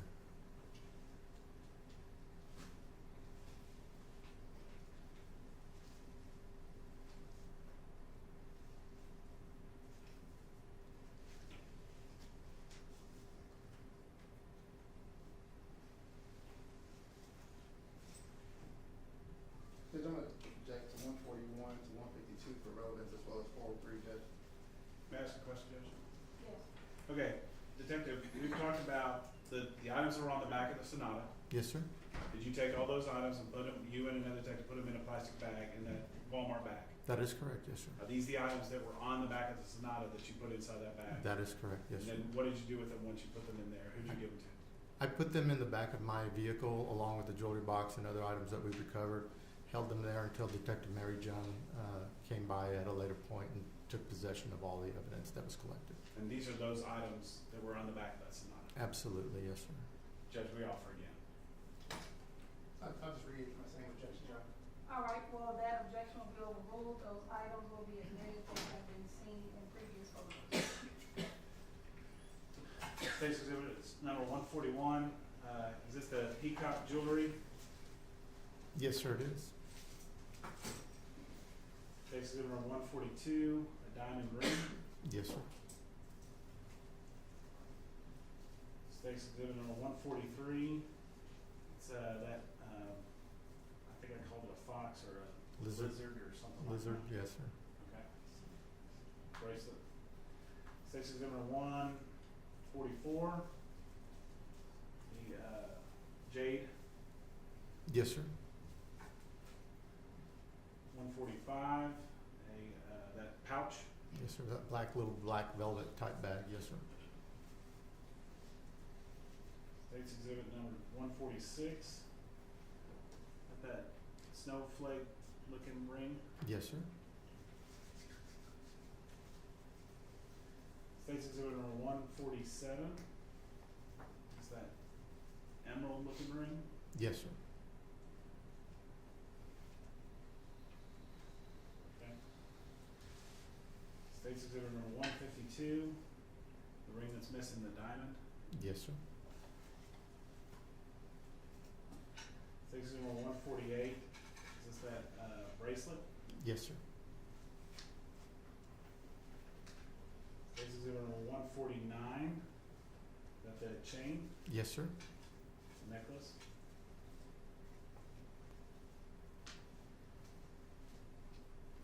State's exhibit number 150, is this the necklace that has that Kim on it? That is correct, yes, sir.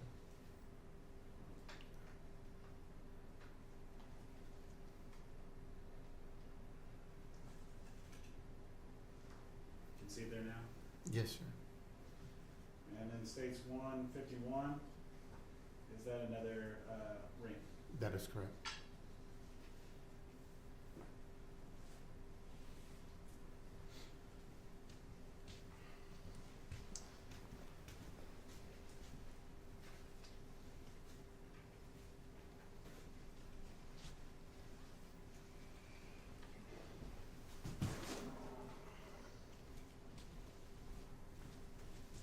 State's exhibit number 156, is that the jewelry box from the dumpster?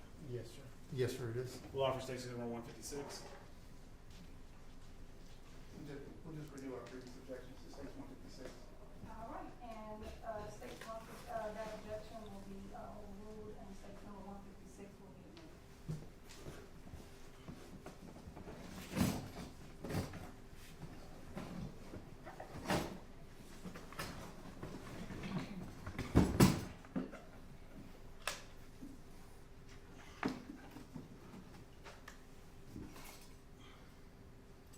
Statute number 156 is that same jewelry box from the dumpster. That is correct, yes, sir. And we can see the damage that's done to it. Not only is the door off, but the hinges or the clasping aging is all bent up. That is correct, yes, sir.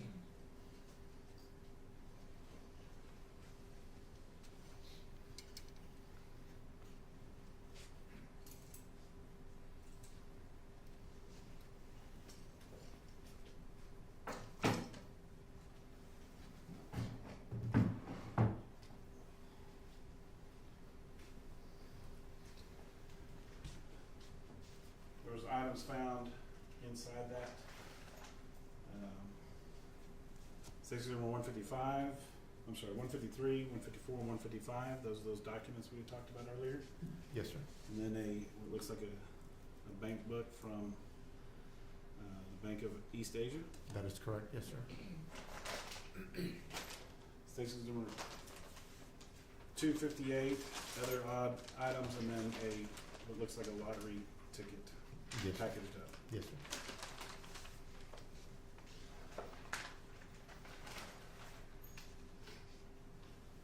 Statute number 266, is that a name tag from inside the box? Yes, sir, it was. There it is. And then 267, all those boxes and things that were inside the jewelry box. Yes, sir. I will offer statutes number 267, 266, 155, 154, 153, and 258.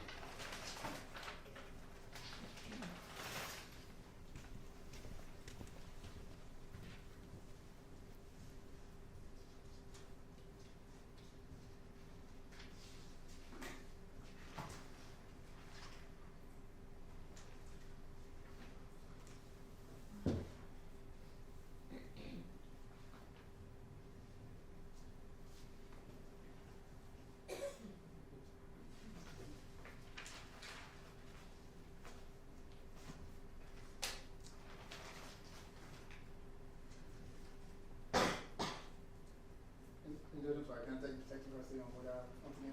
Thank you, Your Honor. Detective Garcia, in states 258, where the lottery ticket is, it looks like some miscellaneous jewelry, is that correct? Can you hold that for me? I'm sorry. Yes, sir. Okay. So does that differentiate between the other items that were just offered and admitted over objection, states 141 to 152? Are you saying all these items were in Mr. Chemirmir's hand? No, sir. The items in the bag, the things you're looking at now, those came from the jewelry box. So 258, all these items in 258 were found in the jewelry box? The costume jewelry? Does it look like costume jewelry?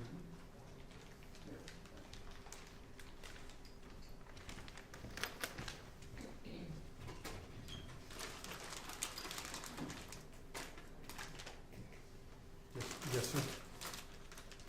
I don't believe the lottery card was in the jewelry box, but the costume jewelry, that was.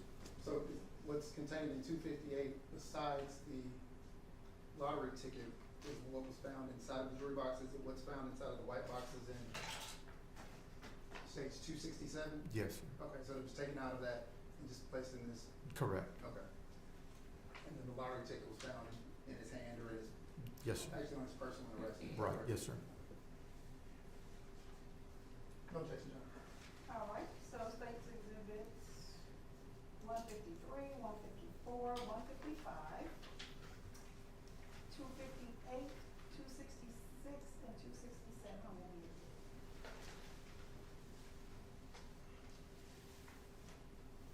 So 153, that's that pink card we saw the photo of. Yes, sir.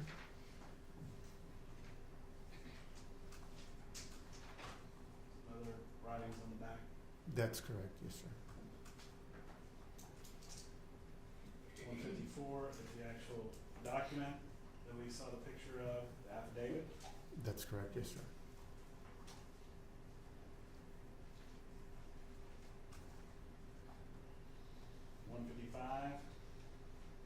Bank of East Asia. Yes, sir. Another writing on the inside. Yes, sir. Name tag for Bill W.R. Harris, Yes, sir. 266. Yes, sir. State's Exhibit number 267. That's all the, and then just the odd jewelry boxes, the empty individualized jewelry boxes. That is correct. Yes, sir. And then these are the costume jewelers in the locker too. Which is State's Exhibit 258.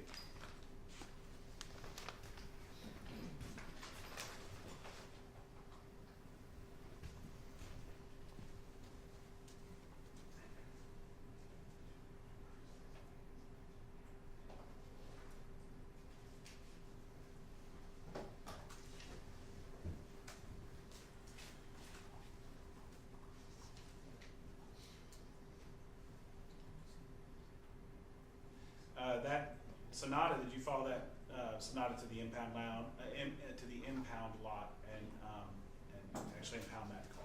Yes, sir, I did.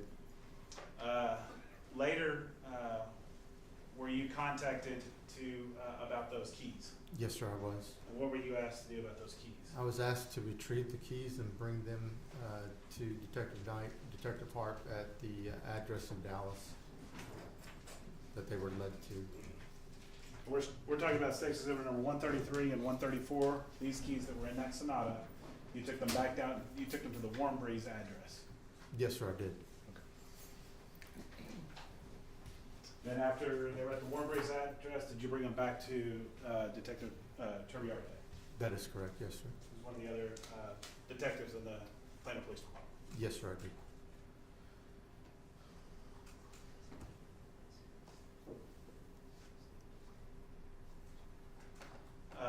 Did you later learn that that 6609 Warm Breeze was the address for Miss Lou T. Harris? Yes, sir, I did. I'll pass the witness. Mr. Warren? Thank you, Your Honor. Detective Garcia, so back on March of 2018, I guess, were you actually a part of the intelligence unit, or were you part of crime scene, or what were I was part of the intelligence unit at the time, yes, sir. Okay. And so how did it come to be that you were, that you collected all this evidence? Like, how did that work out? I don't really know, to be honest. It's just something that I've been doing for many, many years. I've been involved in many arrest operations. I've been involved. One of my primary duties prior to that was assisting the narcotics unit as an extra detective. And in one of my many duties with them was to help collect and document evidence as we would go through search warrants and what have you. So I think just historically, I just kind of showed a little bit of an inclination, maybe low man on totem pole. I don't know, but it's just something I ended up doing for a very long time. Okay. And so it's kind of through your training experience as an officer, is that right? That's correct. Did you ever go to any kind of schooling or get any kind of training specifically for Yes, sir. evidence collection? Yes, sir. Okay, what kind of training was that? Just evidence collection. It's been many a year. Intermediate level evidence collection. I've done some forensic evidence correction when it comes to digital cell phones, vehicle information systems, what have you. And at those, did you receive any kind of certification or anything, or like how did those trainings work? I believe I received some sort of certificate on most of those trainings. Yes, sir. And kind of what was the most important thing that you learned that was during that training regarding the collection and preservation of evidence? I think that's pretty much hit it on the nail on the head there. Just collecting it, being able to preserve it as best possible, not contaminate it, and document where, how, when, and properly, or do the proper paperwork to submit it for evidentiary purpose later. And have you ever heard of the term the integrity of the evidence? Yes, sir. Explain to the jury what that term means. Well, the integrity meaning that don't contaminate the evidence in such a way that it could taint the evidence later on down the road. So we try to keep it in its truest form possible. And when you say contaminate, like what does that mean to you? Based on your Not experience? wearing protective gloves while handling evidence, being one of them. Not getting it dirty, not breaking it, not doing a lot of things. Just treating it with proper care. It's also very important that evidence that the way it's found when it's first discovered or seen by law enforcement is the way it should remain, correct? Ideally, yes, sir. That's why I took the pictures of the evidence prior to trying to put it in any kind of bags and what have you. Yes, sir.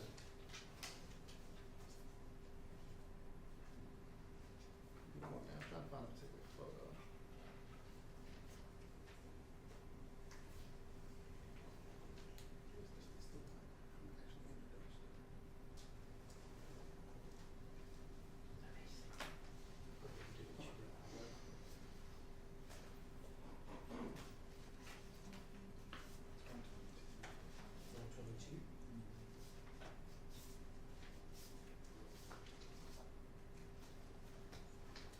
I'm sorry, that's right. Thank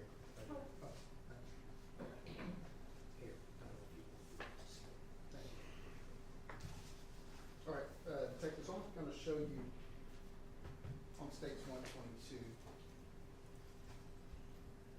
And do you recognize that? Yes, sir. Explain to the jury what that is they're looking at here. That's the box the way we found it in the dumpster. Okay. And when you say we, Detective Harwell and myself. okay. And it was actually 3 detectives that actually went around to the dumpster when this evidence was observed and then collected. Is that correct? That's correct. It was you, Detective Harwell, and then I believe it was Detective Knight. Detective Knight. And the person who actually retrieved the jewelry box from the dumpster was Detective Harwell. Is that right? That is correct. And then he handed it to you, Yes, sir. and then Detective Knight was handling the camera. Is that right? Yes, sir. And so, as we see here on 122,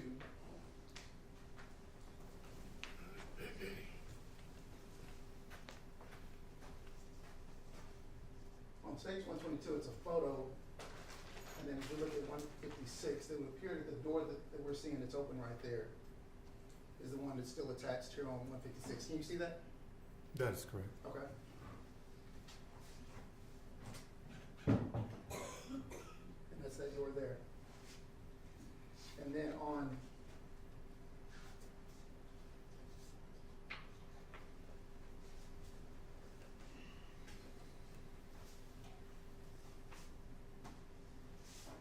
and so then on states 127,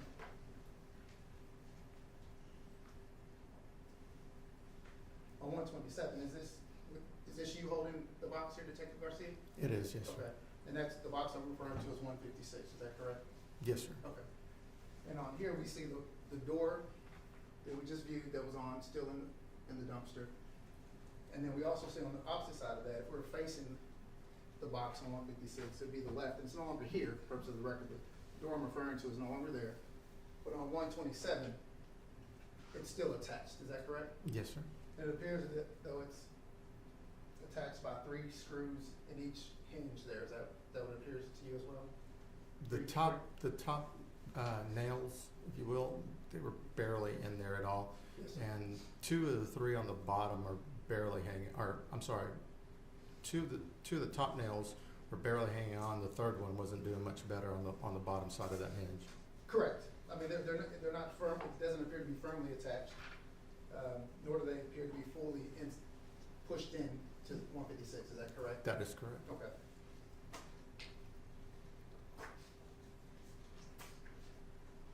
And then on 124, and this is a photo that was taken out there at the seams, is that correct? Yes, sir. Okay. And this is both of the doors still attached, and it's on there, but it appears that the door that's no longer attached is closed a little bit more than it was in that previous photo where you were holding it in your hands. Is that correct? That is correct.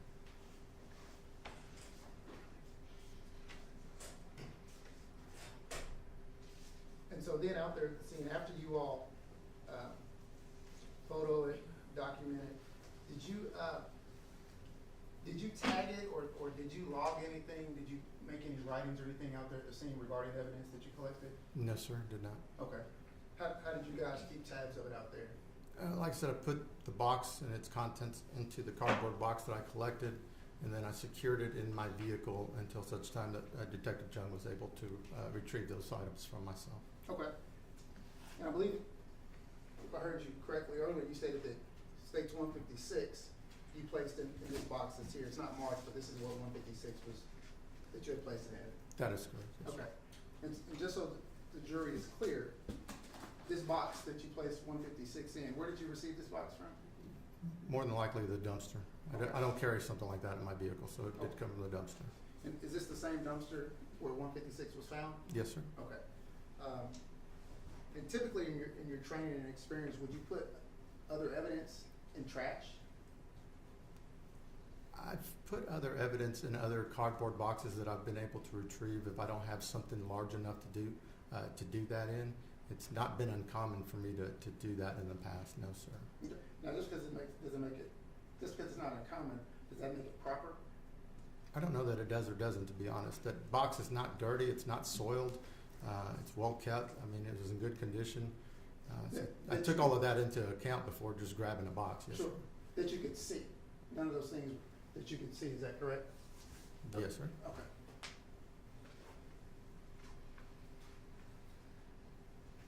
But you would agree with me, Detective Garcia, that the way that 156 was observed, the way it was collected at the scene, the way it was photoed at the scene is different than it's here today in this courtroom. Is that correct? That's correct. And it was actually, if we look at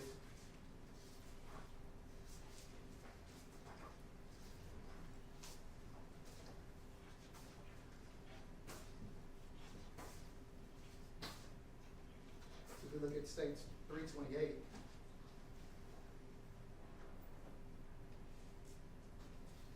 and do you recognize this photo here? Yes, sir. Okay.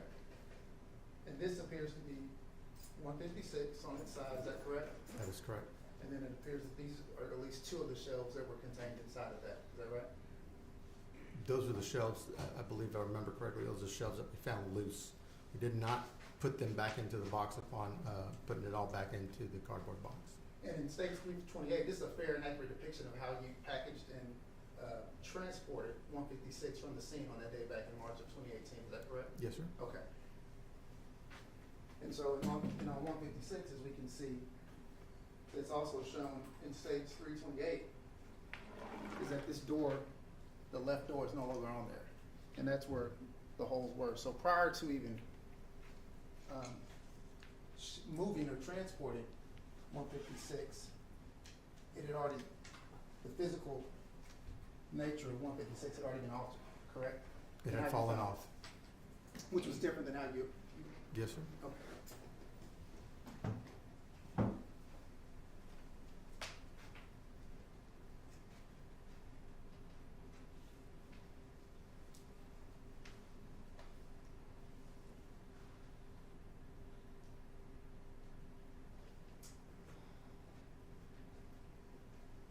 And also detected in this,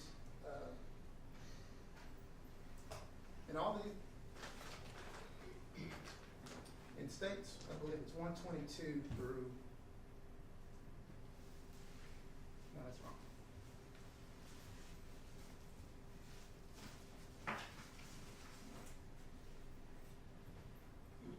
Just so the jury as well as myself is clear,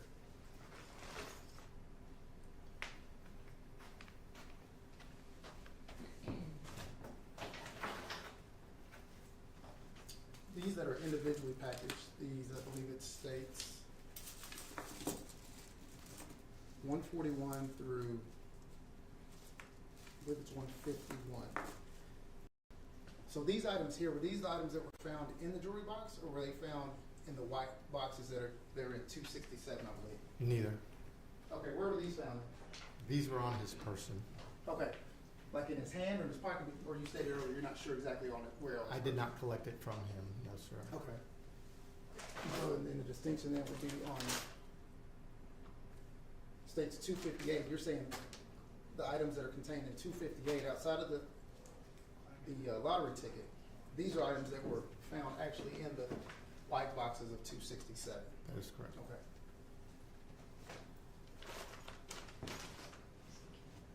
And so the items that were found on this person in 141 through 153, or 151, excuse me, 141 to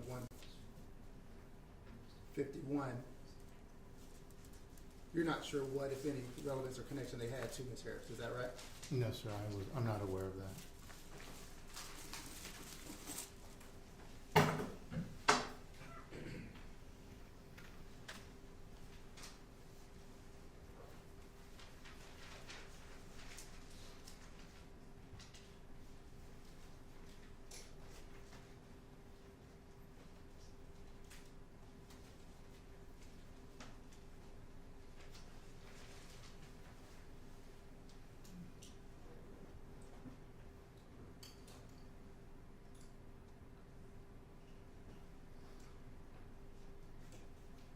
I appreciate you, Detective Garcia. Thank you. So the door on the box is off when it was on? Yeah, oh, yes, sir. Okay, so one time it was attached, Yes, sir. barely, and now it's off. That's correct. That's the big change that happened with this box. I just want to make sure. Yes, sir. Did you change anything about Lou T. Bang's name inside the box or Bill Harris's name inside the box? Absolutely not, no, sir. I'll pass it. Nothing further. All right, may this witness be released? Yes. All right, you may step down. Can I see the orders up here real quick? There's no objection to him being excused, like to reserve him, no, please. Okay, so, officer, you will be, subject to recall, so you are free to go. However, just make sure you leave your contact number, contact information with, so that all parties can get in touch with you if they need to, okay? Yes, ma'am. All right, thank you. Please be released for today.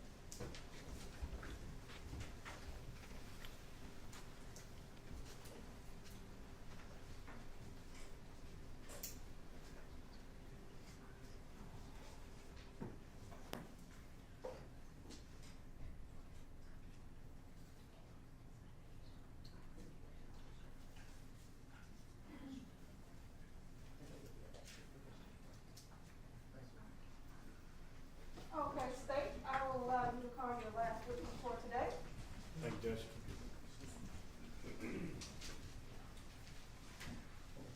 We'll call Detective Martin. Detective Hart, come on up.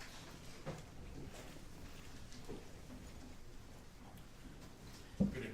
Good evening. If you please raise your right hand for me.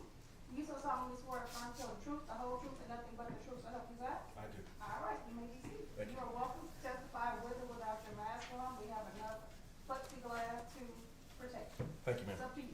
All right, thank you. You may continue. Thank you, Judge. Can you please state your name Detective Grant Harp and how are you employed? with Plano Police Department. And what do you do for the Plano Police Department? I currently work in the Criminal Intelligence Unit. And back on March 20th of 2018, were you working in that same capacity? Yes, sir. And you were involved with the investigation of Mr. Billy Chemirmir. That's correct. Was some information provided to you by some of the arresting officers? Yes, sir. What type of information was provided to you? I was sent pictures of a red jewelry box. And then what about some of the contents of that red jewelry box? Some of the contents that were important to me was a white piece of paper from the United States Consulate with a name of Lou T. Bang on it, and then a name tag with the initials WR and last name Harris. I'm going to show you State's Exhibit number 154. Is this what you're talking about with the name Lou T. Bang on there? Yes, sir. Okay. And also is another piece there, and then this name tag. Is that what you're talking about? Station number 266? Correct. Okay. And why was that that information important to you?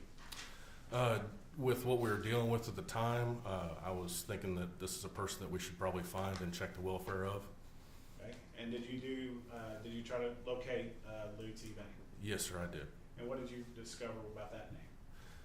Utilizing a search engine that law enforcement uses called Accurate, I put her name in, searched in Texas, and found that she lived not too far from where the arrest location was. Were there multiple names for Lou T. Bang, or? In variations of in Texas, that's correct. Okay. What about one that kind of fit a description of an elderly individual? That's correct. With her age, it matched what we were looking for. Was there also connection to the name Harris with that same address? By searching the address in the same search engine, that's correct. Last name of Harris, William Harris came up. And what was the address, do you recall, that you came up with? 6609 So, I'm so sorry. Warm Breeze? Yes, thank you. Okay. Is that in Dallas, Texas? That is correct. And when you got that information, what did you do next with that? We notified Dallas PD, North Deployment Sergeant. And what did you notify them, ask them to do? Asked them to conduct a welfare check at the residence. And do you recall about the time that was? It was later in the evening. Maybe around 7:15? Yes, it was significantly later. And did you go anywhere to actually meet with these detectives? Yes, we met them off-site, told them what we knew at the time and why we were asking them to meet. And did you actually go to that 6609 Warm Breeze? I went to the address, correct. Did you ever go inside the house? No, sir.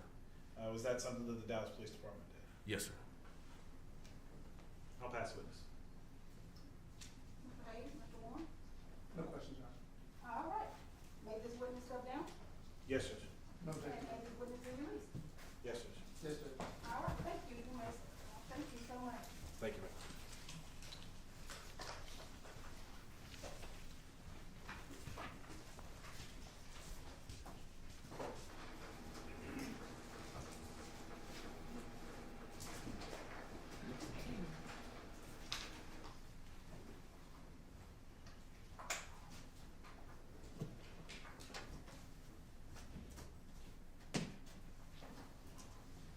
All right, ladies and all right, ladies and gentlemen, you have received all the evidence and testimony that you will today. You are still under the same instructions and directions that the court has given you previously, that you are to only consider information that comes from this witness stand and comes from this courtroom. There is no self-investigation, there is no Googling, there is no discussing this case amongst yourselves or amongst family members or friends. You are not even to discuss it amongst yourselves until you've heard all of the evidence, you have received the jury charge, and you are under the direction of the court to deliberate. Also, we will meet here tomorrow morning, as we did previously. I would ask if you could be in the jury room by 8:45. Once you get here, once everyone gets here, we will then start as soon as you get here, okay? All right, once again, that free coffee will be waiting on you. It will not be Starbucks, but it will be free. All right, if there's nothing further, you will be released for today. All rise.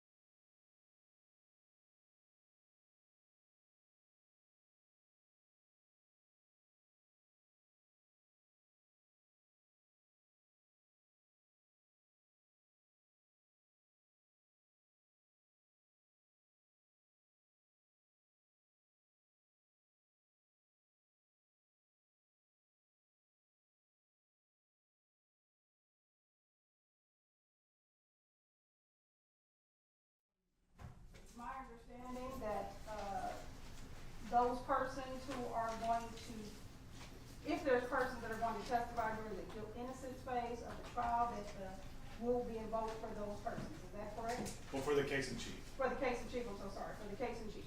Yes. That's correct, Judge. All right, and so I will allow you to discuss that with whoever witnesses that you need to.